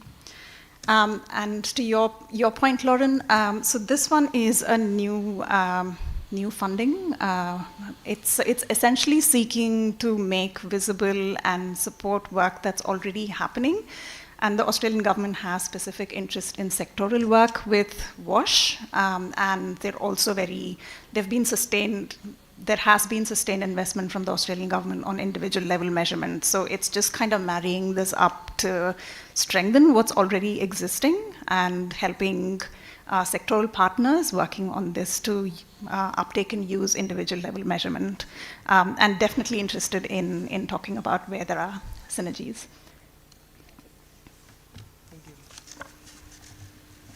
For Tanzania, we don't have model for estimating the risk of climatic change. The approach we are using they are based on scientific and economic So this survey will provide inputs that will show how the impact affect women and men, but we don't have more.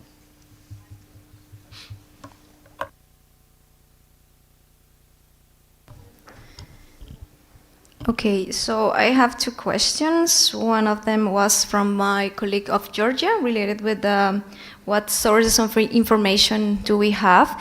So from DANE, we have three main surveys to inform or maybe to establish all these green employments. I want to clarify that the definition of the green employments is conceptual adapted from Colombia based on the recommendations from ILO with the Ministry of Labor of Colombia. Second point is these are three sources of information. One of them is the manufacturing survey, then the environmental industrial survey. The third one is the household survey. And I want to highlight that maybe there are some merge between administrative records with other entities from the National Statistical System, for example, the Institute of Hydrology, Meteorology, and so on. So there are so many sources of information. I can share the detail between the technical document that this kind of survey has. And the other question, I'm not sure if Maria Isabel mentioned, is there any chance to use other registers? Okay, so the answer, the short answer is yes, but I don't know which is maybe the next steps to use, because in fact we created a specialized unit to administrative records. So we are migrant maybe to use this kind of sources information. In fact, just to close my intervention, we have the statistical law in one of the pillars. If you want to collect that, is use a new sources information and a better cost-effective and easy ways to get information from the data producers and the country. Thank you. Jose. Thank you very much, Chair. Regarding to the standard method, on behalf of the National Institute of Statistics, we have the standard guideline and the ability to conduct every survey and census by law that set by the National Institute of Statistics, and also indicate in the NADS 2000, I did not remember the year, but the update last one is 2024 to 2028. And the National Institute of Statistics have obligation to produce the official statistics by following the rule. And beyond that, the National Institute of Statistics also working closely with the development partner like the Gender and Environment Survey. We are working closely with the UN Women technical advisor that provided by regional office from Bangkok. And we also have a dialogue between the line ministry who are working in the area of climate change. In regarding to the experience and impact for other survey, yes, the National Institute of Statistics conduct several census and survey, and yes, sometimes it's impact to each other survey because the overlap at the time of the survey. So some people, some household maybe select twice or 3 times to be conducted from the different survey. It is the big challenge that our respondent react to our enumerator. However, because of the facilitate and consolidate among the local authority, we are possible to complete our sample survey For example, in 2014, we conduct several surveys, like the social economic survey, like labor force, like agriculture survey, and our gender and environment survey. Okay. Beyond that, we also collect all the administrative data. It is from the grassroots level, from the village level. We can say the commune database that provide all the information in social and economic, and also for environmental and climate change also. Thank you. Thank you so much. Thank you so much. We are running out of time. I think next time we need 3 hours, Francesca, to discuss this. I know we didn't respond to all the questions, and especially from the NSO in terms of the individual and the household, in terms of the measurement. I think this is something that NSO will have to start thinking about it, especially around the cost. I think key takeaways is, for me, it's clear that we need more and better gender environment statistics. Secondly, we really need to strengthen our measurement. I think we heard from the colleagues here talking about how we need to rethink about our measurement. Coordination is key between statistical agencies and also other entities. Data must not only be collected, I think it's quite clear. Data must not only be collected, it needs to be used and also be shared. And I think as we are building this data ecosystem, it's about sharing and also making sure that we're improving our statistics. Colleagues, let's give them a round of applause, and thank you so much. Thank you, cheers. Thank you, participants. Now we have a short coffee break, and we will back 3:15 to continue with session 6.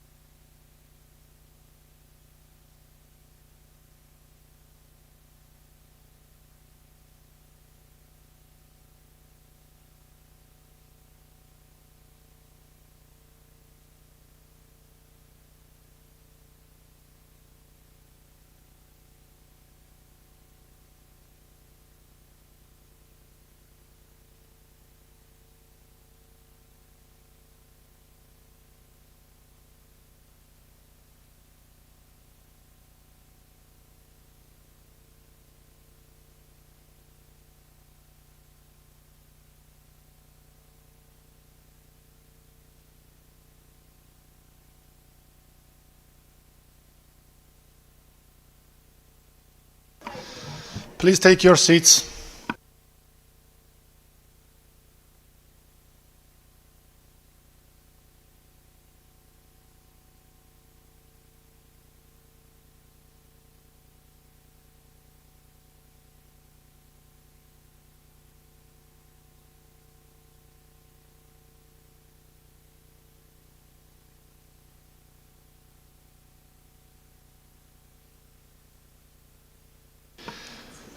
Now we have session 6.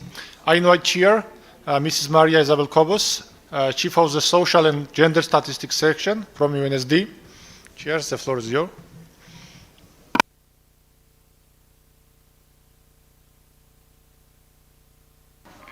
Thank you.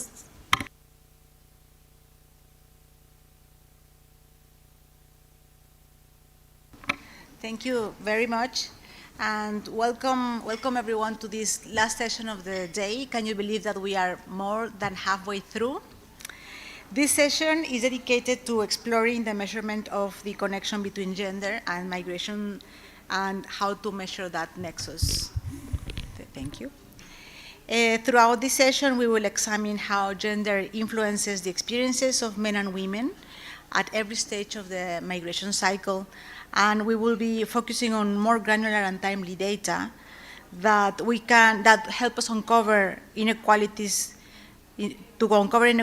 protect rights, and also develop effective and evidence policies, as we have been discussing throughout these 2 days. I look forward to learning from the national experiences of Morocco, Chile, and Djibouti, as well as the work being carried out by the ILO, that are successfully using data to drive change. So let me introduce our panelists. We have Ms. Mariam Al-Karimi. She is the head of the Demographic Survey Unit at the High Commission for Planning of Morocco, a position she has held since 2022. And she's been with the Commission of Planning since 2006. Then we have my namesake, Maria Isabel Ibáñez. She is the head of the Gender Statistics Subdepartment in the NSO of Chile, INE, and she is responsible for mainstreaming the gender approach in the different stages of the institution's statistical production. Then we will have Mr. Mokhtar Awale Wais, Deputy Director of Demography and Social Studies Department in the NSO of Djibouti, INSTA. He's actively engaged in the development of social statistics and has contributed significantly to strengthening Djibouti's social statistics and demography systems. And last but not least, we have online Ms. Elisa Benes. Elisa, are you with us? Yes. Hello, yes, I'm here. Wonderful. Elisa Benes is the head of the Rights, Migration, and Skill Statistics Unit in the Statistics Department of the ILO in Geneva, and she oversees statistical work in these areas and leads the ILO standard-setting efforts on international labor migration statistics. Welcome, everyone. Let us start with the experience of Morocco.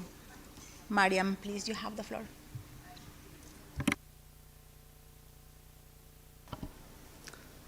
Thank you, Maria. Good afternoon, distinguished guests. I'm honored to be here with you, and over the next 10 minutes, I will share insights on gender and migration statistics in Morocco.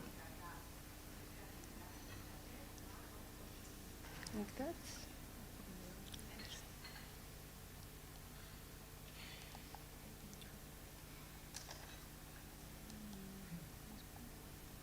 Yes. The presentation provides an overview of the migration context in Morocco and the legal framework, the crucial need of mainstreaming gender in migration data, and highlights the ecosystem migration data in Morocco and the key finding from the population and housing, the 2024 population and housing census related to gender and migration, as well as the challenges we face in producing the data. Morocco has been historically seen as a country of departure, but increasingly destination and transit.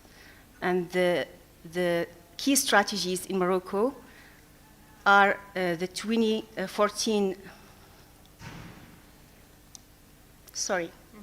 The key strategies in Morocco are the 2014 National Strategy for Immigration and Asylums, the Moroccan National Strategy for Moroccan of the World to support diaspora skills, and the National Employment Strategy from 2015 to 2055 that integrates immigration management for professional purposes as key cross-cutting.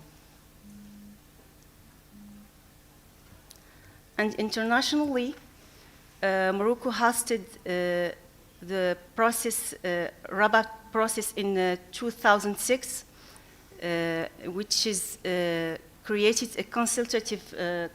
a consultative framework for cooperation between African and European countries. Morocco also inaugurated the African Migration Observatory in Rabat in 2020, and Morocco has ratified multiple international conventions on displacement and migration.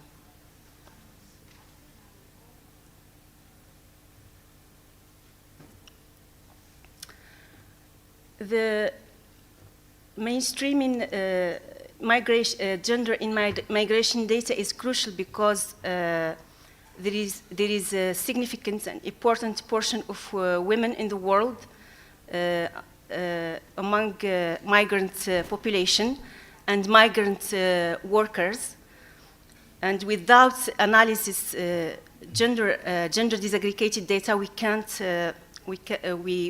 cannot have inclusive data that support well-managed migration policies.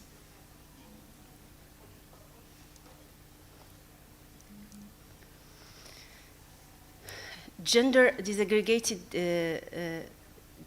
migration data disaggregated by gender is crucial, and gender and migration are intersect all the sustainable development goals, inquiring inclusive data that help to uphold the 2030 agenda's commitment to leave no one behind.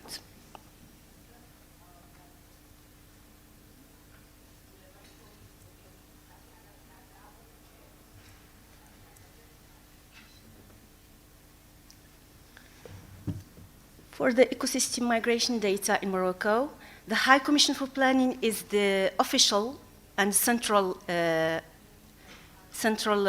agency that produces demographic, economic, and social data through censuses and surveys aligned with the international standards, including migration statistics, through censuses and surveys. There is also other producers, many ministries, international organizations, and non-governmental organizations.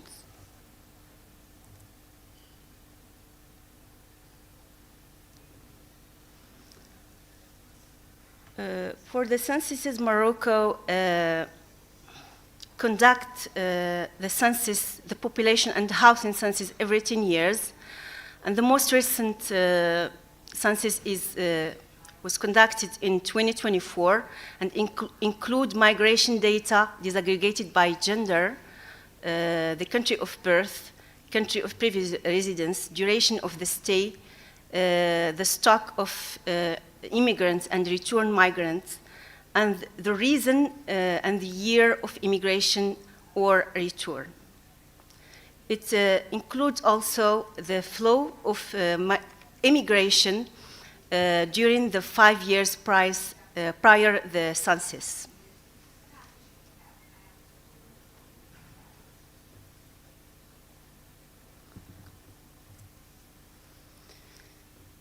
There is multiple recent household surveys, household surveys in Morocco that include migration data disaggregated by sex.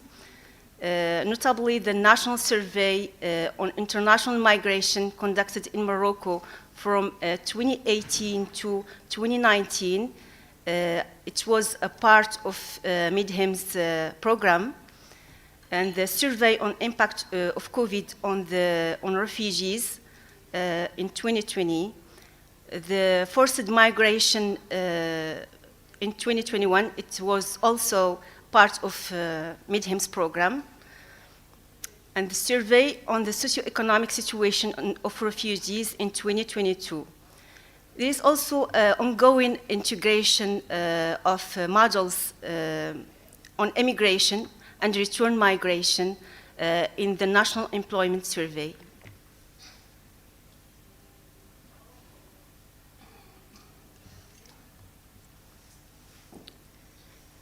The 2024 Population and Housing Census offers a rich information about the trend and patterns of migrants.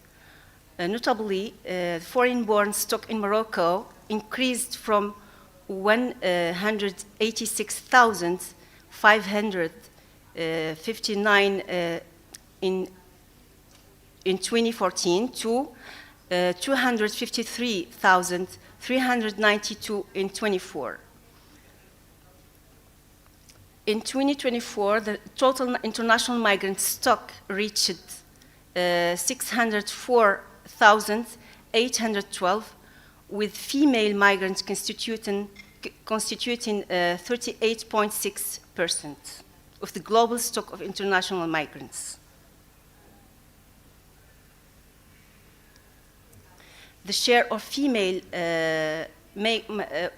migrants in 2014 is 47.6%, and it slightly decreased to 46.6% in 2024.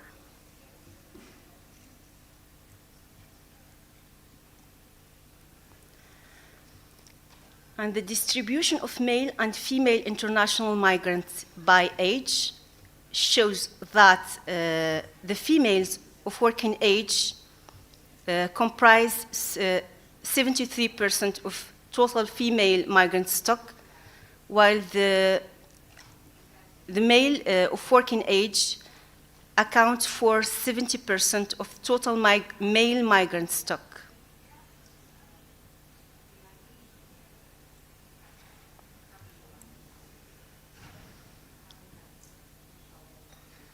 Data shows that international migrants, immigrants, and return migrants, the majority of migrants are either the national Moroccan returning to Morocco, or the immigrant who obtained the citizenship after their immigration. Furthermore, there is a significant portion of migrants, of female migrants, originate from sub-Saharan Africa, and the same for male migrants. There is a great portion of male migrants come from the same region.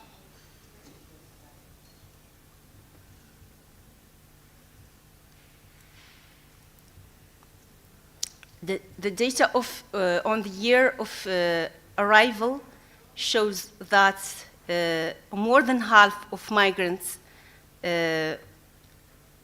come to Morocco in 2019 and earlier, and however, there is an important proportion of migrants come recently to Morocco, reflecting ongoing flows into Morocco.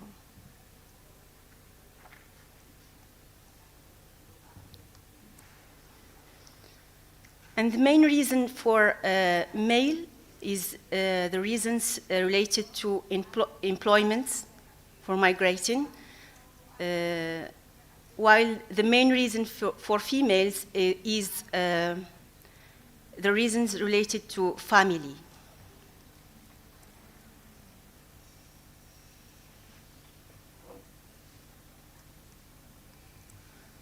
Finally, challenges in producing data on migration and disaggregated data by gender remains in the institutional and problem of harmonization of between all the institutions that produce the data, and the undercounting of irregular migrants. There is also the gender bias that might arise on surveys when collecting information about certain topics, such as attitude and perceptions. There is the problem of capturing groups of population, like, for example, victim of trafficking. Thank you.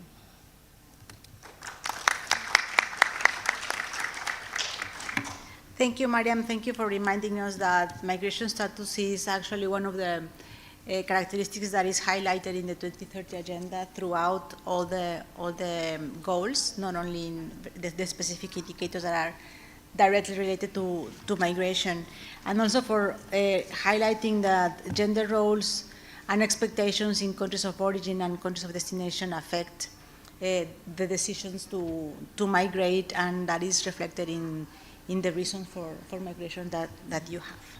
You also touched upon one of the most difficult trends that is difficult in measurement, such as emigration and return migration, that also has an interaction with gender dynamics. Thank you. Next, we will hear from Chile. Please, Maria Isabel, you have the floor. Hi.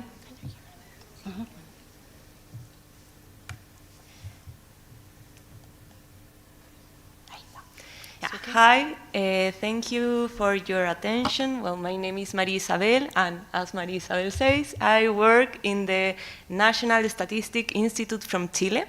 And today I'm going to talk about the migration data generated by our organization. For that, first, I'm going to present the migration situation in Chile. And then I will present two main gender and migration indicators that we have been working on at the Gender Statistics Subcommission.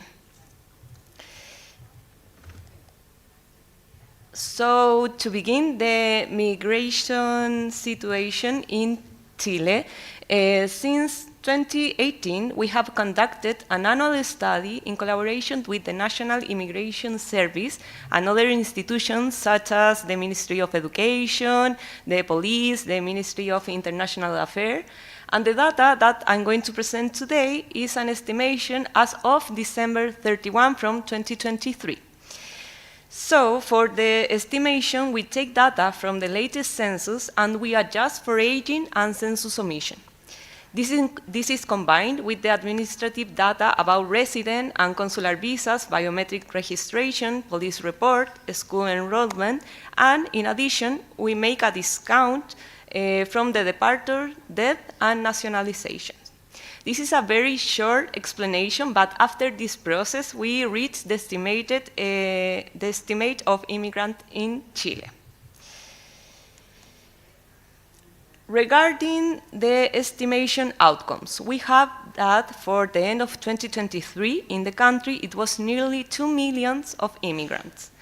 When observing the population pyramid of the total immigration population, it seems that there is a sex ratio of 104 immigrant men per 100 immigrant women.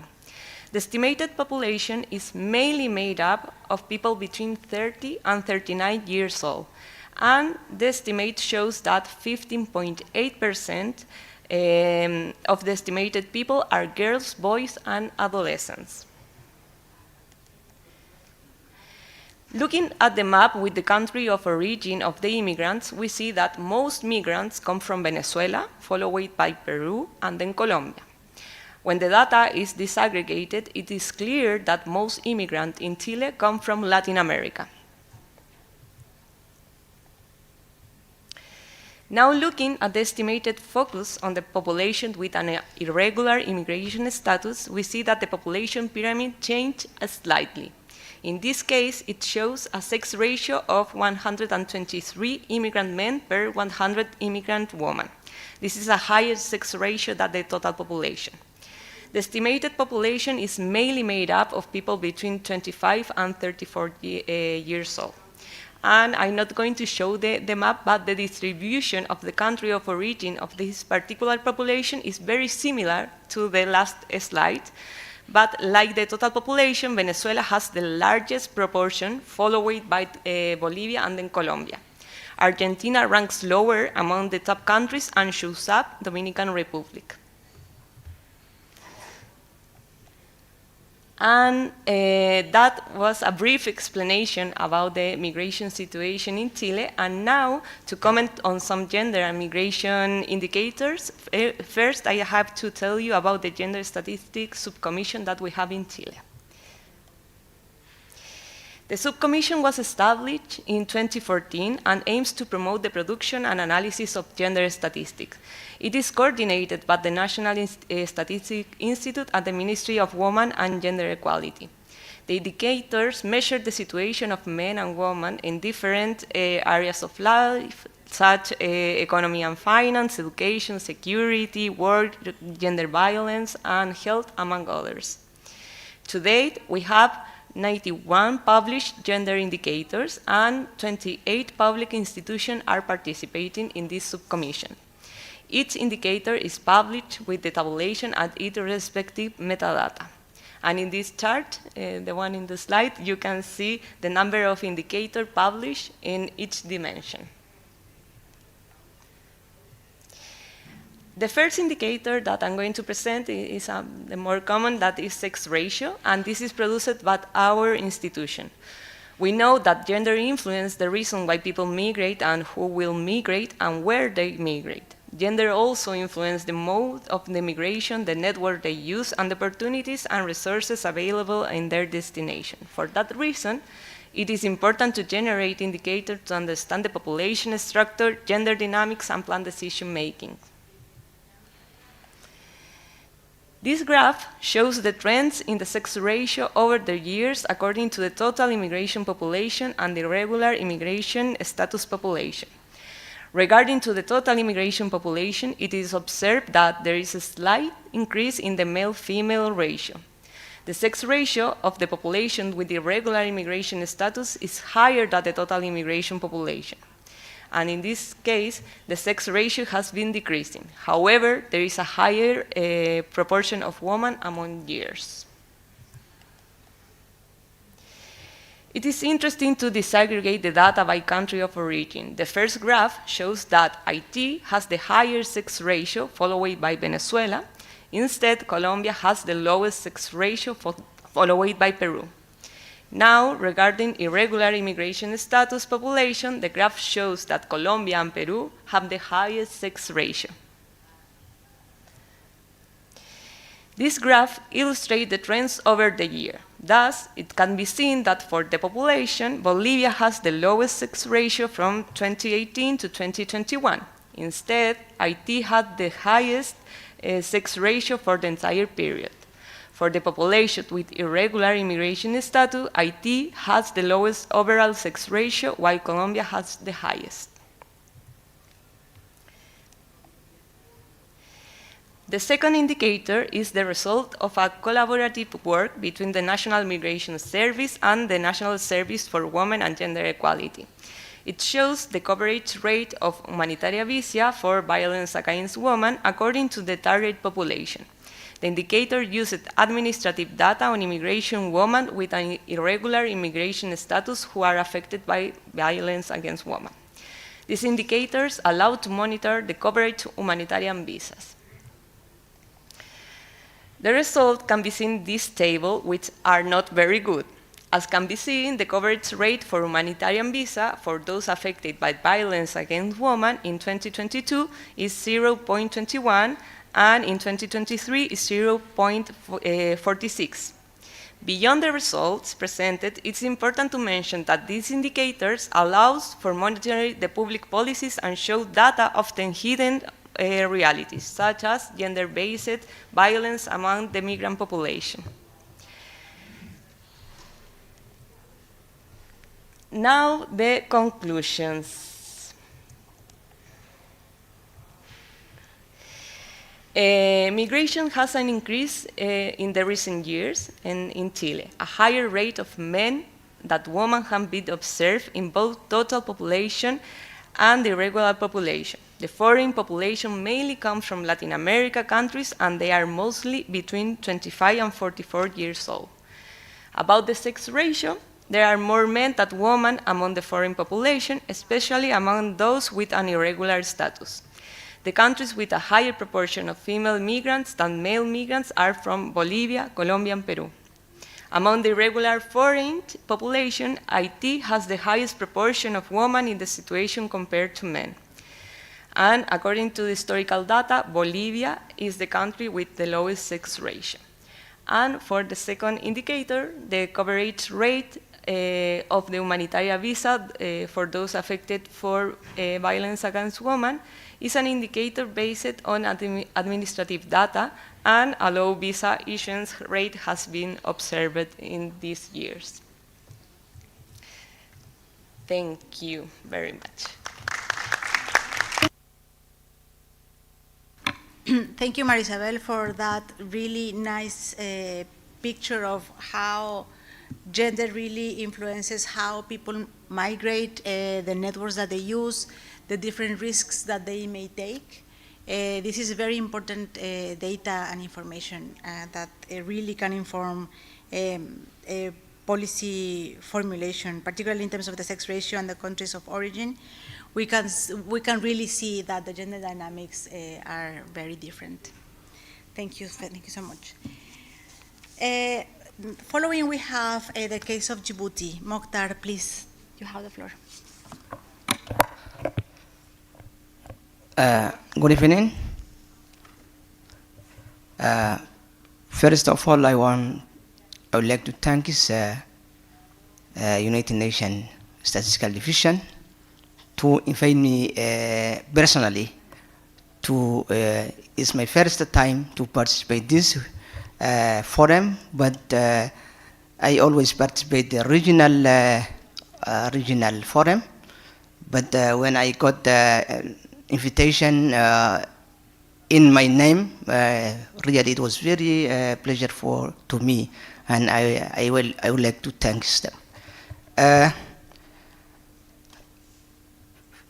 I would like to talk of an overview of the situation of migration data and gender data in Djibouti. This is summary. I'm gonna talk important of migration with the Djibouti context and recent development of the institutional framework for migration area. What is happened alignment with the expert group on refugee and internal displacement ICRIS, how we can work with them. Overview gender, second part of the presentation, it will be, we are in the gender forum, so overview gender equality in Djibouti, and Djibouti gender statistics situation and progress, what is happened, and framework of gender statistic coordination in Djibouti, and lastly, gender disaggregation analysis based on census 2024. So, I want to talk a little bit Djibouti located in the Horn Africa region. This region is characterized by intense internal or international migration flows. Means that this region is very famous for migration and population movement. When the estimation, for example, internal displaced person or IDP about this region, 18 million according to the estimation for this year. And other also, this region is very famous for refugee and asylum seekers, also estimating 5.6 million that this region, when we talk about Somalia, and Ethiopia, Eritrea, all this gathering. So Djibouti, as I said, is safe haven. Means that Djibouti is located between Eritrea and has political crisis. Somalia has destroyed it and political crisis. Yemen, we know from 2013, there is no Yemen, and other countries in the region. So this country only is safe haven. So that is always migration flows in exist. And key geopolitical position also in other area in the Horn of Africa, located in the Bab al-Mandeb Strait, what's called as global maritime corridor. Due to its strategic position along with Red Sea coast, Djibouti serves always as important transit country for migrant point for Gulf country, because when the migration wanted to go for Gulf country, they have to pass the Djibouti. So Djibouti is country transit destination also. There's people coming to Djibouti to work and also transit. So major transit zone region is Oboh. It's one of the region, the country. Set characteristics is presence of multiple foreign and military base, American base, China base, France base. So there is a lot of so also is increasing the migration. I would like to show just total population Djibouti and gender, how we can by sex. And so a small country population is about 1 million. So I know there's some people surprised. So it's 1 million, and the female and male total population, for example, 50.3 are women comparing to 49.7 men. So means that is almost the same we were those. There is gender equality. When we're talking about how the Djibouti work with the international organization or expertise, Djibouti, IGRIS, we know there is a group is expertise for migration and displacement. Djibouti, we have good relation with them, and Djibouti is the technical working group for a member of IGRIS also, which means it is committed to implement this international standard and enhance migration statistics in national statistical system. And this is also a collaboration with partner, technical working group, work always closely in national, regional, international partner to implement the recommendation of IGRIS. That's part of migration. So if we come our topic, how the gender is working in Djibouti, based on international recommendation of Beijing, as we know, in terms of laws and policy, Djibouti has made considerable progress in the past 2 decades, means that, or 25 years past, in manifested both in promulgation of the laws and its factor of the women and gender is concerned are taken into account general flows. So, the advance of women in the Republic of Djibouti has gathered clear and increasing political commitment since 1999. So, Djibouti policy supported the integration of women or gender in Djibouti development and has led to series of measures, including first of all, it was established in 1999 of Minister of Responsible for Minister of Women and Family, who is responsible to work and for this area. In 2002, established also the National Strategy for Women, means that since from this time, always there is National Strategy for Women Integration in Development, the country. And the National Steering Committee, there is a National Steering Committee who following this adoption of the how is going this to monetary and evaluation post this. The most significant advance in legislation is the June 30, 2002 Family Code law has established. And this code which lists a legal avowed and guarantee women and children when talking about. There is also a national gender policy that's 2011-2021, and in 2018 also it was establishing gender observatory directory by degree, this degree, and this gender is under of the Minister of Women. And also right now there is new national gender policy 2023 to 2030. So there is ongoing effort in Djibouti to strengthen coordination on gender statistics, driven by the crowd needs of reliability, timely, and disaggregating data for informing gender response policy under the leadership of Statistical Office at INSTAT, who leader of the statistical is INSTAT. So working with various stakeholders, including government, ministries, development personnel, and civil society. So these all are working together to improve the production and dissemination and use of gender data. This is coordination aimed to address data gaps, also to identify the data gaps, harmonize data collection tools, and ensure the gender perspective are systematically integrated across the statistical domain in the late, and to also suggest to alignment with national development strategy and international commitment such as the sustainable development goals. All this area working to this area.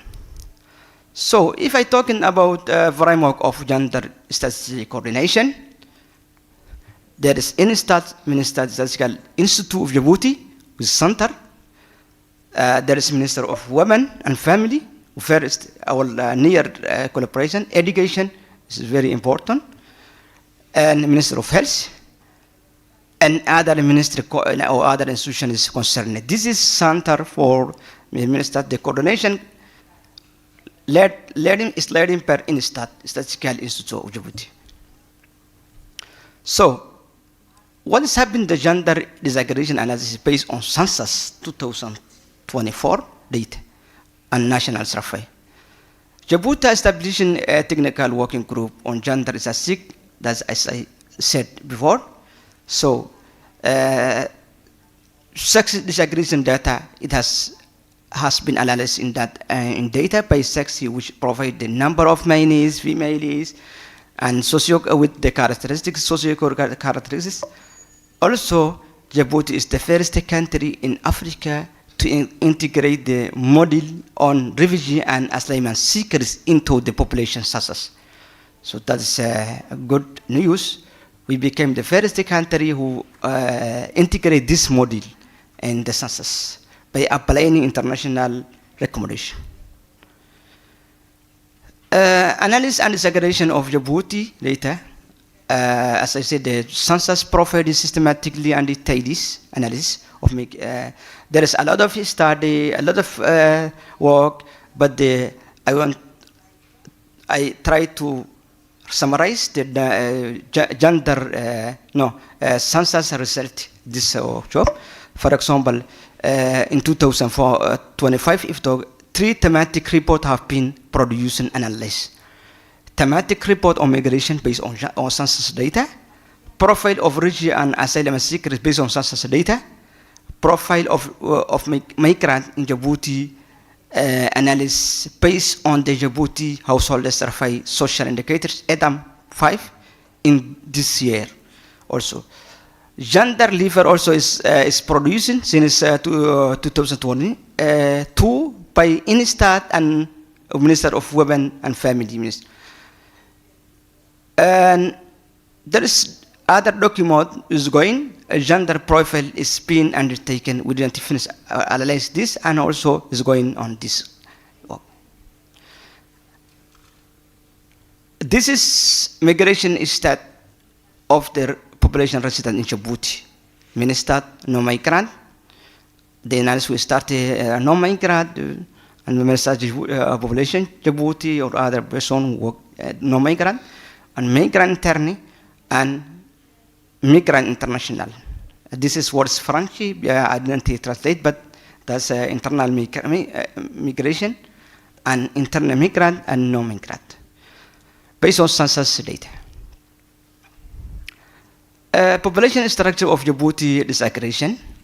So this is non-migrant for masculine means that female, and masculine male and feminine male.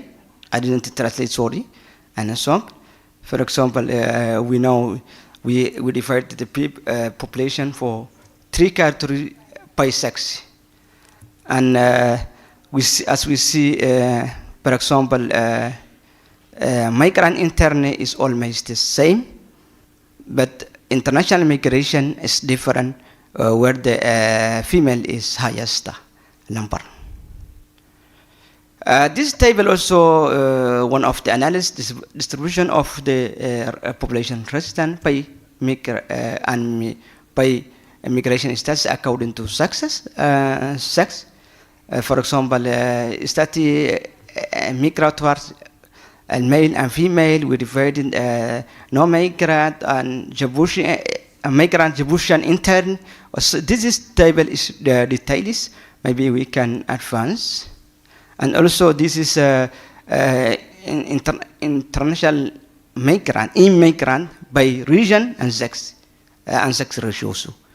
Means that the people who came to Djibouti, we analyze by regions.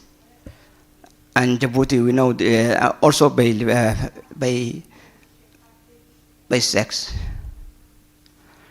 And we analyze also occupation states of internal immigrant, means that the people who are in Djibouti. We analyze also female and male and female and total identity trace also.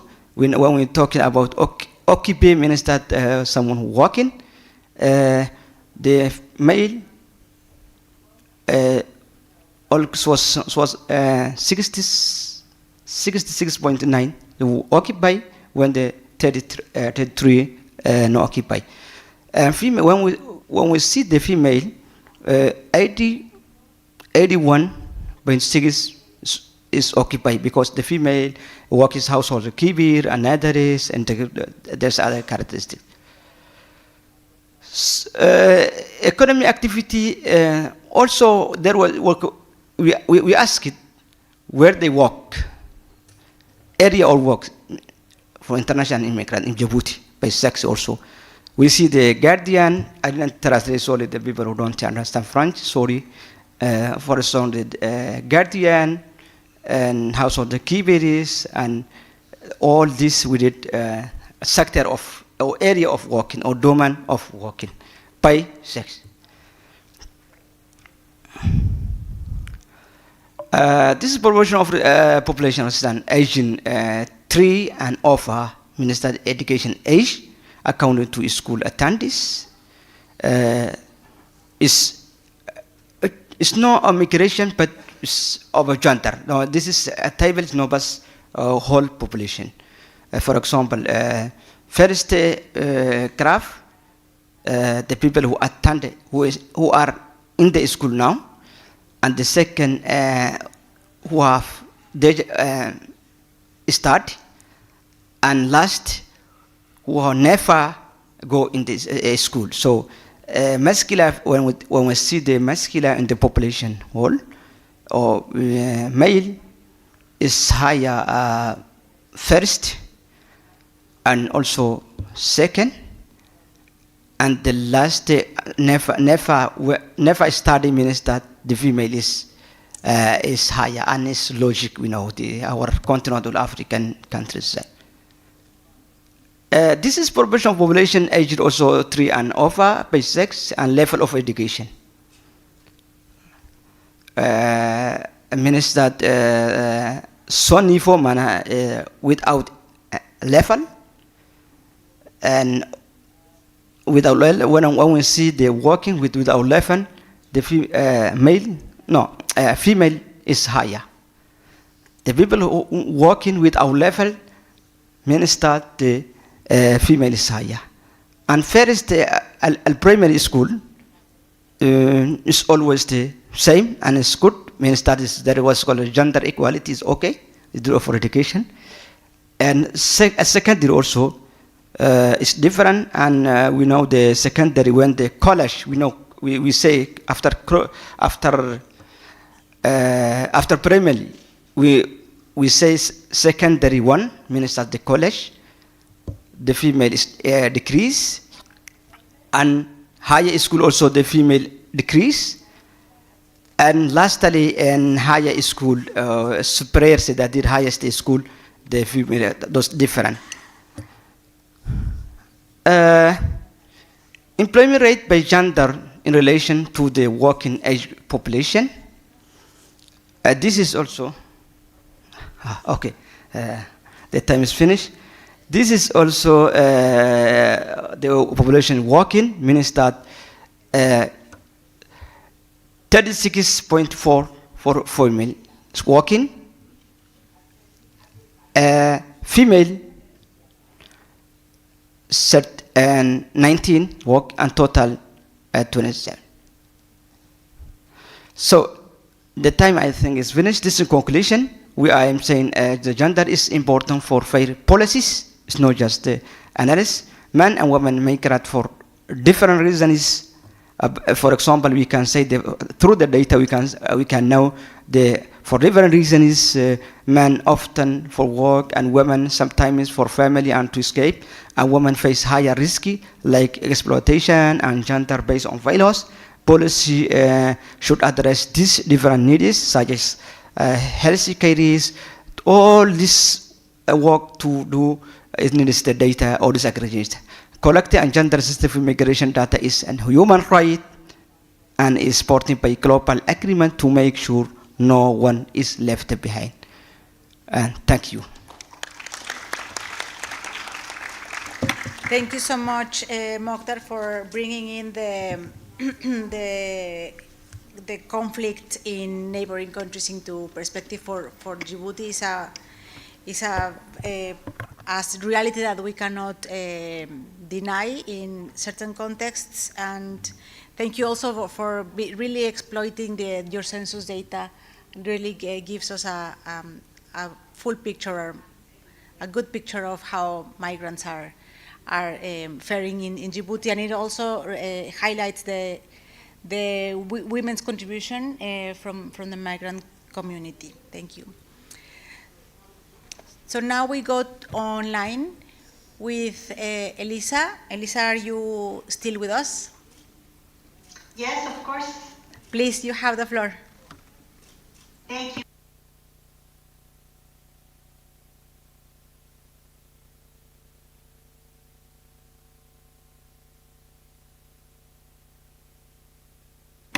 My presentation. It looks like it's coming up. Now we can see it, but it's not on presenter mode. It should be. Now, yes, Okay, yes, now it is. Perfect. Please go ahead.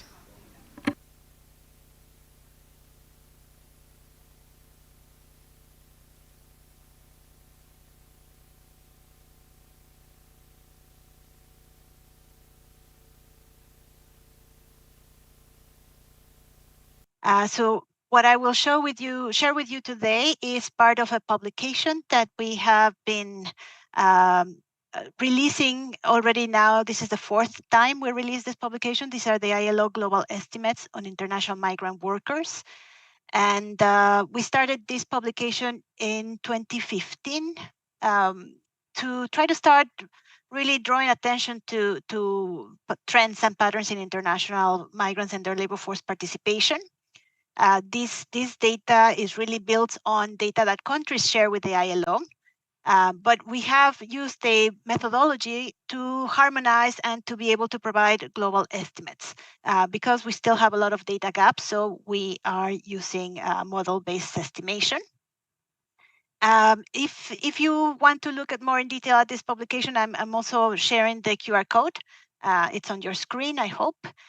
We cover 189 countries, but in reality, we have data for 142 countries. We have some at least some data points that help us build a model that is based also on country-reported data on the labor force participation of the population by migration status. So we're looking at international migrants who are resident in their destination countries and what is their labor situation. Are they employed? Are they unemployed?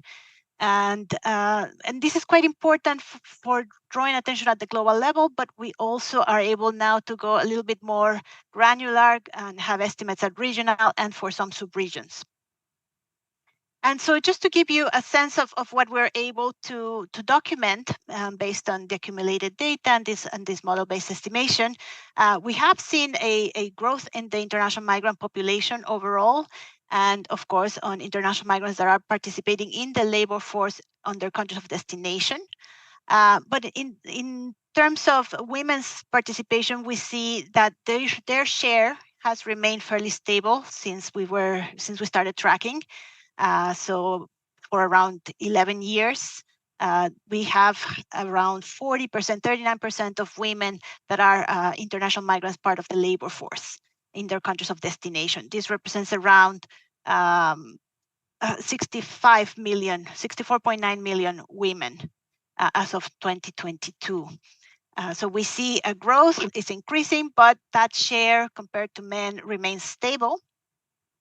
And what we do see is that migrant women do have higher labor force participation rates compared to non-migrant women. So women who migrate are entering in the labor market at a higher rate compared to non-migrant women, but this is still quite low compared to migrant men. And it's interesting to compare this to what some of the previous presenters have said. We do see that we have more women participating, but still quite a big gap compared to migrant men in terms of their labor market participation. If we focus more specifically on employment, we see small gains in employment of international migrant women compared to migrant men. In the table that you see there, in the graph that you see there, you see trends from 2013 to 2022, the last year when we are able to produce the global estimates. And you can see that when we started tracking, the employment to population ratio of women was around 45.3% for migrant women in 2013. By 2022, we're at 48.1%, but this is much lower compared to migrant men who are at 72.8% employment to population ratios. So important gap there. For the first time in this edition, we were able to look at unemployment. And so then we explore a bit more, are women who migrating interested in the labor market, or do those employment to population ratio that are lower reflect that they're migrating more for family reasons or so on? And when we explore a bit more, we see that actually they have quite high levels of unemployment compared to both non-migrant women, but also compared to migrant men. So women migrants are around 8.7% unemployment rates compared to non-migrant women that is around 5.4% globally. So we do see an important gap there that needs to be addressed in terms of policies, in terms of integrating or lowering barriers for women, migrant women to enter into employment. Now, when we go back to those who are employed among employed migrants, we see that women are significantly more concentrated in services sector. We're talking about migrant women around 81% of migrant women are in services compared to around 60% of migrant men. This also is much higher compared to the non-migrant population. So we do see both for men and women that they are more concentrated in these sectors. And when we zoom into services, we see also that care jobs, care employment becomes an important source of employment for migrants.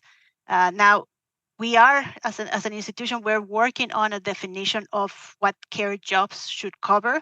But we started doing some work institutionally, and around 2018, we had the first ILO estimates of care jobs, and what we could identify is that around 11% of global employment was in care jobs. This is for the general population. Now, with this addition of the global estimates of migrant workers, we try to look at what happens in the case of migrants, and what we can see is that both migrant men and migrant women are in much higher numbers represented in care jobs compared to non-migrants. For 2022, in general, we find that around 11% of non-migrants are in care jobs. But among the migrant population, we see it's almost 19%. So it almost doubles the number of migrants that are in care jobs. And when we look at the situation for women and men, we see that really also around 29% of migrant women are in care jobs compared to around 19% of non-migrant women.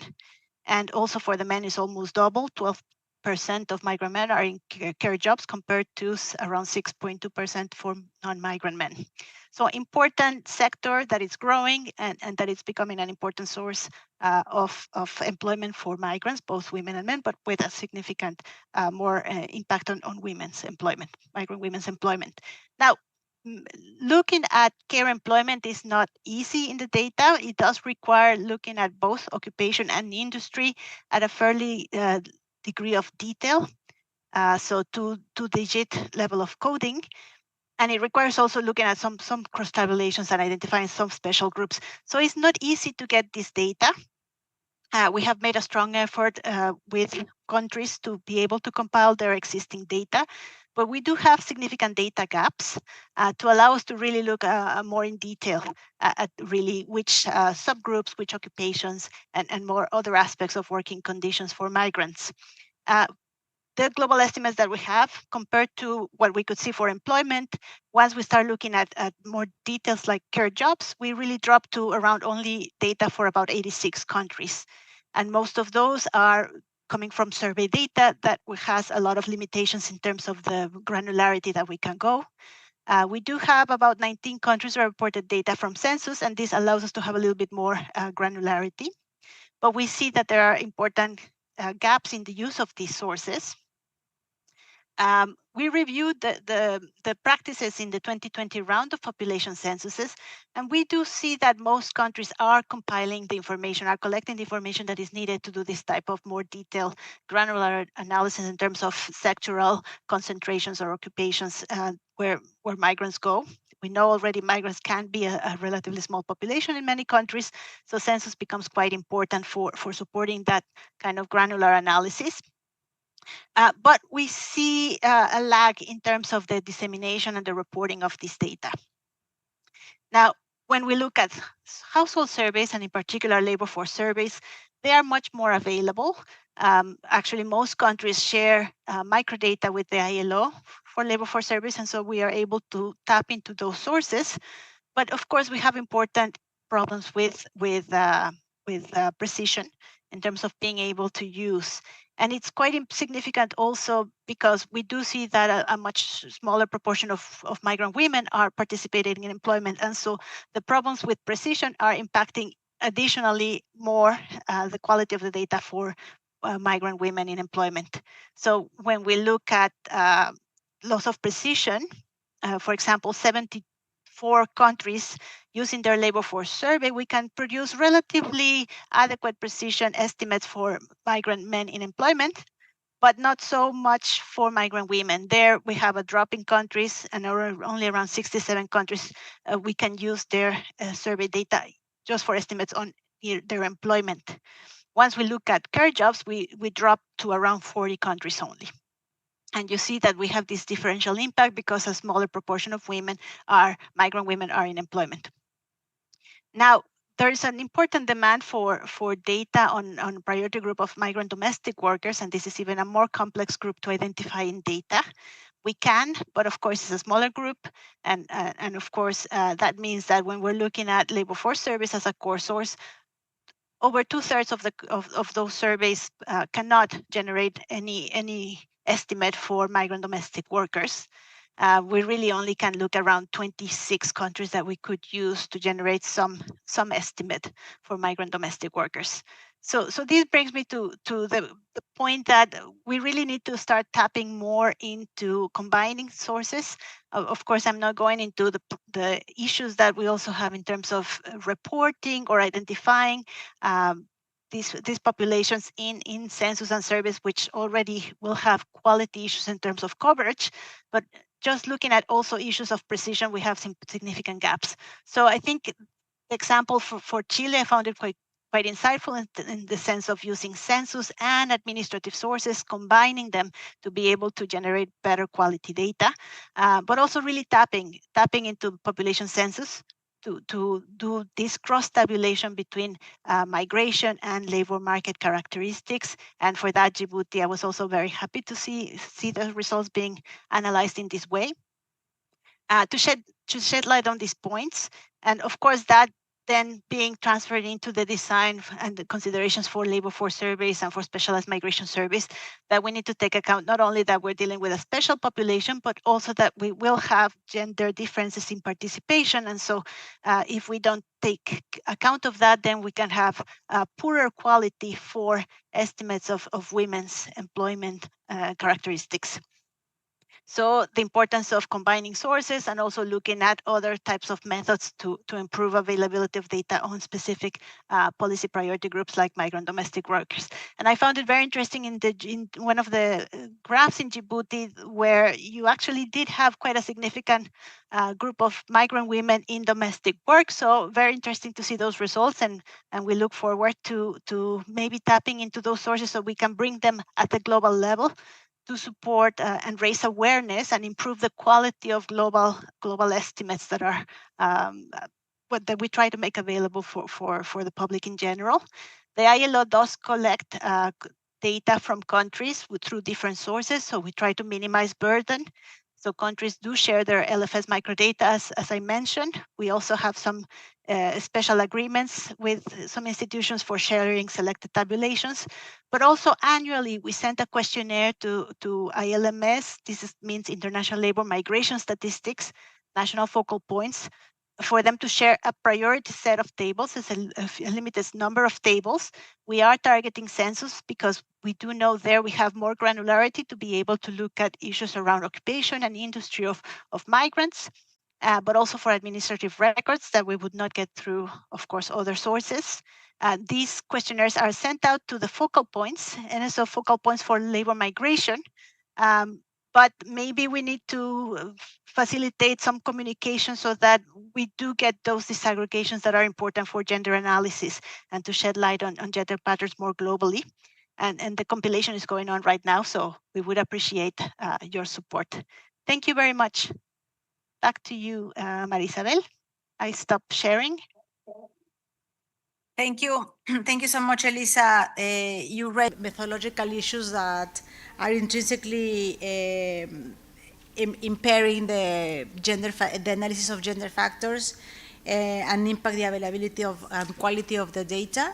And also on the substantive issue that you raised, that intersection between gender, migration, and care jobs is very important, and we will maybe continue that conversation tomorrow in the care transformation of care systems session in the morning. So we still have about 20 minutes for questions, and I'm opening the floor now for the audience. I recognize Gogita first. Thank you very much. I'd like to include this session as well. So, I have a question for Morocco. Questions. I have two questions. So, first of all, thank you very much for this comprehensive overview. Given the significant increase in Morocco's foreign-born population, as I remember, from 180,000 in 2014 to around more than 250,000 for today.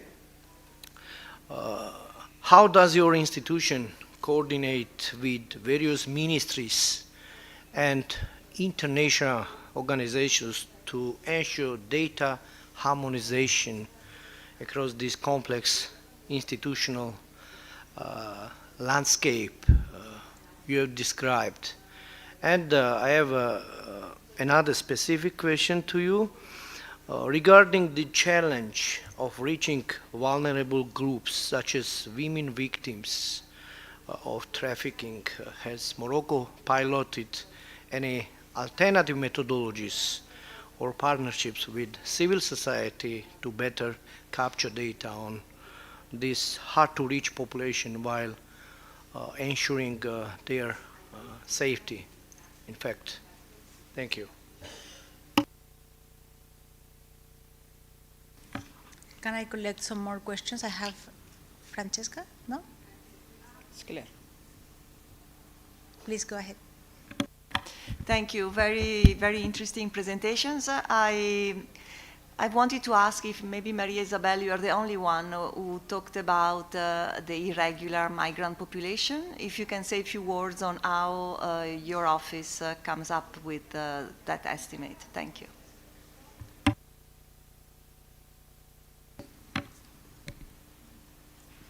Okay, we will close it here and then maybe come back to the audience afterwards.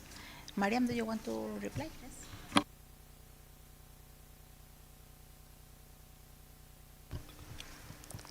Thank you for your questions.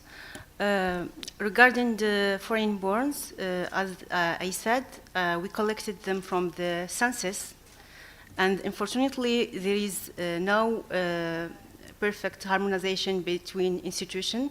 Actually, there is initiative with leadership of the High Commission for Planning, the official statistical office in Morocco, and the partnerships with of other ministries and the Organization of Labor, International Organization of Labor. They work on harmonization of the statistics of labor migrations. But the statistics I announced regarding the foreign-born, we collected them from the 2014 Population and Housing Census and 2024 Population and Housing Census of Morocco. Regarding the victim of trafficking, as I said, we have problem in our surveys to capture them because they avoid to declare their issues. That's why. He asked whether you enlist the support from civil society to reach out. For the support of the society, yes, we receive the support of other non-governmental organizations. Thank you. I think Bouja from Morocco wanted to complement. Please, yes. Please go ahead, Bouja. I would like to adjust the. We have an observatory on crime statistics, which is working on a data system using other data sources coming from related line ministries, and we are working on the new recommendation based by UNODC with the support of IOM and partners to harmonize and to harmonize and build an integrated data system to complement data on this regard. We cannot collect them from the census and surveys, but we are trying to explore other registers, crime registers from police and Ministry of Justice and other partners, including NGOs. Thank you. Thank you, Bouja. Back to you, Marisabel. Yes, it's very difficult to measure irregular immigration status people. In this study specifically, we define that this group of persons are persons that has expired visas, that they have rejected visas, and they have visas without the stamps. That is the first definition. Also, we have that there are several persons that pass to the country through unauthorized passengers, and if the person make a self-report and then start all the process to have a visa, is going to be a person that has a regular immigration status. But if the person has a self-report and don't start any of the process, is going to be classified as a irregular status immigrant person.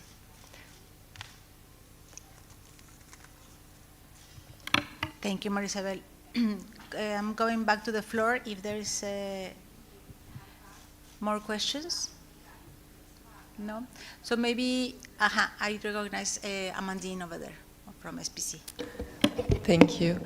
Thank you very much for all the really interesting presentations. So I'm Amandine Sour from the Pacific Community, and I have a question for ILO. I was wondering if you are detecting the people victim of forced labor among the population on labor migration in your survey.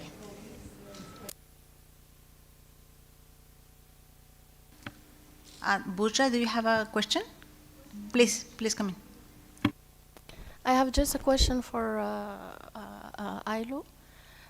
With regard to differences between data and figures for data coming from LFS surveys and censuses, I think it is because of a set of questions included in each data sources.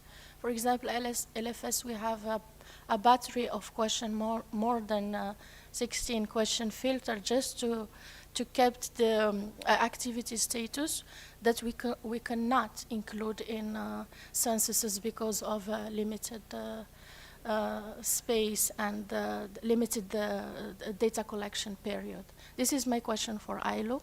And I have just a reaction with regard to irregular migrants, because in Morocco we can capture it a different way. From expired visa, for example, we can have a migrant regular in the country, having a visa for studying, for example, and get expired and become irregular. And we have illegal migration, and we can get from both data sources, from Minister of Interior data sources, and from also the operation of regularization of irregular migrants, when Ministry of Interior organize it every 5 years. This is an indirect way to get some data. Otherwise, we have interception in borders. We have also some data from Ministry of Interior from border data sources. Thank you. Thank you. Back to you, Elisa.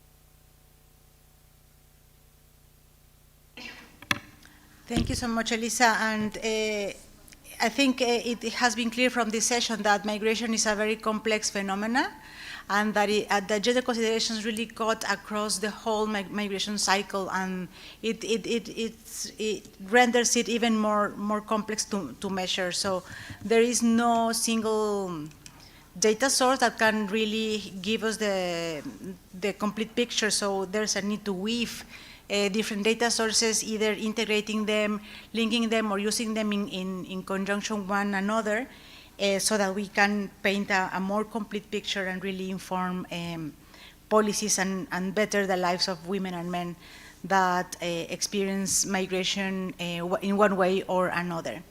So to close, I would like to go back to the panelists and ask, in honor of the theme of the forum, if you are aware of any use in your context of the data that you have presented, or the data that is available in your country on migration and gender, or that has been used for any policy action or program.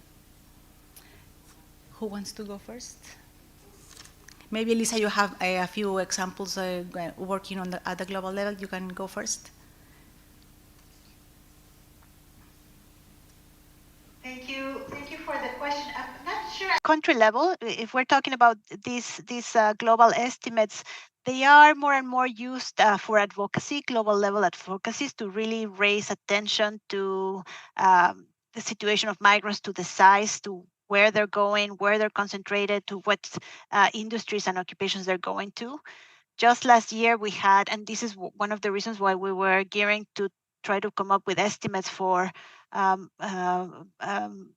migrants in care jobs, is because we've had discussions at the global level in the International Labour Conference to develop a resolution around decent work and the care economy.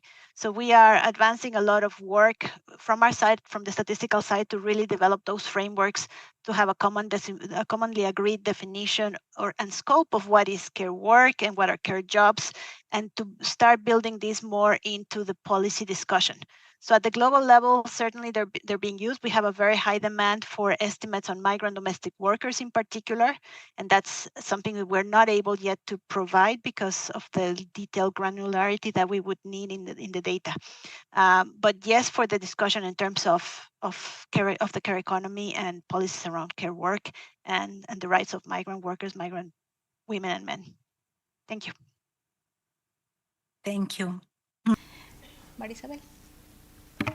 Thank you. Yes, I'm going to take the second gender and migration indicator that I present before, the coverage rate of the humanitarian visas for those affected by violence against women. And this indicator was used for the National Migration Service, and they realized that they don't have been given the amount of humanitarian visa that it was needed. So they took this gender indicator, and they are working now, and they are working in a plan to try to have a better coverage rate. Thank you, Marisabel. Mariam? So in general, after the census, all the ministries and institutions asked us for the different indicators about all the topic, including migration, and for sure they used them for their policies. But to be honest, I have any idea on one special policy that they use indicator. Yeah, the case of Morocco is really a virtuous cycle between the users and the producers, because they are. Yes, there is a cycle, because when we achieve the census, especially the census and surveys, there is a lot of demands about our statistics. Thank you, Mokhtar. Thank you very much. As we know, the migration is not easy. Djibouti, we have a migration policy to manage this, but the collected data for us illegal migration has problem. The issue is very complicated.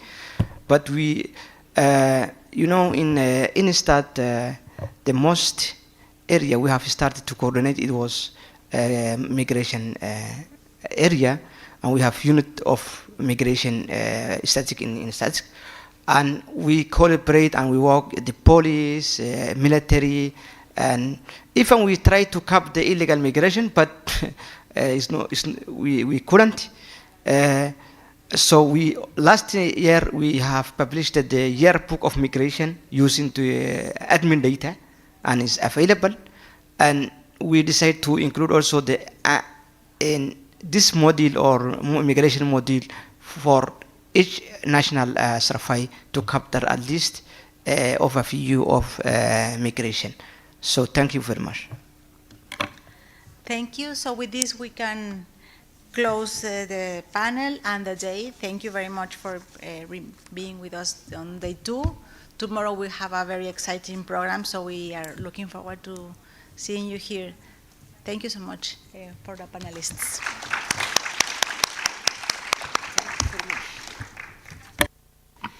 Thank you, the participant. Now we close today's session. Tomorrow we start at 9 sharp. But for registered participant for event organized by Paris 21, please will be here at 5. We start these side events. Thanks all.